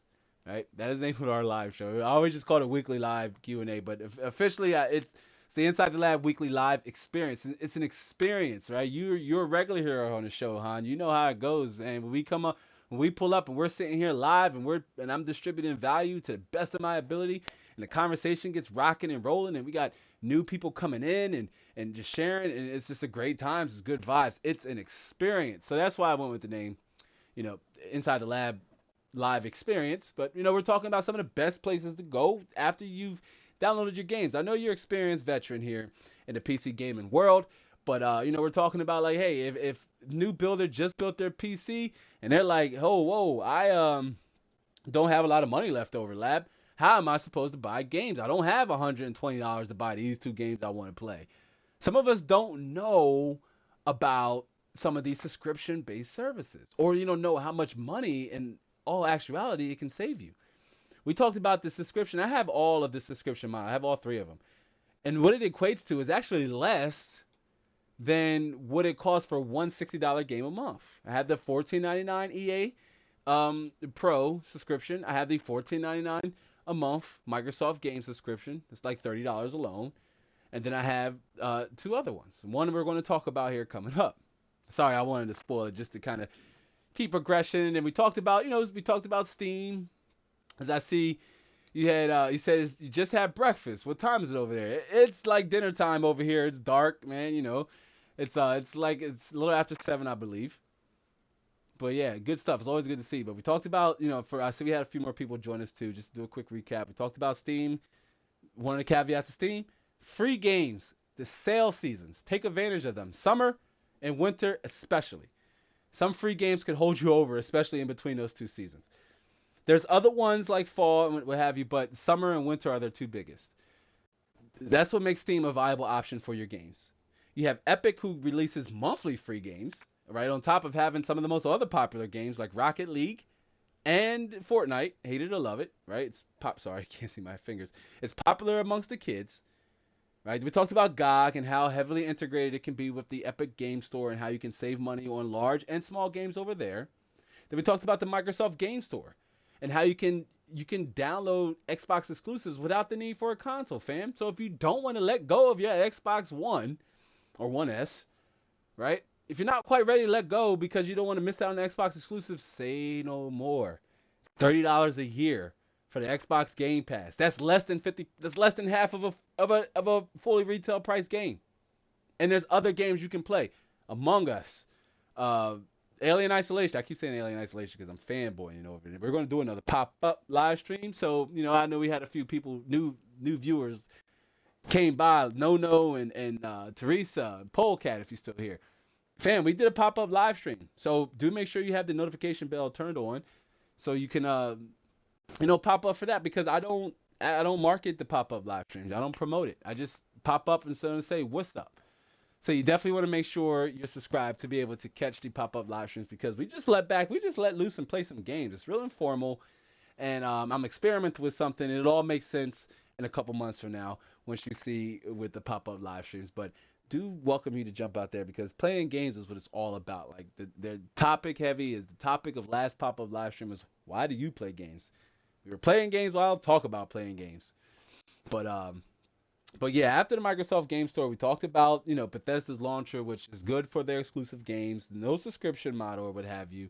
But again, it's good for their exclusive games. You might be able to save some money on some of their classics. And then, we talked about EA Origin, right? Playing EA exclusives. We talked about, we talked about, saving money by not buying yearly based games or games that release yearly. Your Battlefields, if you will, your Maddens. Like, I play Madden. I love me some Madden. And I wouldn't want to buy Madden yearly. Like I was doing on the console. I had to buy Madden yearly on the console. Right? $60 a year for the Madden, where I could sign up, or I have the EA. You could sign up for the EA Play Pro, right? For $30 a year or $100 a year, either one. EA definitely gives you a discount by signing up for the full 12 months. Unlike Microsoft, Microsoft's going to make you pay the full 180. But EA, you save yourself $80 by just paying for it yearly, and you figure that's $100. That's less than 3 games. You have a high-end PC? Come on, fam. Talk to me. You're going to buy more than 3 games in a 12-month period. Let's keep it 100. Like you are. I know I do. And I use the subscription model vehemently. One more than the others, because this publisher releases games in more frequency, and just games that I enjoy playing more. But we talked about how, so all of those options, I believe it was the first 6. We're up to the first 6. Bethesda.net being the 6th one. We're up to 7, with Battle.net being the 7th. We've talked about how those 6 options, and we're right here into the 7th that we're going to jump in. We talked about those 6 options being viable options for you to find and download high quality games, even if they're free. Free is my favorite price. We talked about that, right? There's nothing wrong with wanting to take advantage of anything free. But again, do keep in mind, when the product is free, you are the product. But here we are in Battle.net. So we're coming up on these 7 of 8 launchers. Remember at the beginning of the live show, for those of you who are still here with us, which I do appreciate you hanging out. Like, it really helps with the channel when you guys stay back and hang throughout the entirety of the live show. I know it's difficult because we run a little bit the length of a movie and more, but it really helps. But either way, we're in the 7th launch. We're in the 7th of 8 launches. Remember at the beginning of the live show, I told you at the end, after we got done talking about all 8, I was going to show you, how much resources they all take up, to kind of kill that knowledge of, oh, well, I don't want too many launchers because it's going to slow my system down and bog my system down. It's not true. So long as you have at least 16 gigabytes of RAM, you're fine with even having all 8 of these launchers. In fact, I had made mention that the only launcher that I didn't have installed for this live show was GOG. Like that's the only launcher I had to download was the GOG Galaxy 2.0 launcher, right? Other than that, I already had all 7 of these launchers installed on my computer, and I almost always install them all on other machines. But here we are in battle.net, right? It's the only place to play Call of Duty Warzone. Call of Duty Warzone is a free game, free popular game. Let's say you built a system that is halfway decent and is able to maybe say stream, maybe even if it's at 720p, and you want to stream on Facebook or you want to stream on Twitch, right? You want to just, or you maybe just want to jump in and be competitive. Call of Duty Warzone is a free game, fam. What's stopping you from that after you built your PC? So long as it's within the specifications, right? I believe you need a graphics card with at least 4 gigabytes of VRAM. So long as within the specifications, the minimum specifications, your system that is within minimum specifications. What's stopping you from playing Call of Duty Warzone, right? Like, it's free. Battle.net doesn't have a subscription model, right? Their games normally aren't available for sale, at least from my recollection. I only come to Battle.net when I'm to play some of the classics like, Warcraft and World of Warcraft and of course Call of Duty Warzone, right? And if you want to play those games, you got to come here. You got to come to Battle.net. So you would need to download it, right? But it has other popular Overwatch. How popular is Overwatch? I don't play Overwatch. No, nothing against it. But again, if you want to play Overwatch, it's going to cost you because again, there's no subscription model, right? But you have to download it from battle.net. This is why regardless of if you have the money or not, in some capacity, each one of these launchers presents enough value to you, the gamer, heck, to you as a consumer. Let me not even say to you as a gamer. I want to look at my audience. The ladies and gentlemen that are here right now. I don't look at you as just gamers, fam. You guys and gals are consumers. You're here because you're either going to be interested in buying these products, interested in building a PC, at some point making a transaction revolving around your ability to play and enjoy PC games. You are a consumer, so you have the mindset of a consumer, right? Consumer mindset is, I want to make sure I am getting value out of any product that I invest in. What is your investment with downloading the launcher? Storage space, not a lot. Precious resources, not a lot. But there is some level of value you want to extrapolate from that launcher. Each one of these launchers to some degree offers that, either with a free game or a subscription model. Steam, free games and demos. Epic, give you monthly free games and also has other free games on their platform. GOG, not so much, but they have, their games are lower priced, right? Microsoft Game Store with their Game Pass service, $5 a month, $30 or $5 a month to be able to play all Xbox exclusives anytime. Download, install, uninstall, what have you. So long as your subscription is paid for, you can do it, right? Just those to name a few. All but maybe Bethesda outside the need to want to play exclusive games. EA Origin 2, playing exclusive EA games, right? And signing up through their Play Pro service. Each one of these launchers, and EA has, you can play Apex on Steam. Wasn't always the case. You had to play it on, EA's Origins launcher. But EA even gives you that value. Say, hey, if you don't want to buy the games outright, because they do have their store where you can buy them. Like there was a member in our audience here, Bad Habit, mentioned I like owning my. Bad Habit made a comment earlier in live stream. He said, I like owning my games. You can own your games, but let's look at it this way. You could, using the EA's model, you can either buy that game for $40-50, right? That's one game, or you can play for $30 for the whole year and download dozens of games. So the value, that is the value. Because even with their $100 subscription, that's under the cost of 3 games. Average retail. Even if they go for $50, even if they go for $40, $45, right? You can download 3, 4, 5 times that amount. With even on just this one launcher. So like I said, if you built your PC, you only have $10 left over in your account. That's 2 platforms you can sign up for to play premium games right now.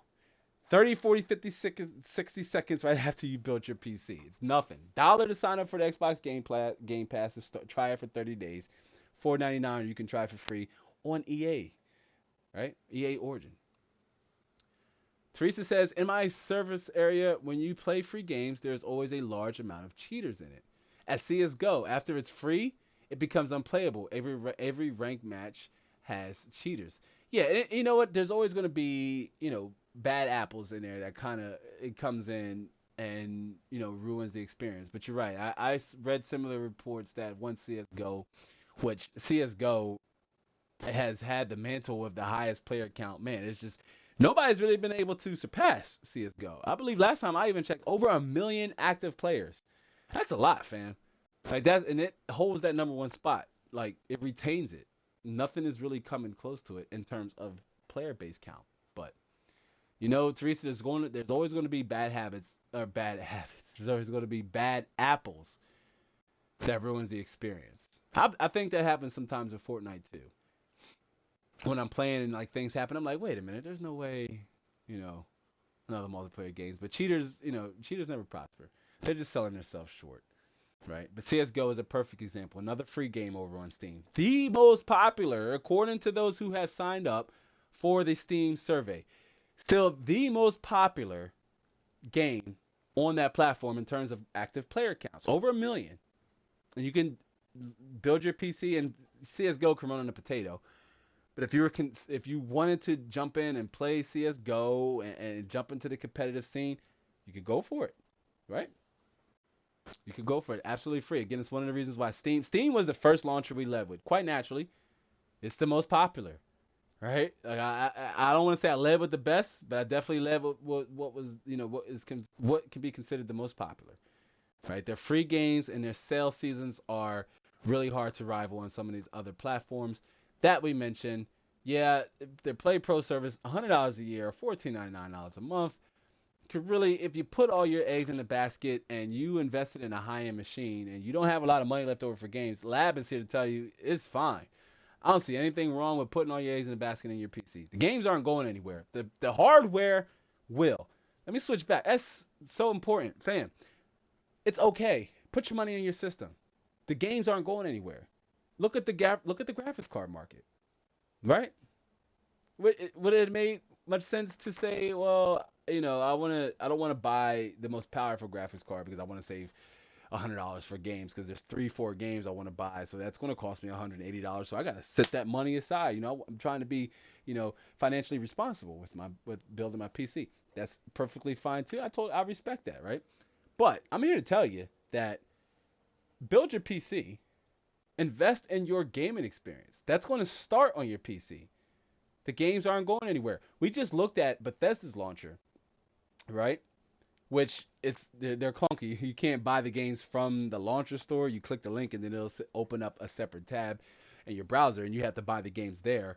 But we just looked at Bethesda games. Bethesda had a whole bunch of classics listed, at a much lower price. The games aren't going anywhere. They will be there. The hardware will. It'll either get old fast or won't be available to you. The CPU market isn't hurting nowhere near as bad as the GPU market. But the GPU is very much a fundamental part of your gameplay experience. It really is. You want to just even to make sure you're able to run at the resolution you want to run and target your frame rate. If that's 1080p 144 hertz, your GPU is going to play a large factor on achieving that frame rate at that resolution. And hey, bumping up to a higher resolution is a whole totally different story, right? So invest in your gaming experience first. The games aren't going anywhere. I've seen a meme. It's like, oh, you spend $2,000 on a machine, but you have no money left over, to buy your games. So what? Where are the games going, fam? That's what I would ask about. I'm not into arguing with people on the internet, especially if they're not on my comment section. I'll argue with you about something I said in the video or something I even said on a live stream. But a Facebook group post, it's not worth the energy and effort. No, it's not. But I digress. So jumping back again, you got your EA, your EA Player Pro subscription service. Give it a look-see, especially if you want to play, or if you play a lot of EA games and you like their sports games, you like their Need for Speed games, and you want to play Star Wars Fallen Order. It was a fun game. I benchmarked it at 3440 by 1440p with the RX 2080, I believe. Never could play it enough. I'm just a super casual Star Wars fan. I'm more so like the KOTOR series. But yeah, I mean, Battle.net. Again, it's home of some of the most popular classics like Diablo 3. All your Call of Duties can be found there. Warzone, Cold War, which I want to play Cold War. I want to play Cold War's campaign. Give me, help me out, audience. If you've played Call of Duty Cold War, if you played the campaign, the multiplayer I'm not so much interested in because I don't play multiplayer Call of Duty games outside of maybe Warzone, right? But I mostly like to play the Call of Duties for the campaign, which is one of the reasons why I really wish Battle.net had a subscription service. Why? Because even when I had it on my console, I was doing this. I would buy the yearly Call of Duty games, Ghost, Advanced Warfare, Modern Warfare 2, what have you. I would buy the yearly Call of Duties only really to play the campaign. So that's like $60 for the game. And that's what I'm saying. That's one game. That's one game. If you're building a PC, you tell me, in a 12-month period, are you really only going to buy one or two games for the year? Maybe not, unless you are competitive specific. And by competitive specific, I mean you play a specific competitive game. Like Teresa mentioned, they're a fan of CSGO. So they play CSGO. I don't want to assume, sorry, Teresa, if I'm assuming if you're playing at a competitive level, but CSGO is a very competitive game. I normally only play it when I'm benchmarking a content creation based PC.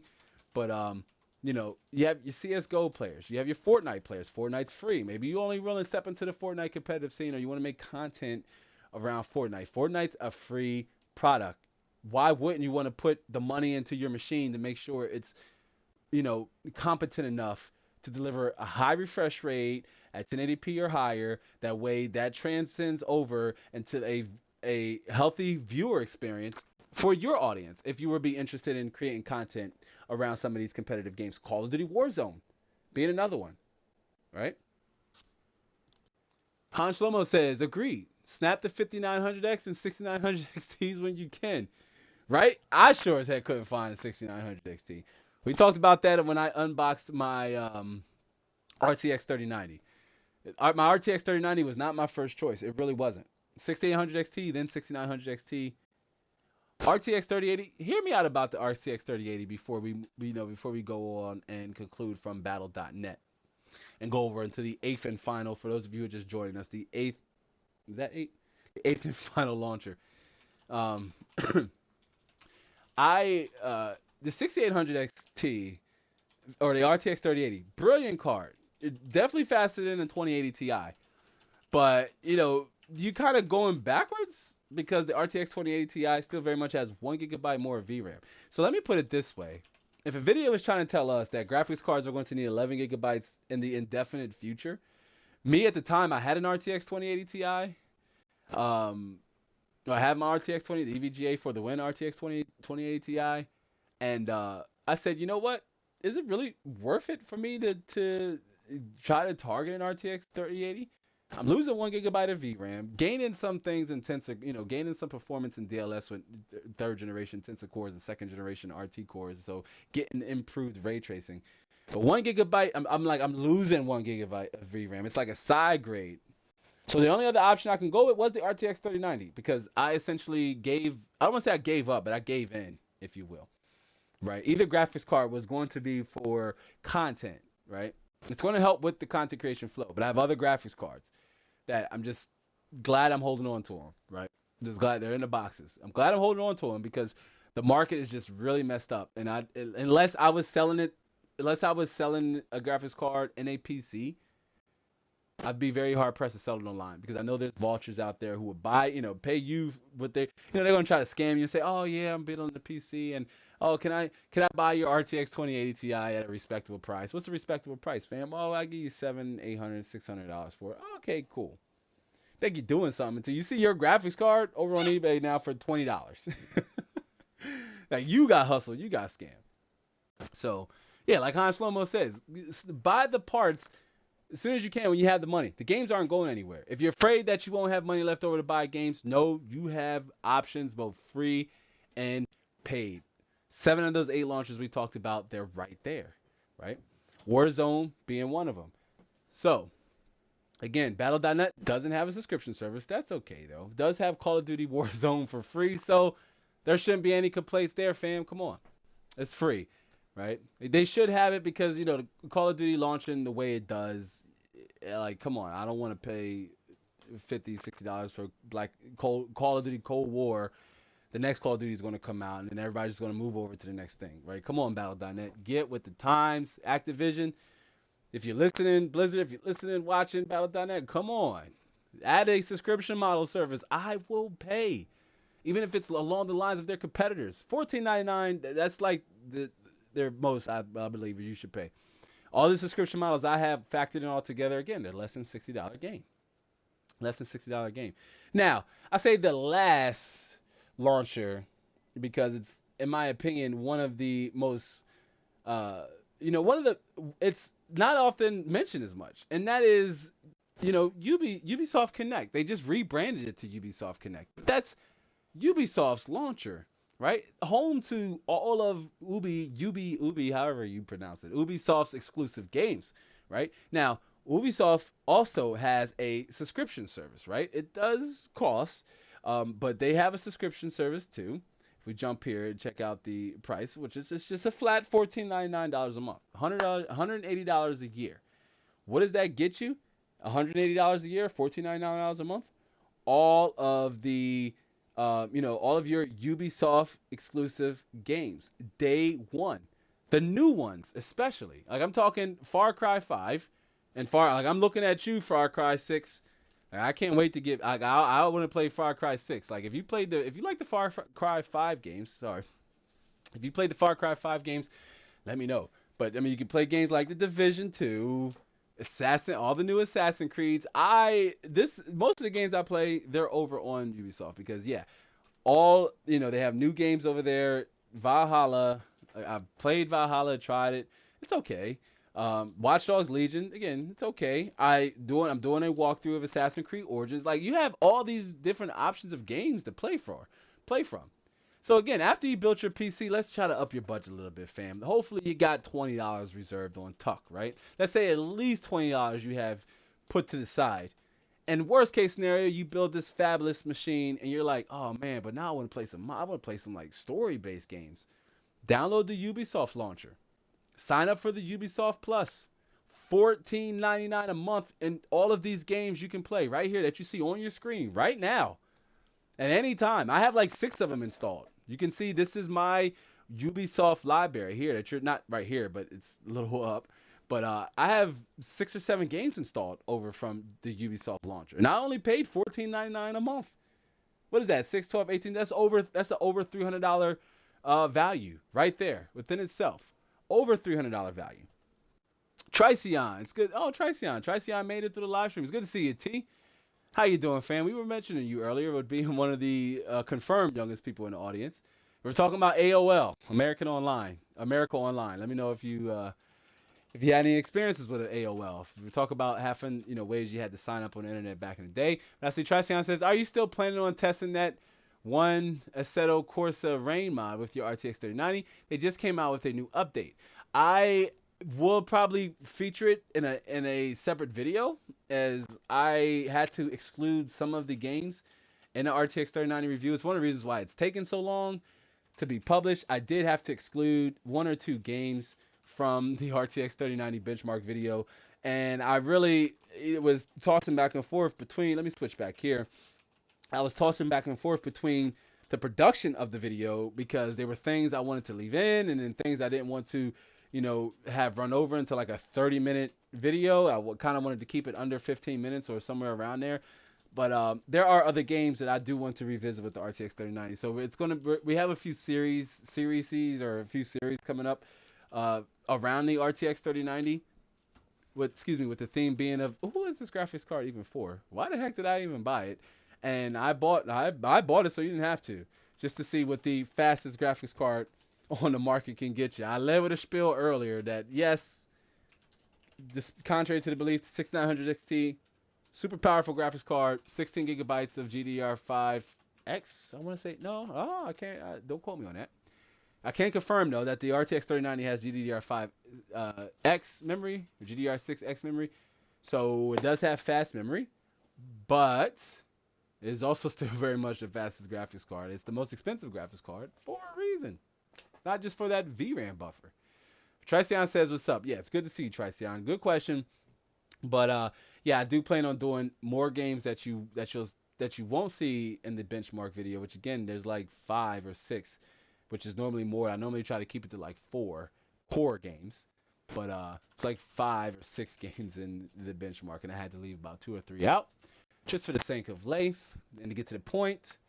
But yeah, welcome, Tricion. We're talking about some of the best places to download games. I know, you're no stranger to this here segment, but we're talking about, subscription models, how to save money on different games. We're here on the 8th and final launcher. That's Ubisoft's Connect launcher, where you can play all of new and old Ubisoft. I'm not sure if I'm saying it wrong. I could be, so don't roast me too hard. But you can play all of your Ubisoft games, new and old, for $14.99 a month at any time. Download them, uninstall them anytime you want. Also, new games like Far Cry 6 will be coming to the Ubisoft Connect store, and so long as your account is current, you can download the game at launch. I believe some of them also preload. But this is how I was able to play Valhalla. I have Assassin's Creed Origins download. I have Odyssey downloaded installed, although I don't know if I'll play it because it is a long game. I also have Valhalla installed, but I probably won't get around to doing a walkthrough of that no time soon. There's other game. Even then, if I'm going to play a game like that, a fantasy-based game, I'd rather just jump back into The Witcher 3, fan, to be perfectly honest with you. But I am enjoying Assassin's Creed Origins. I had a few walkthroughs right now, but I would like to kind of push through Alien Isolation. But yeah, Ubisoft has a game subscription model, $14.99 a month. So again, you just built your PC, you got $20 to your name, fam, and you're like, all right, Lab said I could find free games on Steam. Okay, I went over to Steam. I tried CS:GO. I'm not feeling the competitive. It's too tight. I want to play Apex. Apex is free. Speaking of, Tricion says, is Origin Access still a thing? Bro, we were on Origin Access for a while. And not to deviate from Ubisoft, because I like Ubisoft and EA Origin, but not to deviate. If we switch back here to EA's subscription model, if we just talk about EA's subscription model, it's not $100 a year or $14.99 a month to play EA exclusives, or $5 a month, $30 a year, which is more valuable in my opinion. The extra, $60 or what have you, $70 is just so you can play the games about 10 hours earlier than everybody else. So if that's not something that you're interested in, if you can say, I can wait. I could wait for day one release. I don't have to wait 10 hours. I'm not that eager to play.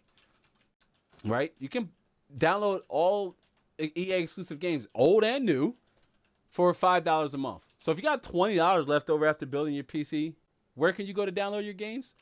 For starters, you either got the Microsoft Game Store. If you want to play some Microsoft exclusives, you can sign up to their Game Pass. Starts for $1 and runs you either $14.99 a month or $5 a month. Or you can sign up for EA Play, like Tricion said, it was called Access, but I believe they rebranded it to the EA Play. So like their Game Pass subscription is called the Play Pro, and it's just the Play.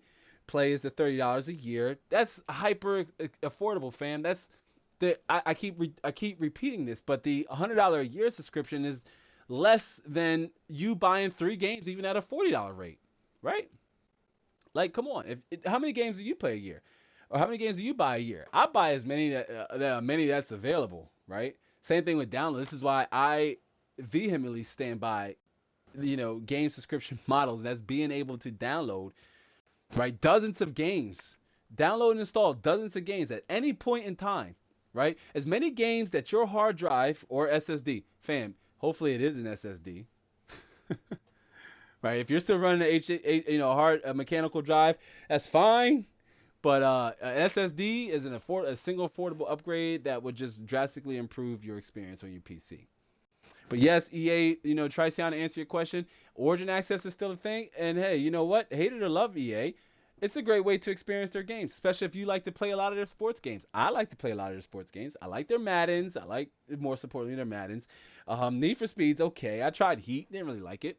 But if you like Battlefield and some of the Star Wars games, if you want to play some of the older Battlefield games, some of the older Star Wars games, how much value how many games, how much, especially if you have more time to play games, right? Like I'm a working adult, right? I create content, or you might be a student, or you might be a student with more disposable time. So you figure if you had 20, 30 hours a week to play games, imagine how many games you could play on just EA alone for just your $5 for 1 month, compared to if you bought those games even at a paltry price of $30 a piece, right? Which is still $180 or $125. My math is all jacked up. But still $125, $25 more than just paying 1 year of EA access. And that's even to play new EA games, right? Just like with Ubisoft, Ubi. Man, somebody's going to dislike this live stream on the fact that I said it wrong. But even on Ubisoft's subscription model, right? But they're $14.99 a month. So that's about $180 a year. All three of those subscriptions will cost you less than what the average cost of a game is, right? Just to go with those three subscription models. Think of all the games you have access to play. Watch Dogs Legion, Assassin's Creed Valhalla, Control, Medium, Gears of War 5, just to name a few off the top of my head. Battlefield 5, Far Cry 5, 6, any new premium game, you have the option to play, download, install anytime. Teresa says, if a company like Steam and Origin created cease to exist, what do you think will happen to games we already buy and own on it? Wow, so that's a really good question. You know what? I'm be perfectly honest with you. Cease to exist in what form, right? Steam, Valve, as a brand company, could very much cease to exist. But the framework, somebody else would step in and take over the framework, right? They would take over the framework. Now, let's say if it just completely went away, and nobody steps in to fill that void, which there's 8 of them for a reason. Steam being one of the largest ones. You have GOG, but Steam being one of the larger ones. Steam is almost too big to cease to exist. Like, regardless of how much debt Valve would find themselves in as a corporation, there's another large corporation that will come in, bail them out. Just look at what Microsoft did with Bethesda. It was shocking to me. I honestly admit, I was a little shocked once I saw, Microsoft buying up Bethesda. I was like, oh wow, that's could be a big deal, especially for the Game Pass. You know me, hey, I'm a fan of Game Pass, right? And I love Bethesda games, love Bethesda games. Can you imagine Elder Scrolls 6 on a Game Pass for $1? $14.99 a month, $5 a month, or any Halo Infinite. I'm looking forward to Halo. Are you? Are you a Halo fan? You want to pay $60 for Halo and not like it and can't get your money back? Or do you want to already have that subscription in place? That game, that Xbox game, the Game Pass for the PC. You already paid. Let's say Halo comes out next year. I don't know when it comes out. I can't remember. But let's say Halo comes out next year. You already paid your subscription. Let's say it comes out next July, next February, next March, next May. You already paid your subscription for 2022. Right? You've already taken advantage. You've maybe played 7 games. Here comes the Halo Infinite. You're like, oh man, I could play the new Halo, brand new. If I don't like it, oh well. I just have to uninstall it. I've only really invested, if you break your subscription model down, you've really only paid $14.99 to be able to try it. You less likely to, what would you rather lose? Anyway, 60 or 15. But to go back to Teresa's question, what I guess more so importantly, assuming that another company wouldn't step in to buy out those corporations like Steam, for example, let's use Steam. It is the largest. That's where almost everybody's game is. Again, I think Steam is a platform that's too big to go away for that sake, because your games, you would likely lose access to your games. You need Steam to play your games. You need to be connected to Steam, right? So this is the argument to where a member of the audience, Bad Habit, made, to where they want to own their games, right? They want to own their games, but some games are requiring you to have an internet connection required for you to play it. Let's look at Anthem, for example. Anthem is a game that's available on, the EA subscription. You can play it on, you can get it, download it, and play it on the EA Pro. Now, the game has been sunsetted. What about the people who paid for it? It's going away. You don't even get access to it anymore. It's gone because it's an internet-based game. You can't play it.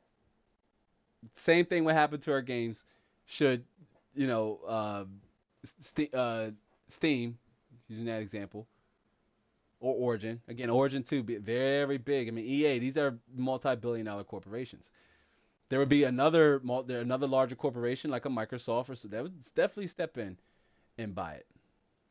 You know, Triceon says, I bought it a few years ago for 1 year. It was great and all, but I forgot my PC couldn't run 95% of the games. Well, it goes back to what we talked about, to where you want to invest you want to invest in your gaming experience. That starts with investing in your PC, in my honest opinion.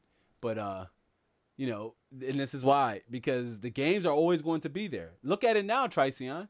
A year, I know you have a decent system though. Like, we've seen it on Twitter. A great looking system, by the way. But look at it now. I'm getting to bet that 95% of those games are still available for you to play now on a machine that's able to actually run them and create an experience that's playable for you. Because remember, one thing we teach around here in this channel is everybody has, what's playable to me may not be the same thing that's playable to Triceon, even at higher resolutions. Right? 4K, what's playable to me, it could be very different than a console player at 4K, right? They're playing a game, maybe, checkerboarded, or, some form of super sampling to get that 4K target refresh rate. Maybe it's running at 30 FPS. More likely it's running at 30, a lock 30. To me, that's not necessarily playable. Even at 4K, it's got to be like 50 and above for me. Me personally, 50 and above for me when it comes to playable. But 95% of those games, I bet you they still available now. Now you got the machine to run those games, right? Those games are still there. So this is why I say invest in your gaming experience. I know, Triceon, you're well versed in this PC community as well. You've been out there. I know you've seen the meme, but I'm here to tell you, in my opinion, Lab's opinion, I don't think there's anything wrong with putting most of all your eggs in the basket and investing in your gaming hardware first.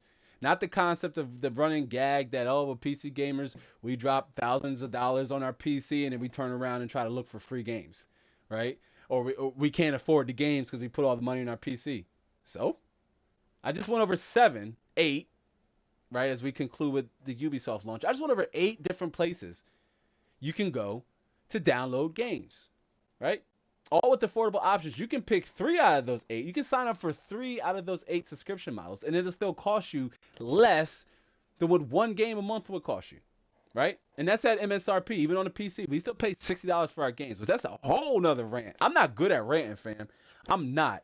But one thing I like to rant about is, why do PC gamers have to pay the same amount that console gamers have to pay for their games, when the cost of their games, there's other factors to take into consideration: shipping, label manufacturing, case manufacturing. There's other logistical costs associated with that $60 game that's not associated with PC gamers. We shouldn't have to pay the same price, right? But I get it, right? This is America, and you got things called capitalism. So what are you gonna do? Your Highness, Your Highness, it's good to see you. Man, Your Highness, I love when we get our show regulars to make it in. Your Highness, thanks for stopping by our live stream. Welcome to the official Triceon and Your Highness, 2 regulars here in the live show. Just to let you know, I have officially branded our live show here, and it is called the Inside the Lab Live Experience, right? Our weekly Inside the Lab Live Experience, or the weekly Inside the Lab Live Experience. That is the name of our official show. So there's that. But Your Highness says, it drives you to pirating. So, unfortunately, I don't agree with pirating, and it's not even unfortunately. Again, I was a developer. I was a micro developer. I was an indie developer. I put up hundreds of games to develop, hundreds of dollars. I mean, arguably, if you factor in the fact that I operated the game studio as a legitimate business, licenses and all, for about 10 years, the money I put into producing, we produced 1 game from conception to distribution, definitely. Right. And I invested a lot of development dollars, if you will, to kind of conceptualize some of the other projects we thought were of higher caliber or higher quality. So I'm here to tell you that as a micro developer myself, that I put a lot of time and energy into a game.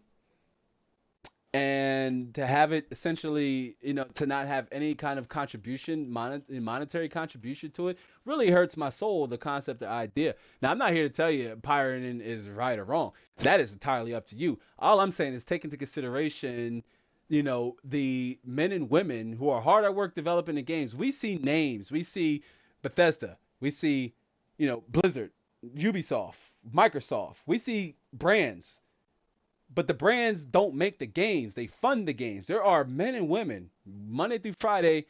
If you're a Cyberpunk developer, CDPR developer, listen, my heart especially goes out to you guys and gals, because you're looking at 6-7 day work weeks. For most of you, if you had a job or know what that's like, that is no joke. Okay?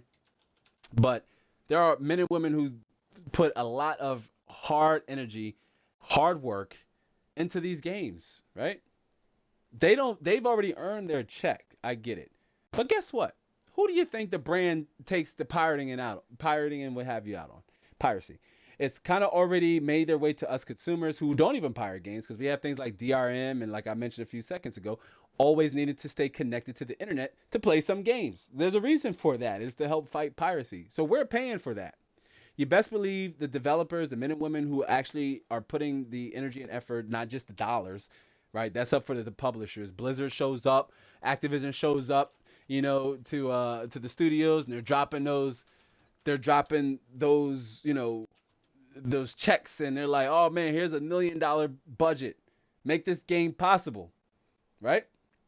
Make it happen. Bring it to life.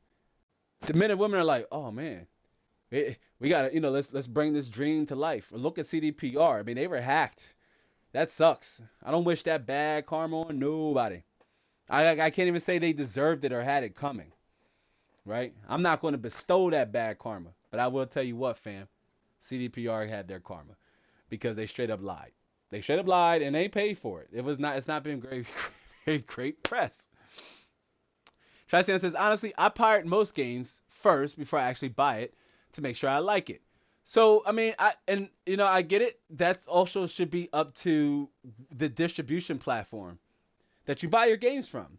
The developers shouldn't necessarily, in my opinion, the developers shouldn't have to pay for my apprehensiveness to a certain game, right? I get it. Yeah, and that's very common. I have friends that do it too. Trust me, not alone, T. I have friends that do it. They've told me they do it, and then you have that right to do so, right? Again, I'm not here to tell you if it's right or wrong. That's not my position here as a macro influencer, if you will, as I shared with one of the brands I was talking to. It's not my goal here as a macro influencer to tell you what you should do and what you shouldn't do, and what's ethical and what's not ethical. I'm only telling you to consider, a broad approach to it. And, again, it should be up to the distributor, right, to have systems in place, frameworks in place that makes the buying experience that just makes the buying experience overall a memorable one for the consumer. Remember, it's much like my stance on GPU miners, because people ask me off video, social media, DM, oh, I hate they send me a DM, I can't stand mining, and I can't find a GPU. I don't bash miners, fam. Make your coin, literally. Get your bag, make your coin. That don't mean you should or shouldn't, but it's up to the manufacturers to be able to meet the consumer needs for both, the needs, the supply and demand needs for both consumer groups. Not us as consumers to go to the miners and be like, hey, y'all buying all the graphics cards. There's gamers, PC gamers who can't upgrade. Y'all SUCK, y'all suck. No, that's not the case. I'm here to tell you, be mad at the manufacturer. It's on them to be able to satisfy the supply and demand needs. So again, just like with buying a game, it's up to the distributor to make the buying experience accessible towards you, right? Much like if you go into a large retail store or a large department store, you buy a shirt, 2 days later you don't like it. Most retail stores have, return policies in place. Could you imagine if you bought something from a retailer and couldn't bring it back? Nobody would go to retail and buy things, right? Steam caught a lot of flack a couple years ago. They just updated their refund policy. They just made it memorable for buyers. They just made it a pleasant experience for buyers to refund games They don't. And I'm not even talking prior to the CDPR fiasco, fam. They just made it easier for you to refund your games. Before it was a little harder. Once you bought a game and you played it, even less than 20, there was no turning it back. Whose fault is that? In my opinion, whose fault is that? Is it the developers or is it the distributor? In my opinion, it's the distributor, not the developers. You buy a game, you as a consumer should be entitled to take it back if it's not for you. Maybe it don't run on your system appropriately. Maybe you don't have the right hardware configuration to run that game at the moment that you thought you could. Maybe it's not playable because again, don't trust the developers' minimum and PC requirements. They're often vague and not truly representative of the type of experience you're going to get. That's just a firm starting point. But that's on the distributor, fam. It's in my opinion. It's not on the developer. It's on the distributor. The distributor should have strong replay. We have strong replays, right? But the distributor should have strong refund policies in place that makes it, that's flexible enough for especially gamers, especially digital gamers, because we have no resale value with our games, right, T? Right, Tracion? I bought Cyberpunk 2077. What am I gonna do with it? Uninstall it? Stuck on my hard drive. Now, thank goodness they were allowing people to refund the game. But any other game, that's not going to happen. So I do agree with you because I'm less inclined to want to buy a game too that I might not want to play. But I like the game services for that reason. Most new games are available within some degree of those game services. With Cyberpunk 2077 being an exception to the rule, just given how wonky the development launch has been. So it's good that Steam, GameStop, right? They made special accommodations. Sony, in my opinion, Sony did the smart thing. They just took their product off the shelf. They said, how are you going to tell us as a distributor, we got to refund it? You see how this works? Now do you see why I'm saying it's not up to the developer? It's up to the distributor that should have the robust refund policies in place, right? The distributor, Sony being a distributor, they said we ain't going to give you your money back, CDPR. We just won't sell the game. Point blank period. Sony didn't want to give out mass refunds. They took the game off the shelf. That says a lot about Sony's refund policy, right? We get caught up in the chat really fast because Tracion says, yeah, the games are still here, but I don't have Origin access anymore. Well, come on, bro. $4.99, you can't beat it. And it's always there. Should you even maybe want to jump back to those games or not? Really, maybe Battlefield 6 comes out and you're like, you know what?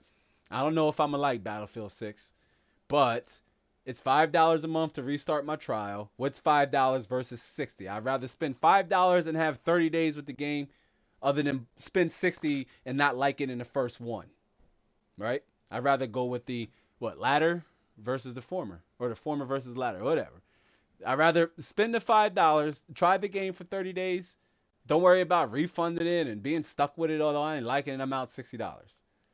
If I don't like it, I'm gonna install it and go play another game on EA Pro or EA Origin Access. T says, man, you said that with no issues. Yeah, I mean, hey, listen, I don't rant. I'm not a very good ranter. I think I tried it one video. It was just horrible. But some things like I'm passionate about and, I can really get it off my chest and just get into a vibe. I get there and it's like no stopping the train, right? Tracion says too that I respect their work and all, but I don't want to spend 60 euros on something I don't even like. Again, I totally agree with you. Totally understand. And that's why I say consider that it should be to the distributor, right? It should be to the distributor to make sure that there's a system in place for you to refund that game. Rather that be 7 days, 5 days, 2 days, 1 day, 1 hour. There should be some framework, some mechanism in play that would allow you to refund the game without feeling like you're stuck with it. Or say, oh, I'm going to go pirate it and install it there, find a torrent site or what have you. And then what? If you like it, chances are you're still not going to go buy the game. You already have it, right? You already have it. And why go through the motions? I get it. You don't want to waste your money. Money, again, once you spend money, you can't get it back, especially with buying digital goods. Buying console games, you can at least take it back to eBay and get pennies back for it, which it still isn't even worth it in my opinion. This is why I still think games as a service, even when I had my Xbox, Sony didn't have one, but the Xbox Game Pass for the Xbox, I thought was awesome value. Because I'm like, if I don't like a game, I can just uninstall it on my Xbox. Go off to the next game on the Xbox Game Pass. I played a lot of games on the Xbox Game Pass. I wasn't really buying games. I played Mad Max, Dead Island, just to name a few that I can think of that come to my head. I played a few games on Xbox Game Pass that otherwise I would have found myself just playing those two games alone. Let's say Dead Island, right? Dead Island and Mad Max. Say I bought those games MSRP brand new, $120, and I beat them rather quickly. $120 value, and I had the Xbox Game Pass. I think at the time I signed up for $1, and I played them both within the same month because Dead Island was a relatively short game. Played Dead Island and Mad Max in the same month and only spent $1 doing it. To me, that's worth it in that point, right? To some capacity, it's supporting the developers, it's supporting the platform, but the distributors should have robust refund policies in place. They should allow you to refund the game after 24 hours, 48 hours. Maybe you download it and can't play it immediately, right? Maybe you're at work. Maybe you have other full-time obligations. Maybe you're a parent. I'm a parent. Maybe you have other focuses you have to put all your energy and attention to. Just because you bought the game, you can't turn around and immediately play it. You should have a window to be able to return that game, right? So publishers, if y'all looking and listening and watching, and do consider that. Get better with y'all refund policies. Maybe you won't have to fight piracy as much.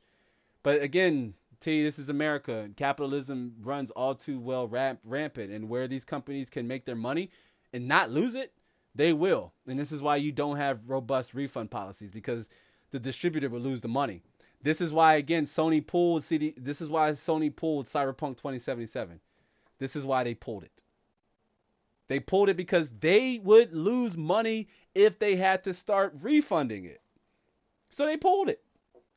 Sony is very much a Japanese-based company, but they have subsidiaries, Sony Computer Entertainment, right here in America, right?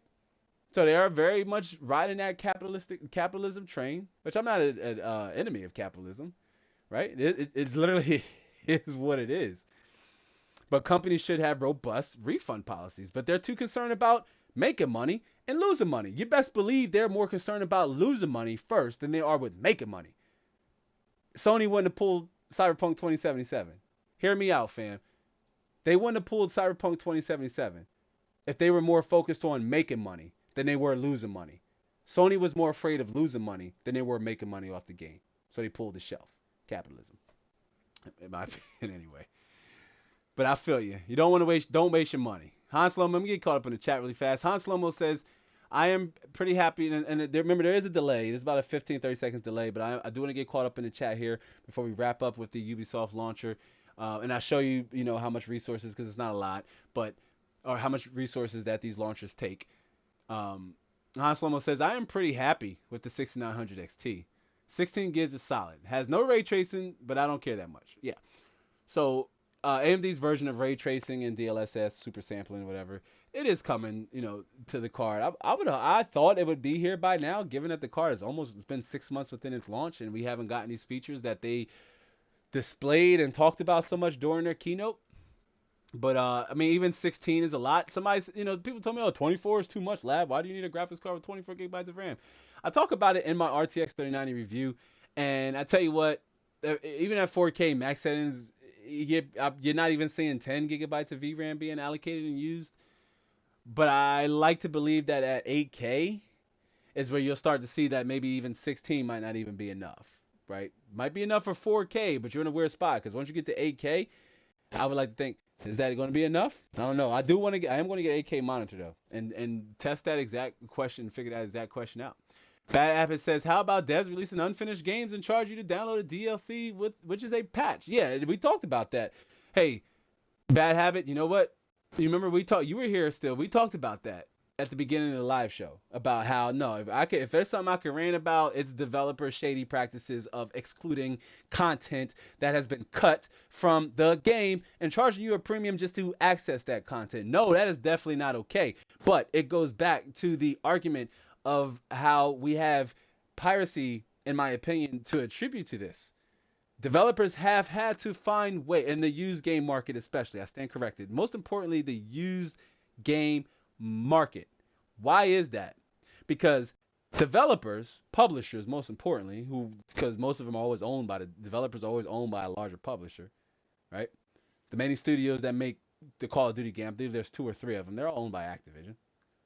The publisher wants to make money, right? Let's face it. Activision's not a non-for-profit. We talked about capitalism. But with the used market, they have no way to make money after they sell their game from the distributor, right? Let's use GameStop for an example, right? Because PC, this isn't as much as a problem as it is with physical game discs. But let's use CDPR. No, because they refunded. They loosened up their restrictions and allowed refunds when they probably shouldn't have. People played the game, liked it, still went back and got their money back, right? It is what it is. Hey, look, capitalism on a non-brand forum, right? Is that bad? Is it bad? I know people who did it. But actually, is that bad? No. Unethical? Maybe, right? Because you're doing it just because you can. Fam, that is capitalism. But DLC, paid content, microtransactions, those things exist because developers / publishers have no way to make their money, to make their coin after the initial sale of the game from their distributor. That distributor being GameStop. GameStop, you take that game, trade it in, GameStop gives you pennies to turn around and sell that game for $35, $40. They've made almost just as much as the developer publisher has made. Because the developer publisher has to give that GameStop a cut. And any games that aren't sold, I worked at a GameStop years ago, fam, like 15, 18 years ago. I worked at a GameStop. Any games that aren't sold, the publisher developer buys back. That's not GameStop's loss, fam. That is on the developer distributor. Right? Any title, let me use Far Cry. I don't know Far Cry 5, but Far Cry 5, any copies of Far Cry 5 that wasn't sold from GameStop, GameStop ships them right back to Ubisoft. They say, hey, we didn't sell it. Here you go. Now you got to pay us because you're essentially paying for that retail shelf space. But DLC exists because after a game launches, how can a developer publisher make money off of the game after it launches? Think about it. How? DLC. Unfortunately, I'm not a fan of it, and I don't support DLC. What I do is I try to buy the Game of the Year editions because I bought the Witcher 3 Game of the Year edition under $20. So I try to buy the game because I don't support DLC. I can't think of one DLC I've bought, and that is 100% facts. Okay? I've tried to buy the Game of the Year editions because I don't support that practice of cutting content. And again, this is coming from a former developer, a former macro developer, micro developer, indie developer, independent developer, whatever vernacular moniker you want to associate with it. Okay? This is coming from somebody who's developed. I spent nights, days, hours. I've spent more time to date. I've only spent 2 years being a content creator. I spent 10 developing games, fam. I have yet to surpass the time I spent developing and the money I've invested in developing games. So I get it. I understand. If I had a larger game and it's $60 sold and I made $45, $50 off the game to turn around, that's all I make, and the distributor can buy it back off the consumer and then resell it. They got wise, man. They got wise, Tricion.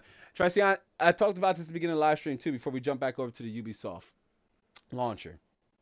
A couple years ago, Microsoft and Sony was on the cusp of blocking out used games. They wanted to do away with used games. But except then we got DLC. This was before DLC got as popular.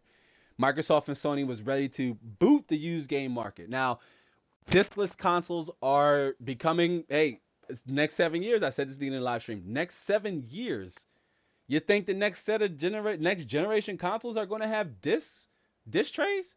No. I built PCs. I have yet to build a PC with an Ocular Drive disc. It's been like 10 years, right? Same thing with consoles. It's going to happen.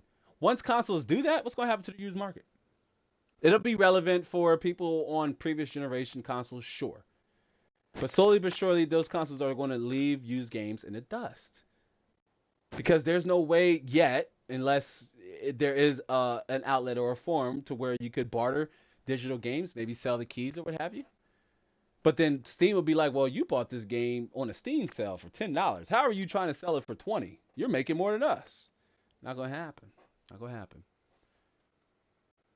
Tricion says, I refunded 2 Steam games before. It took me a whole week to get my money back from F1 2015.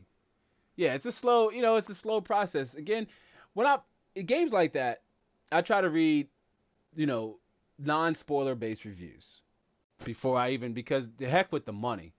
Money is a concern. No, you don't want to waste money, lose money. I'm more concerned about losing my time than I am about losing money.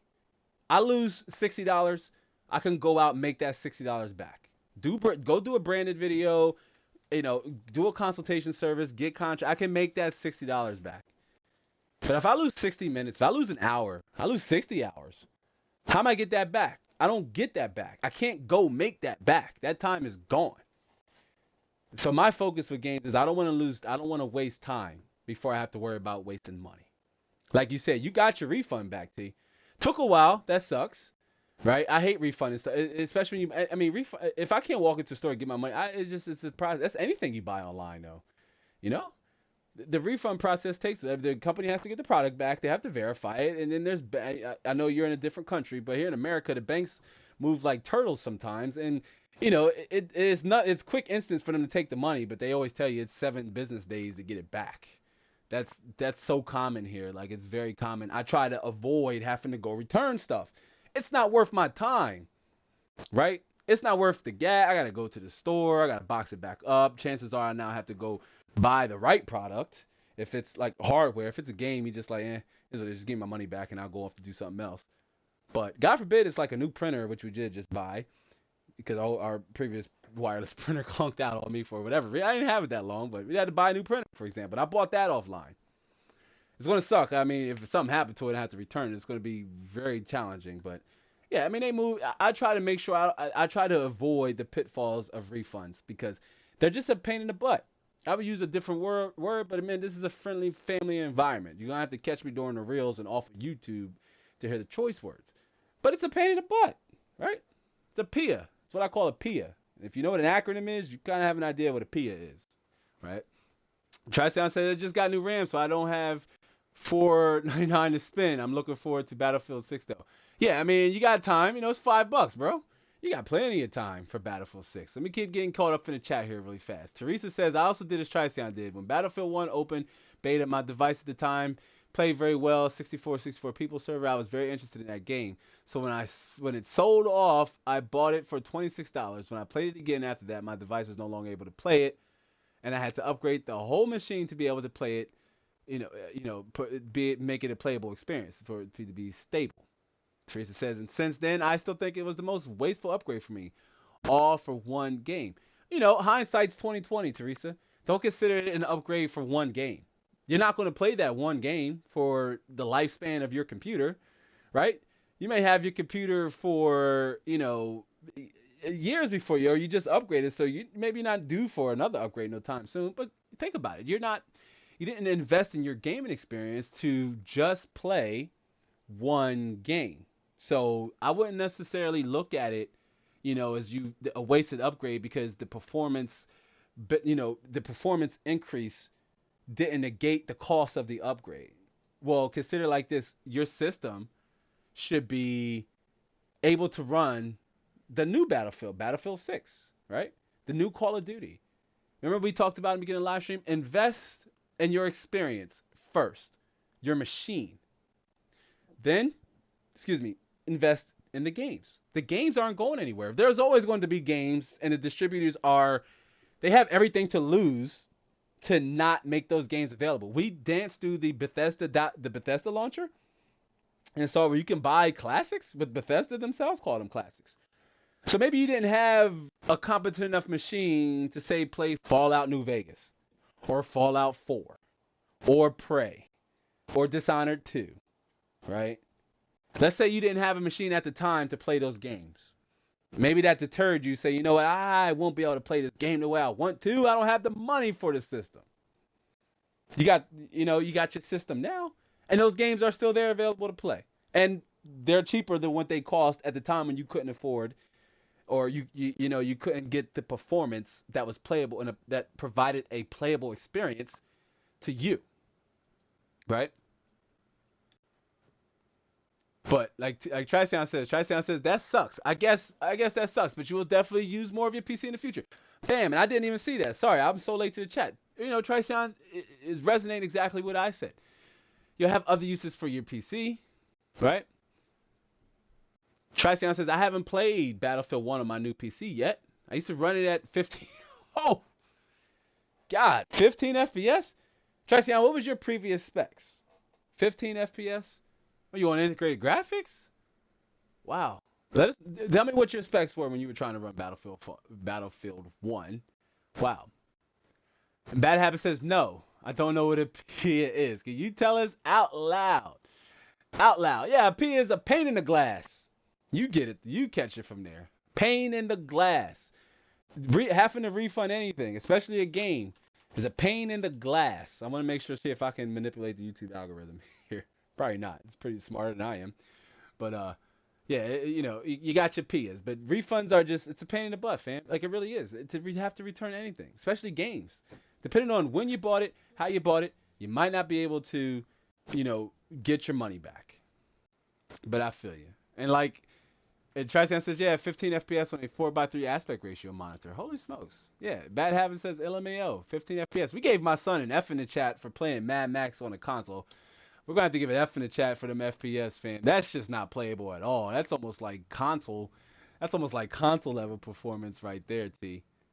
But it's all good. Hey, you're on a very good system now. Your system, I believe RTX 2070 Super, 3600X or 5600X. Can't believe.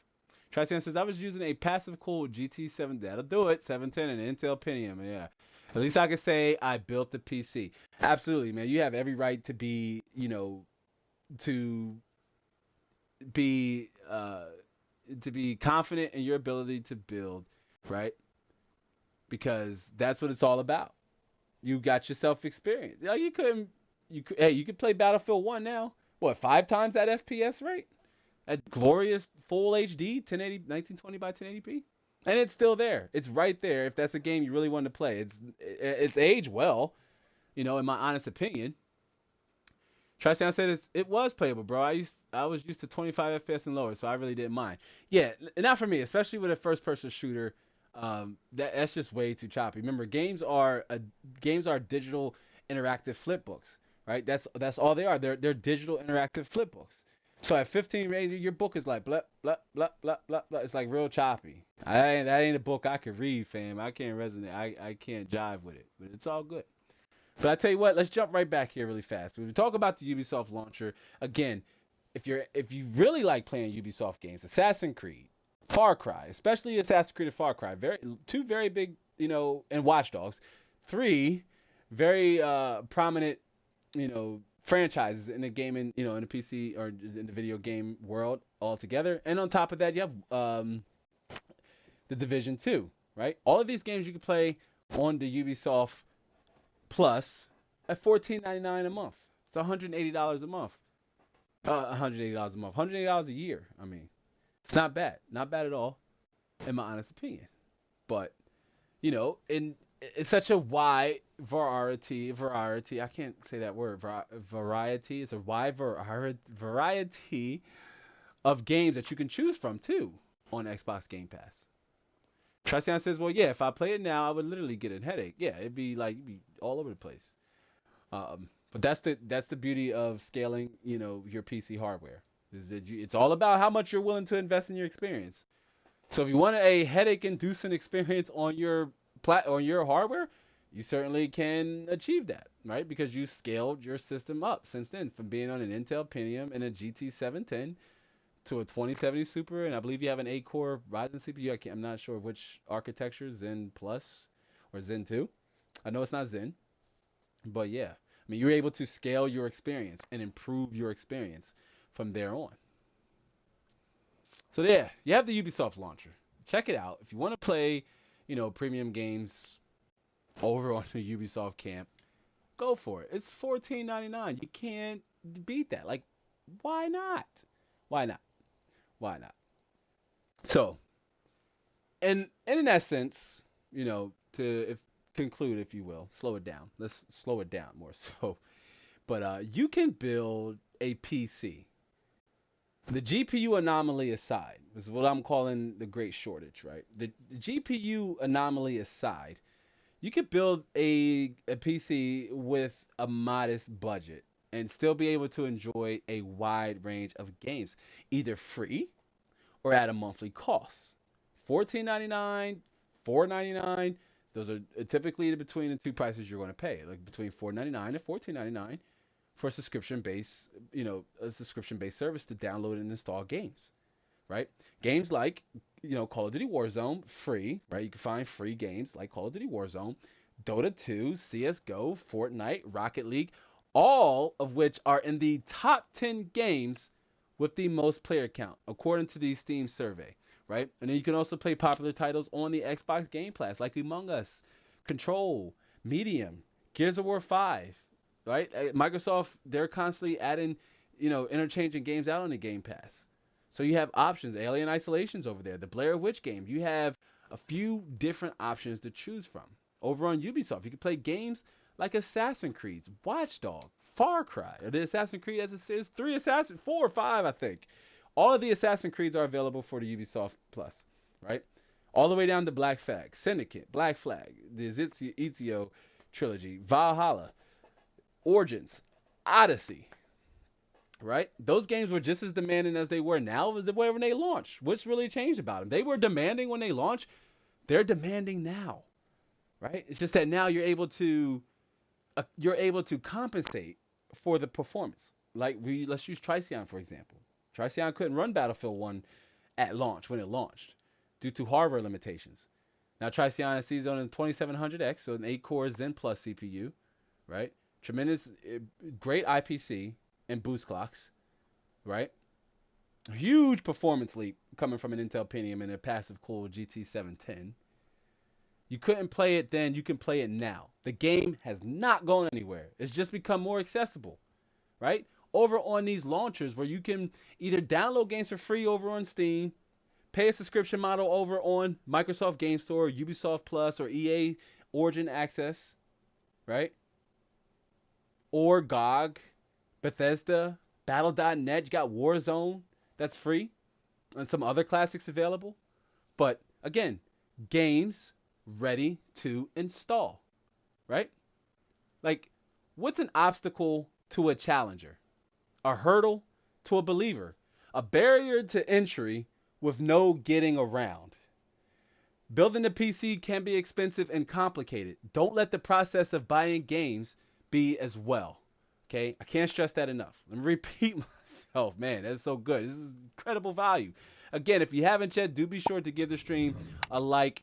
And if you haven't yet subscribed, do subscribe to the channel. We got an awesome community, great men and women here, always willing to help. But again, building a PC in general, rather if it's for gaming or not, building a PC can be expensive and complicated. Don't let the process of finding and buying your games be as well.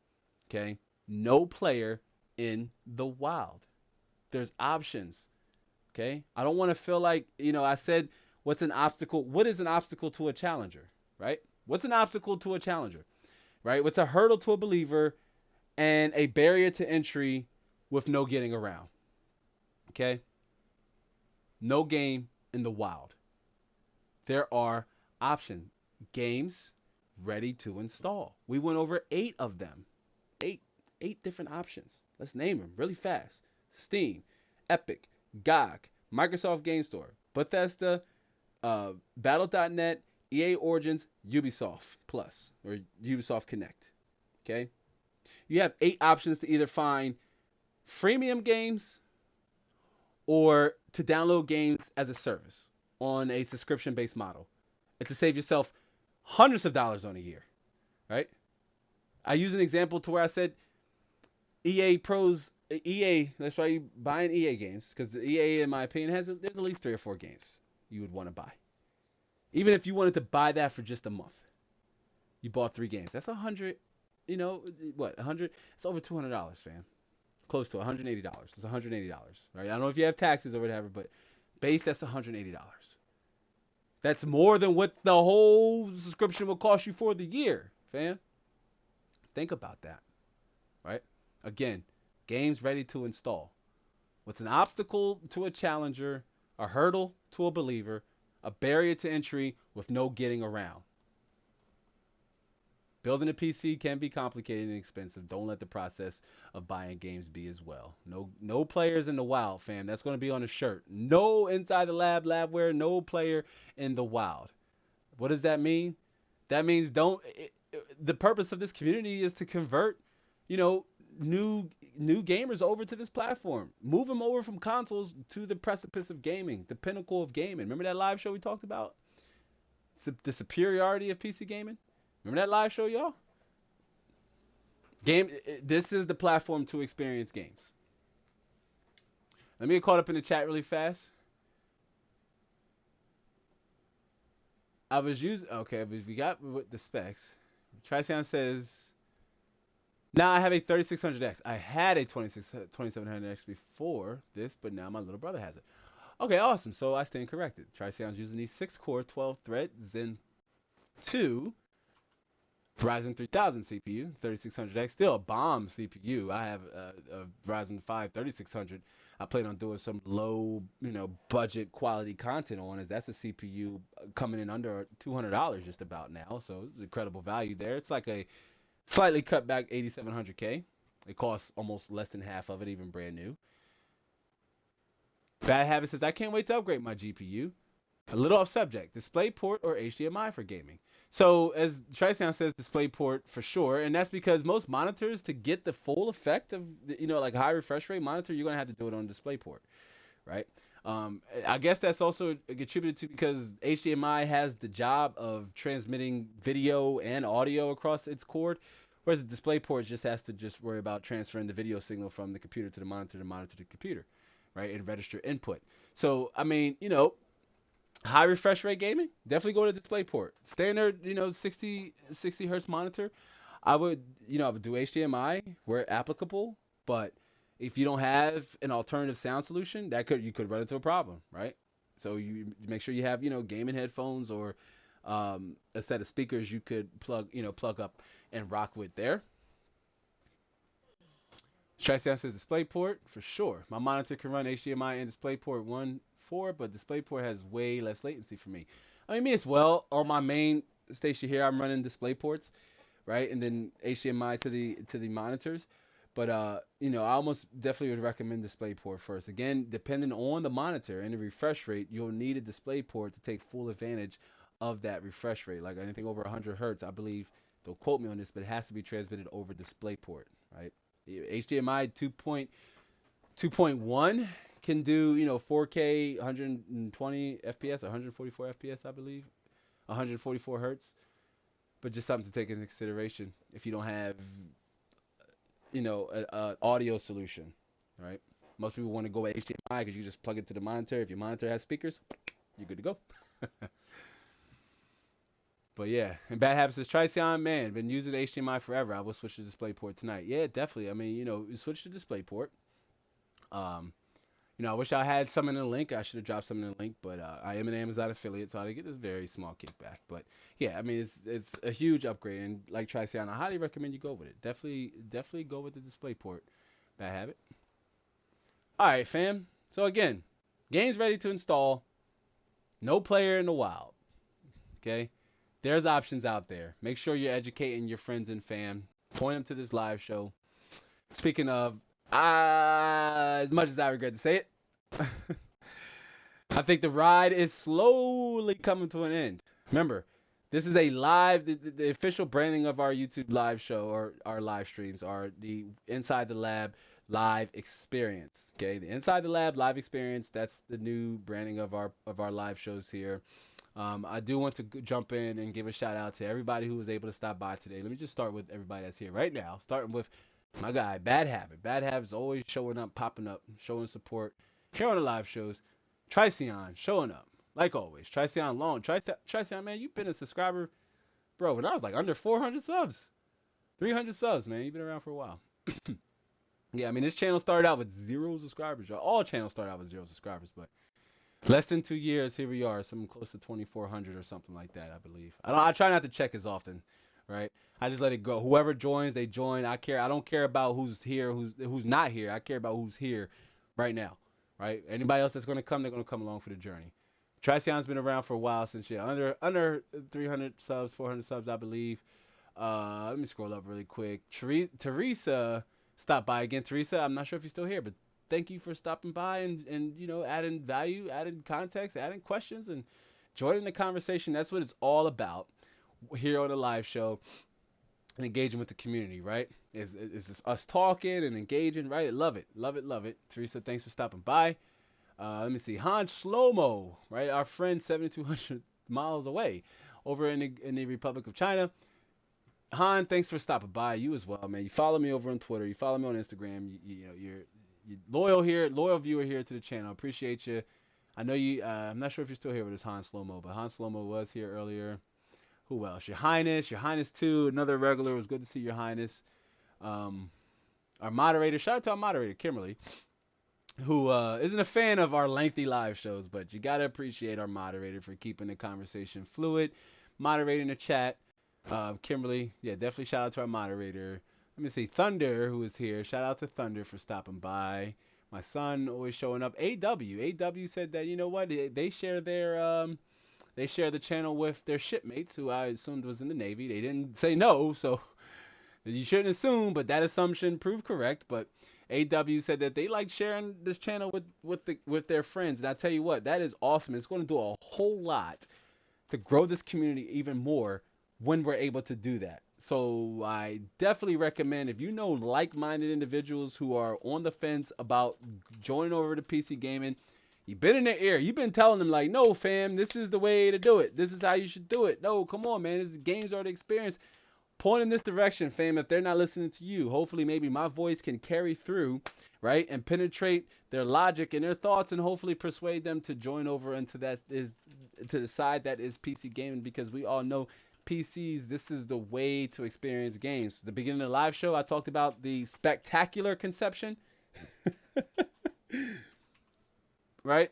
That's not blasphemous either. I talked about video games are created in the virtual space of a computer. Okay? The spectacular conception. They are made on computers for computers. Consoles are the exception to the rule.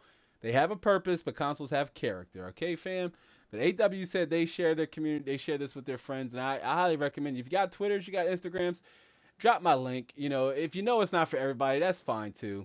But our live shows, I try to gear them towards helping people who are on the fence about joining over into this platform.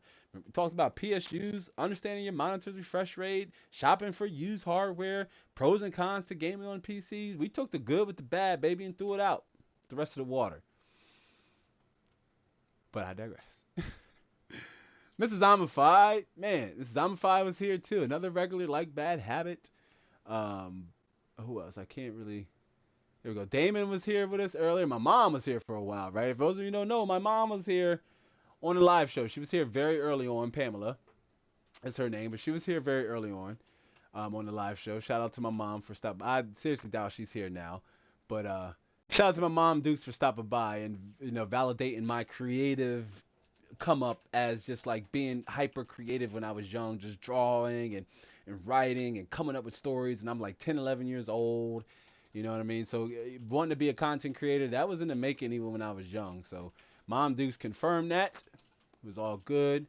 Let me see. Who else? Cliff was also here. XLR Gaming, right? You guys know Cliff, XLR Gaming. XLR Gaming was here for the live experience. Appreciate you, Cliff. Cliff's not here, of course, but hey, you know what? Most of you that are here now and you leave too, I still very much shout. I do the same thing, to you if you miss out. But Cliff that was here, XLR Gaming, D, Mrs. Zombified, let me make sure. I just want to make sure I'm not forgetting anybody else. And it looks like I also see. Oh, okay. You know what? I had missed this person, Eric Carr. I had missed their comment, man. Wow, I messed up. Eric Carr said, I play Blizzard games. I love Blizzard games. It all started with D2. Now it's all World of Warcraft. I'm actually afraid of D2 Remastered. D2 controlled my life for many years. That's awesome, Eric Carr. And Eric, I'm not sure if you're still here with us, Eric. If you are, do let me know in the chat now before we sign off, because I'm sorry I missed your comment. Normally I try to catch every comment that comes across the live show, the live chat, and I really take it personal when I miss one of your comments. So Eric, I'm sorry I missed your comment, but hey, Blizzard, that's what makes Battle.net a viable option to find your games, especially for the classics like World of Warcraft, StarCraft. Remember all the crafts, fam. But Eric, man, we missed your comment. I do apologize about that. No was here. No PP was here. Right? What a name. Gotta love the name. Is what it is. And who else? Let me see. I believe that. I believe. Yep. Oh, and Tiger Nation. Tiger Nation also stopped by. And yeah.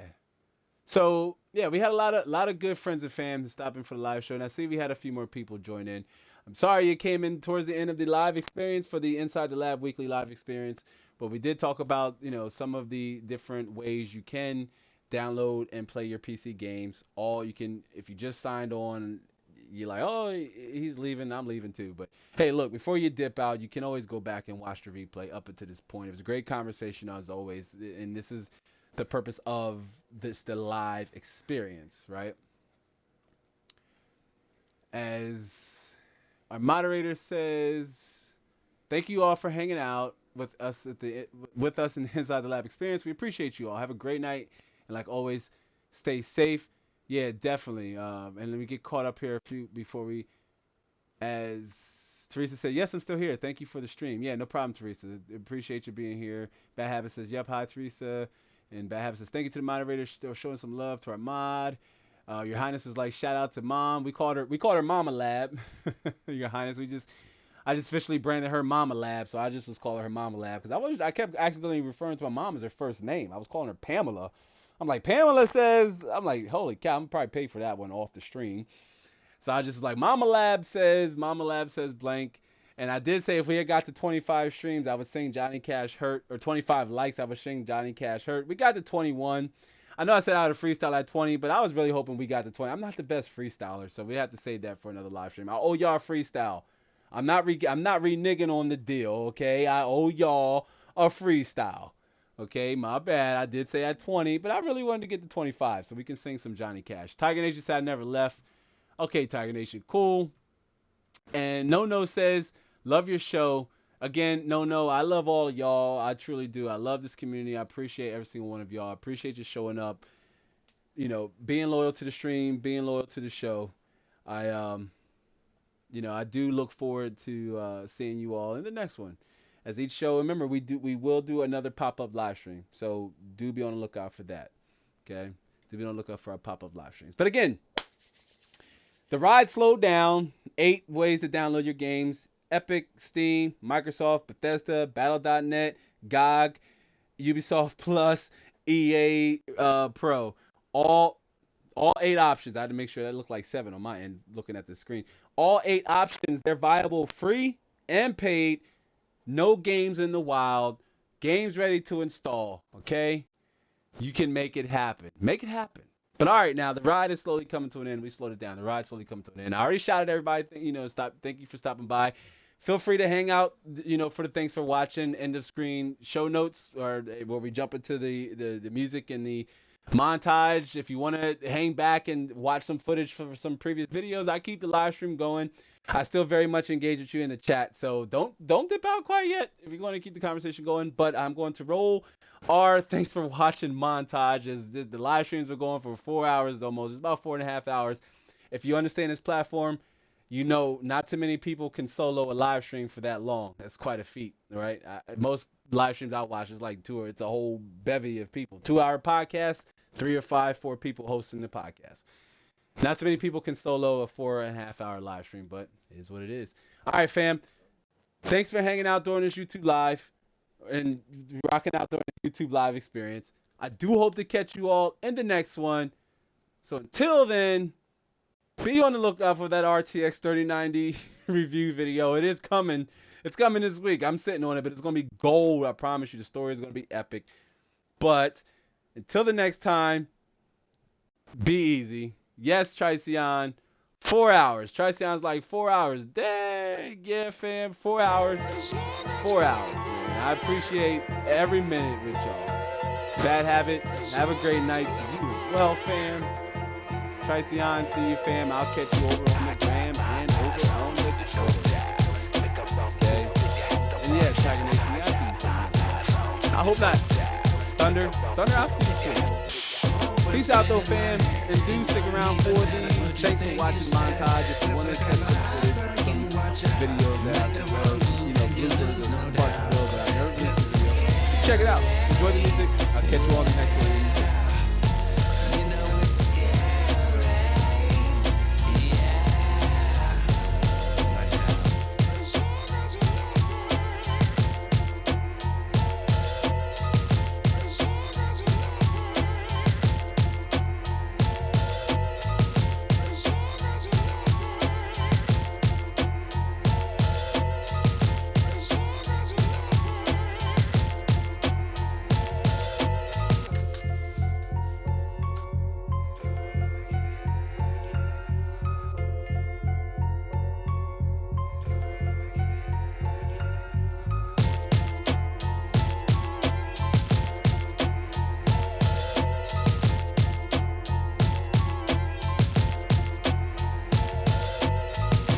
Tiger Nation, I see you say something about Fortnite. Maybe. Mrs. Mod's a little upset how long the live went. So we'll see either tonight or tomorrow. I'll let you know. Tiger Nation. Again, thanks for hanging out, man.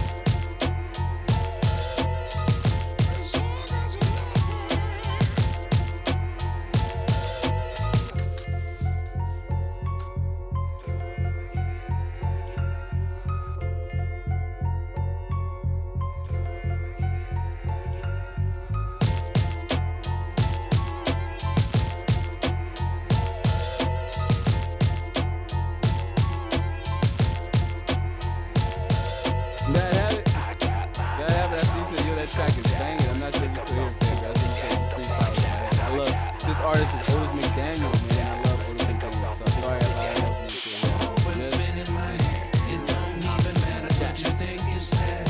Yeah, Otis McDaniel makes great songs. I love leaving this part.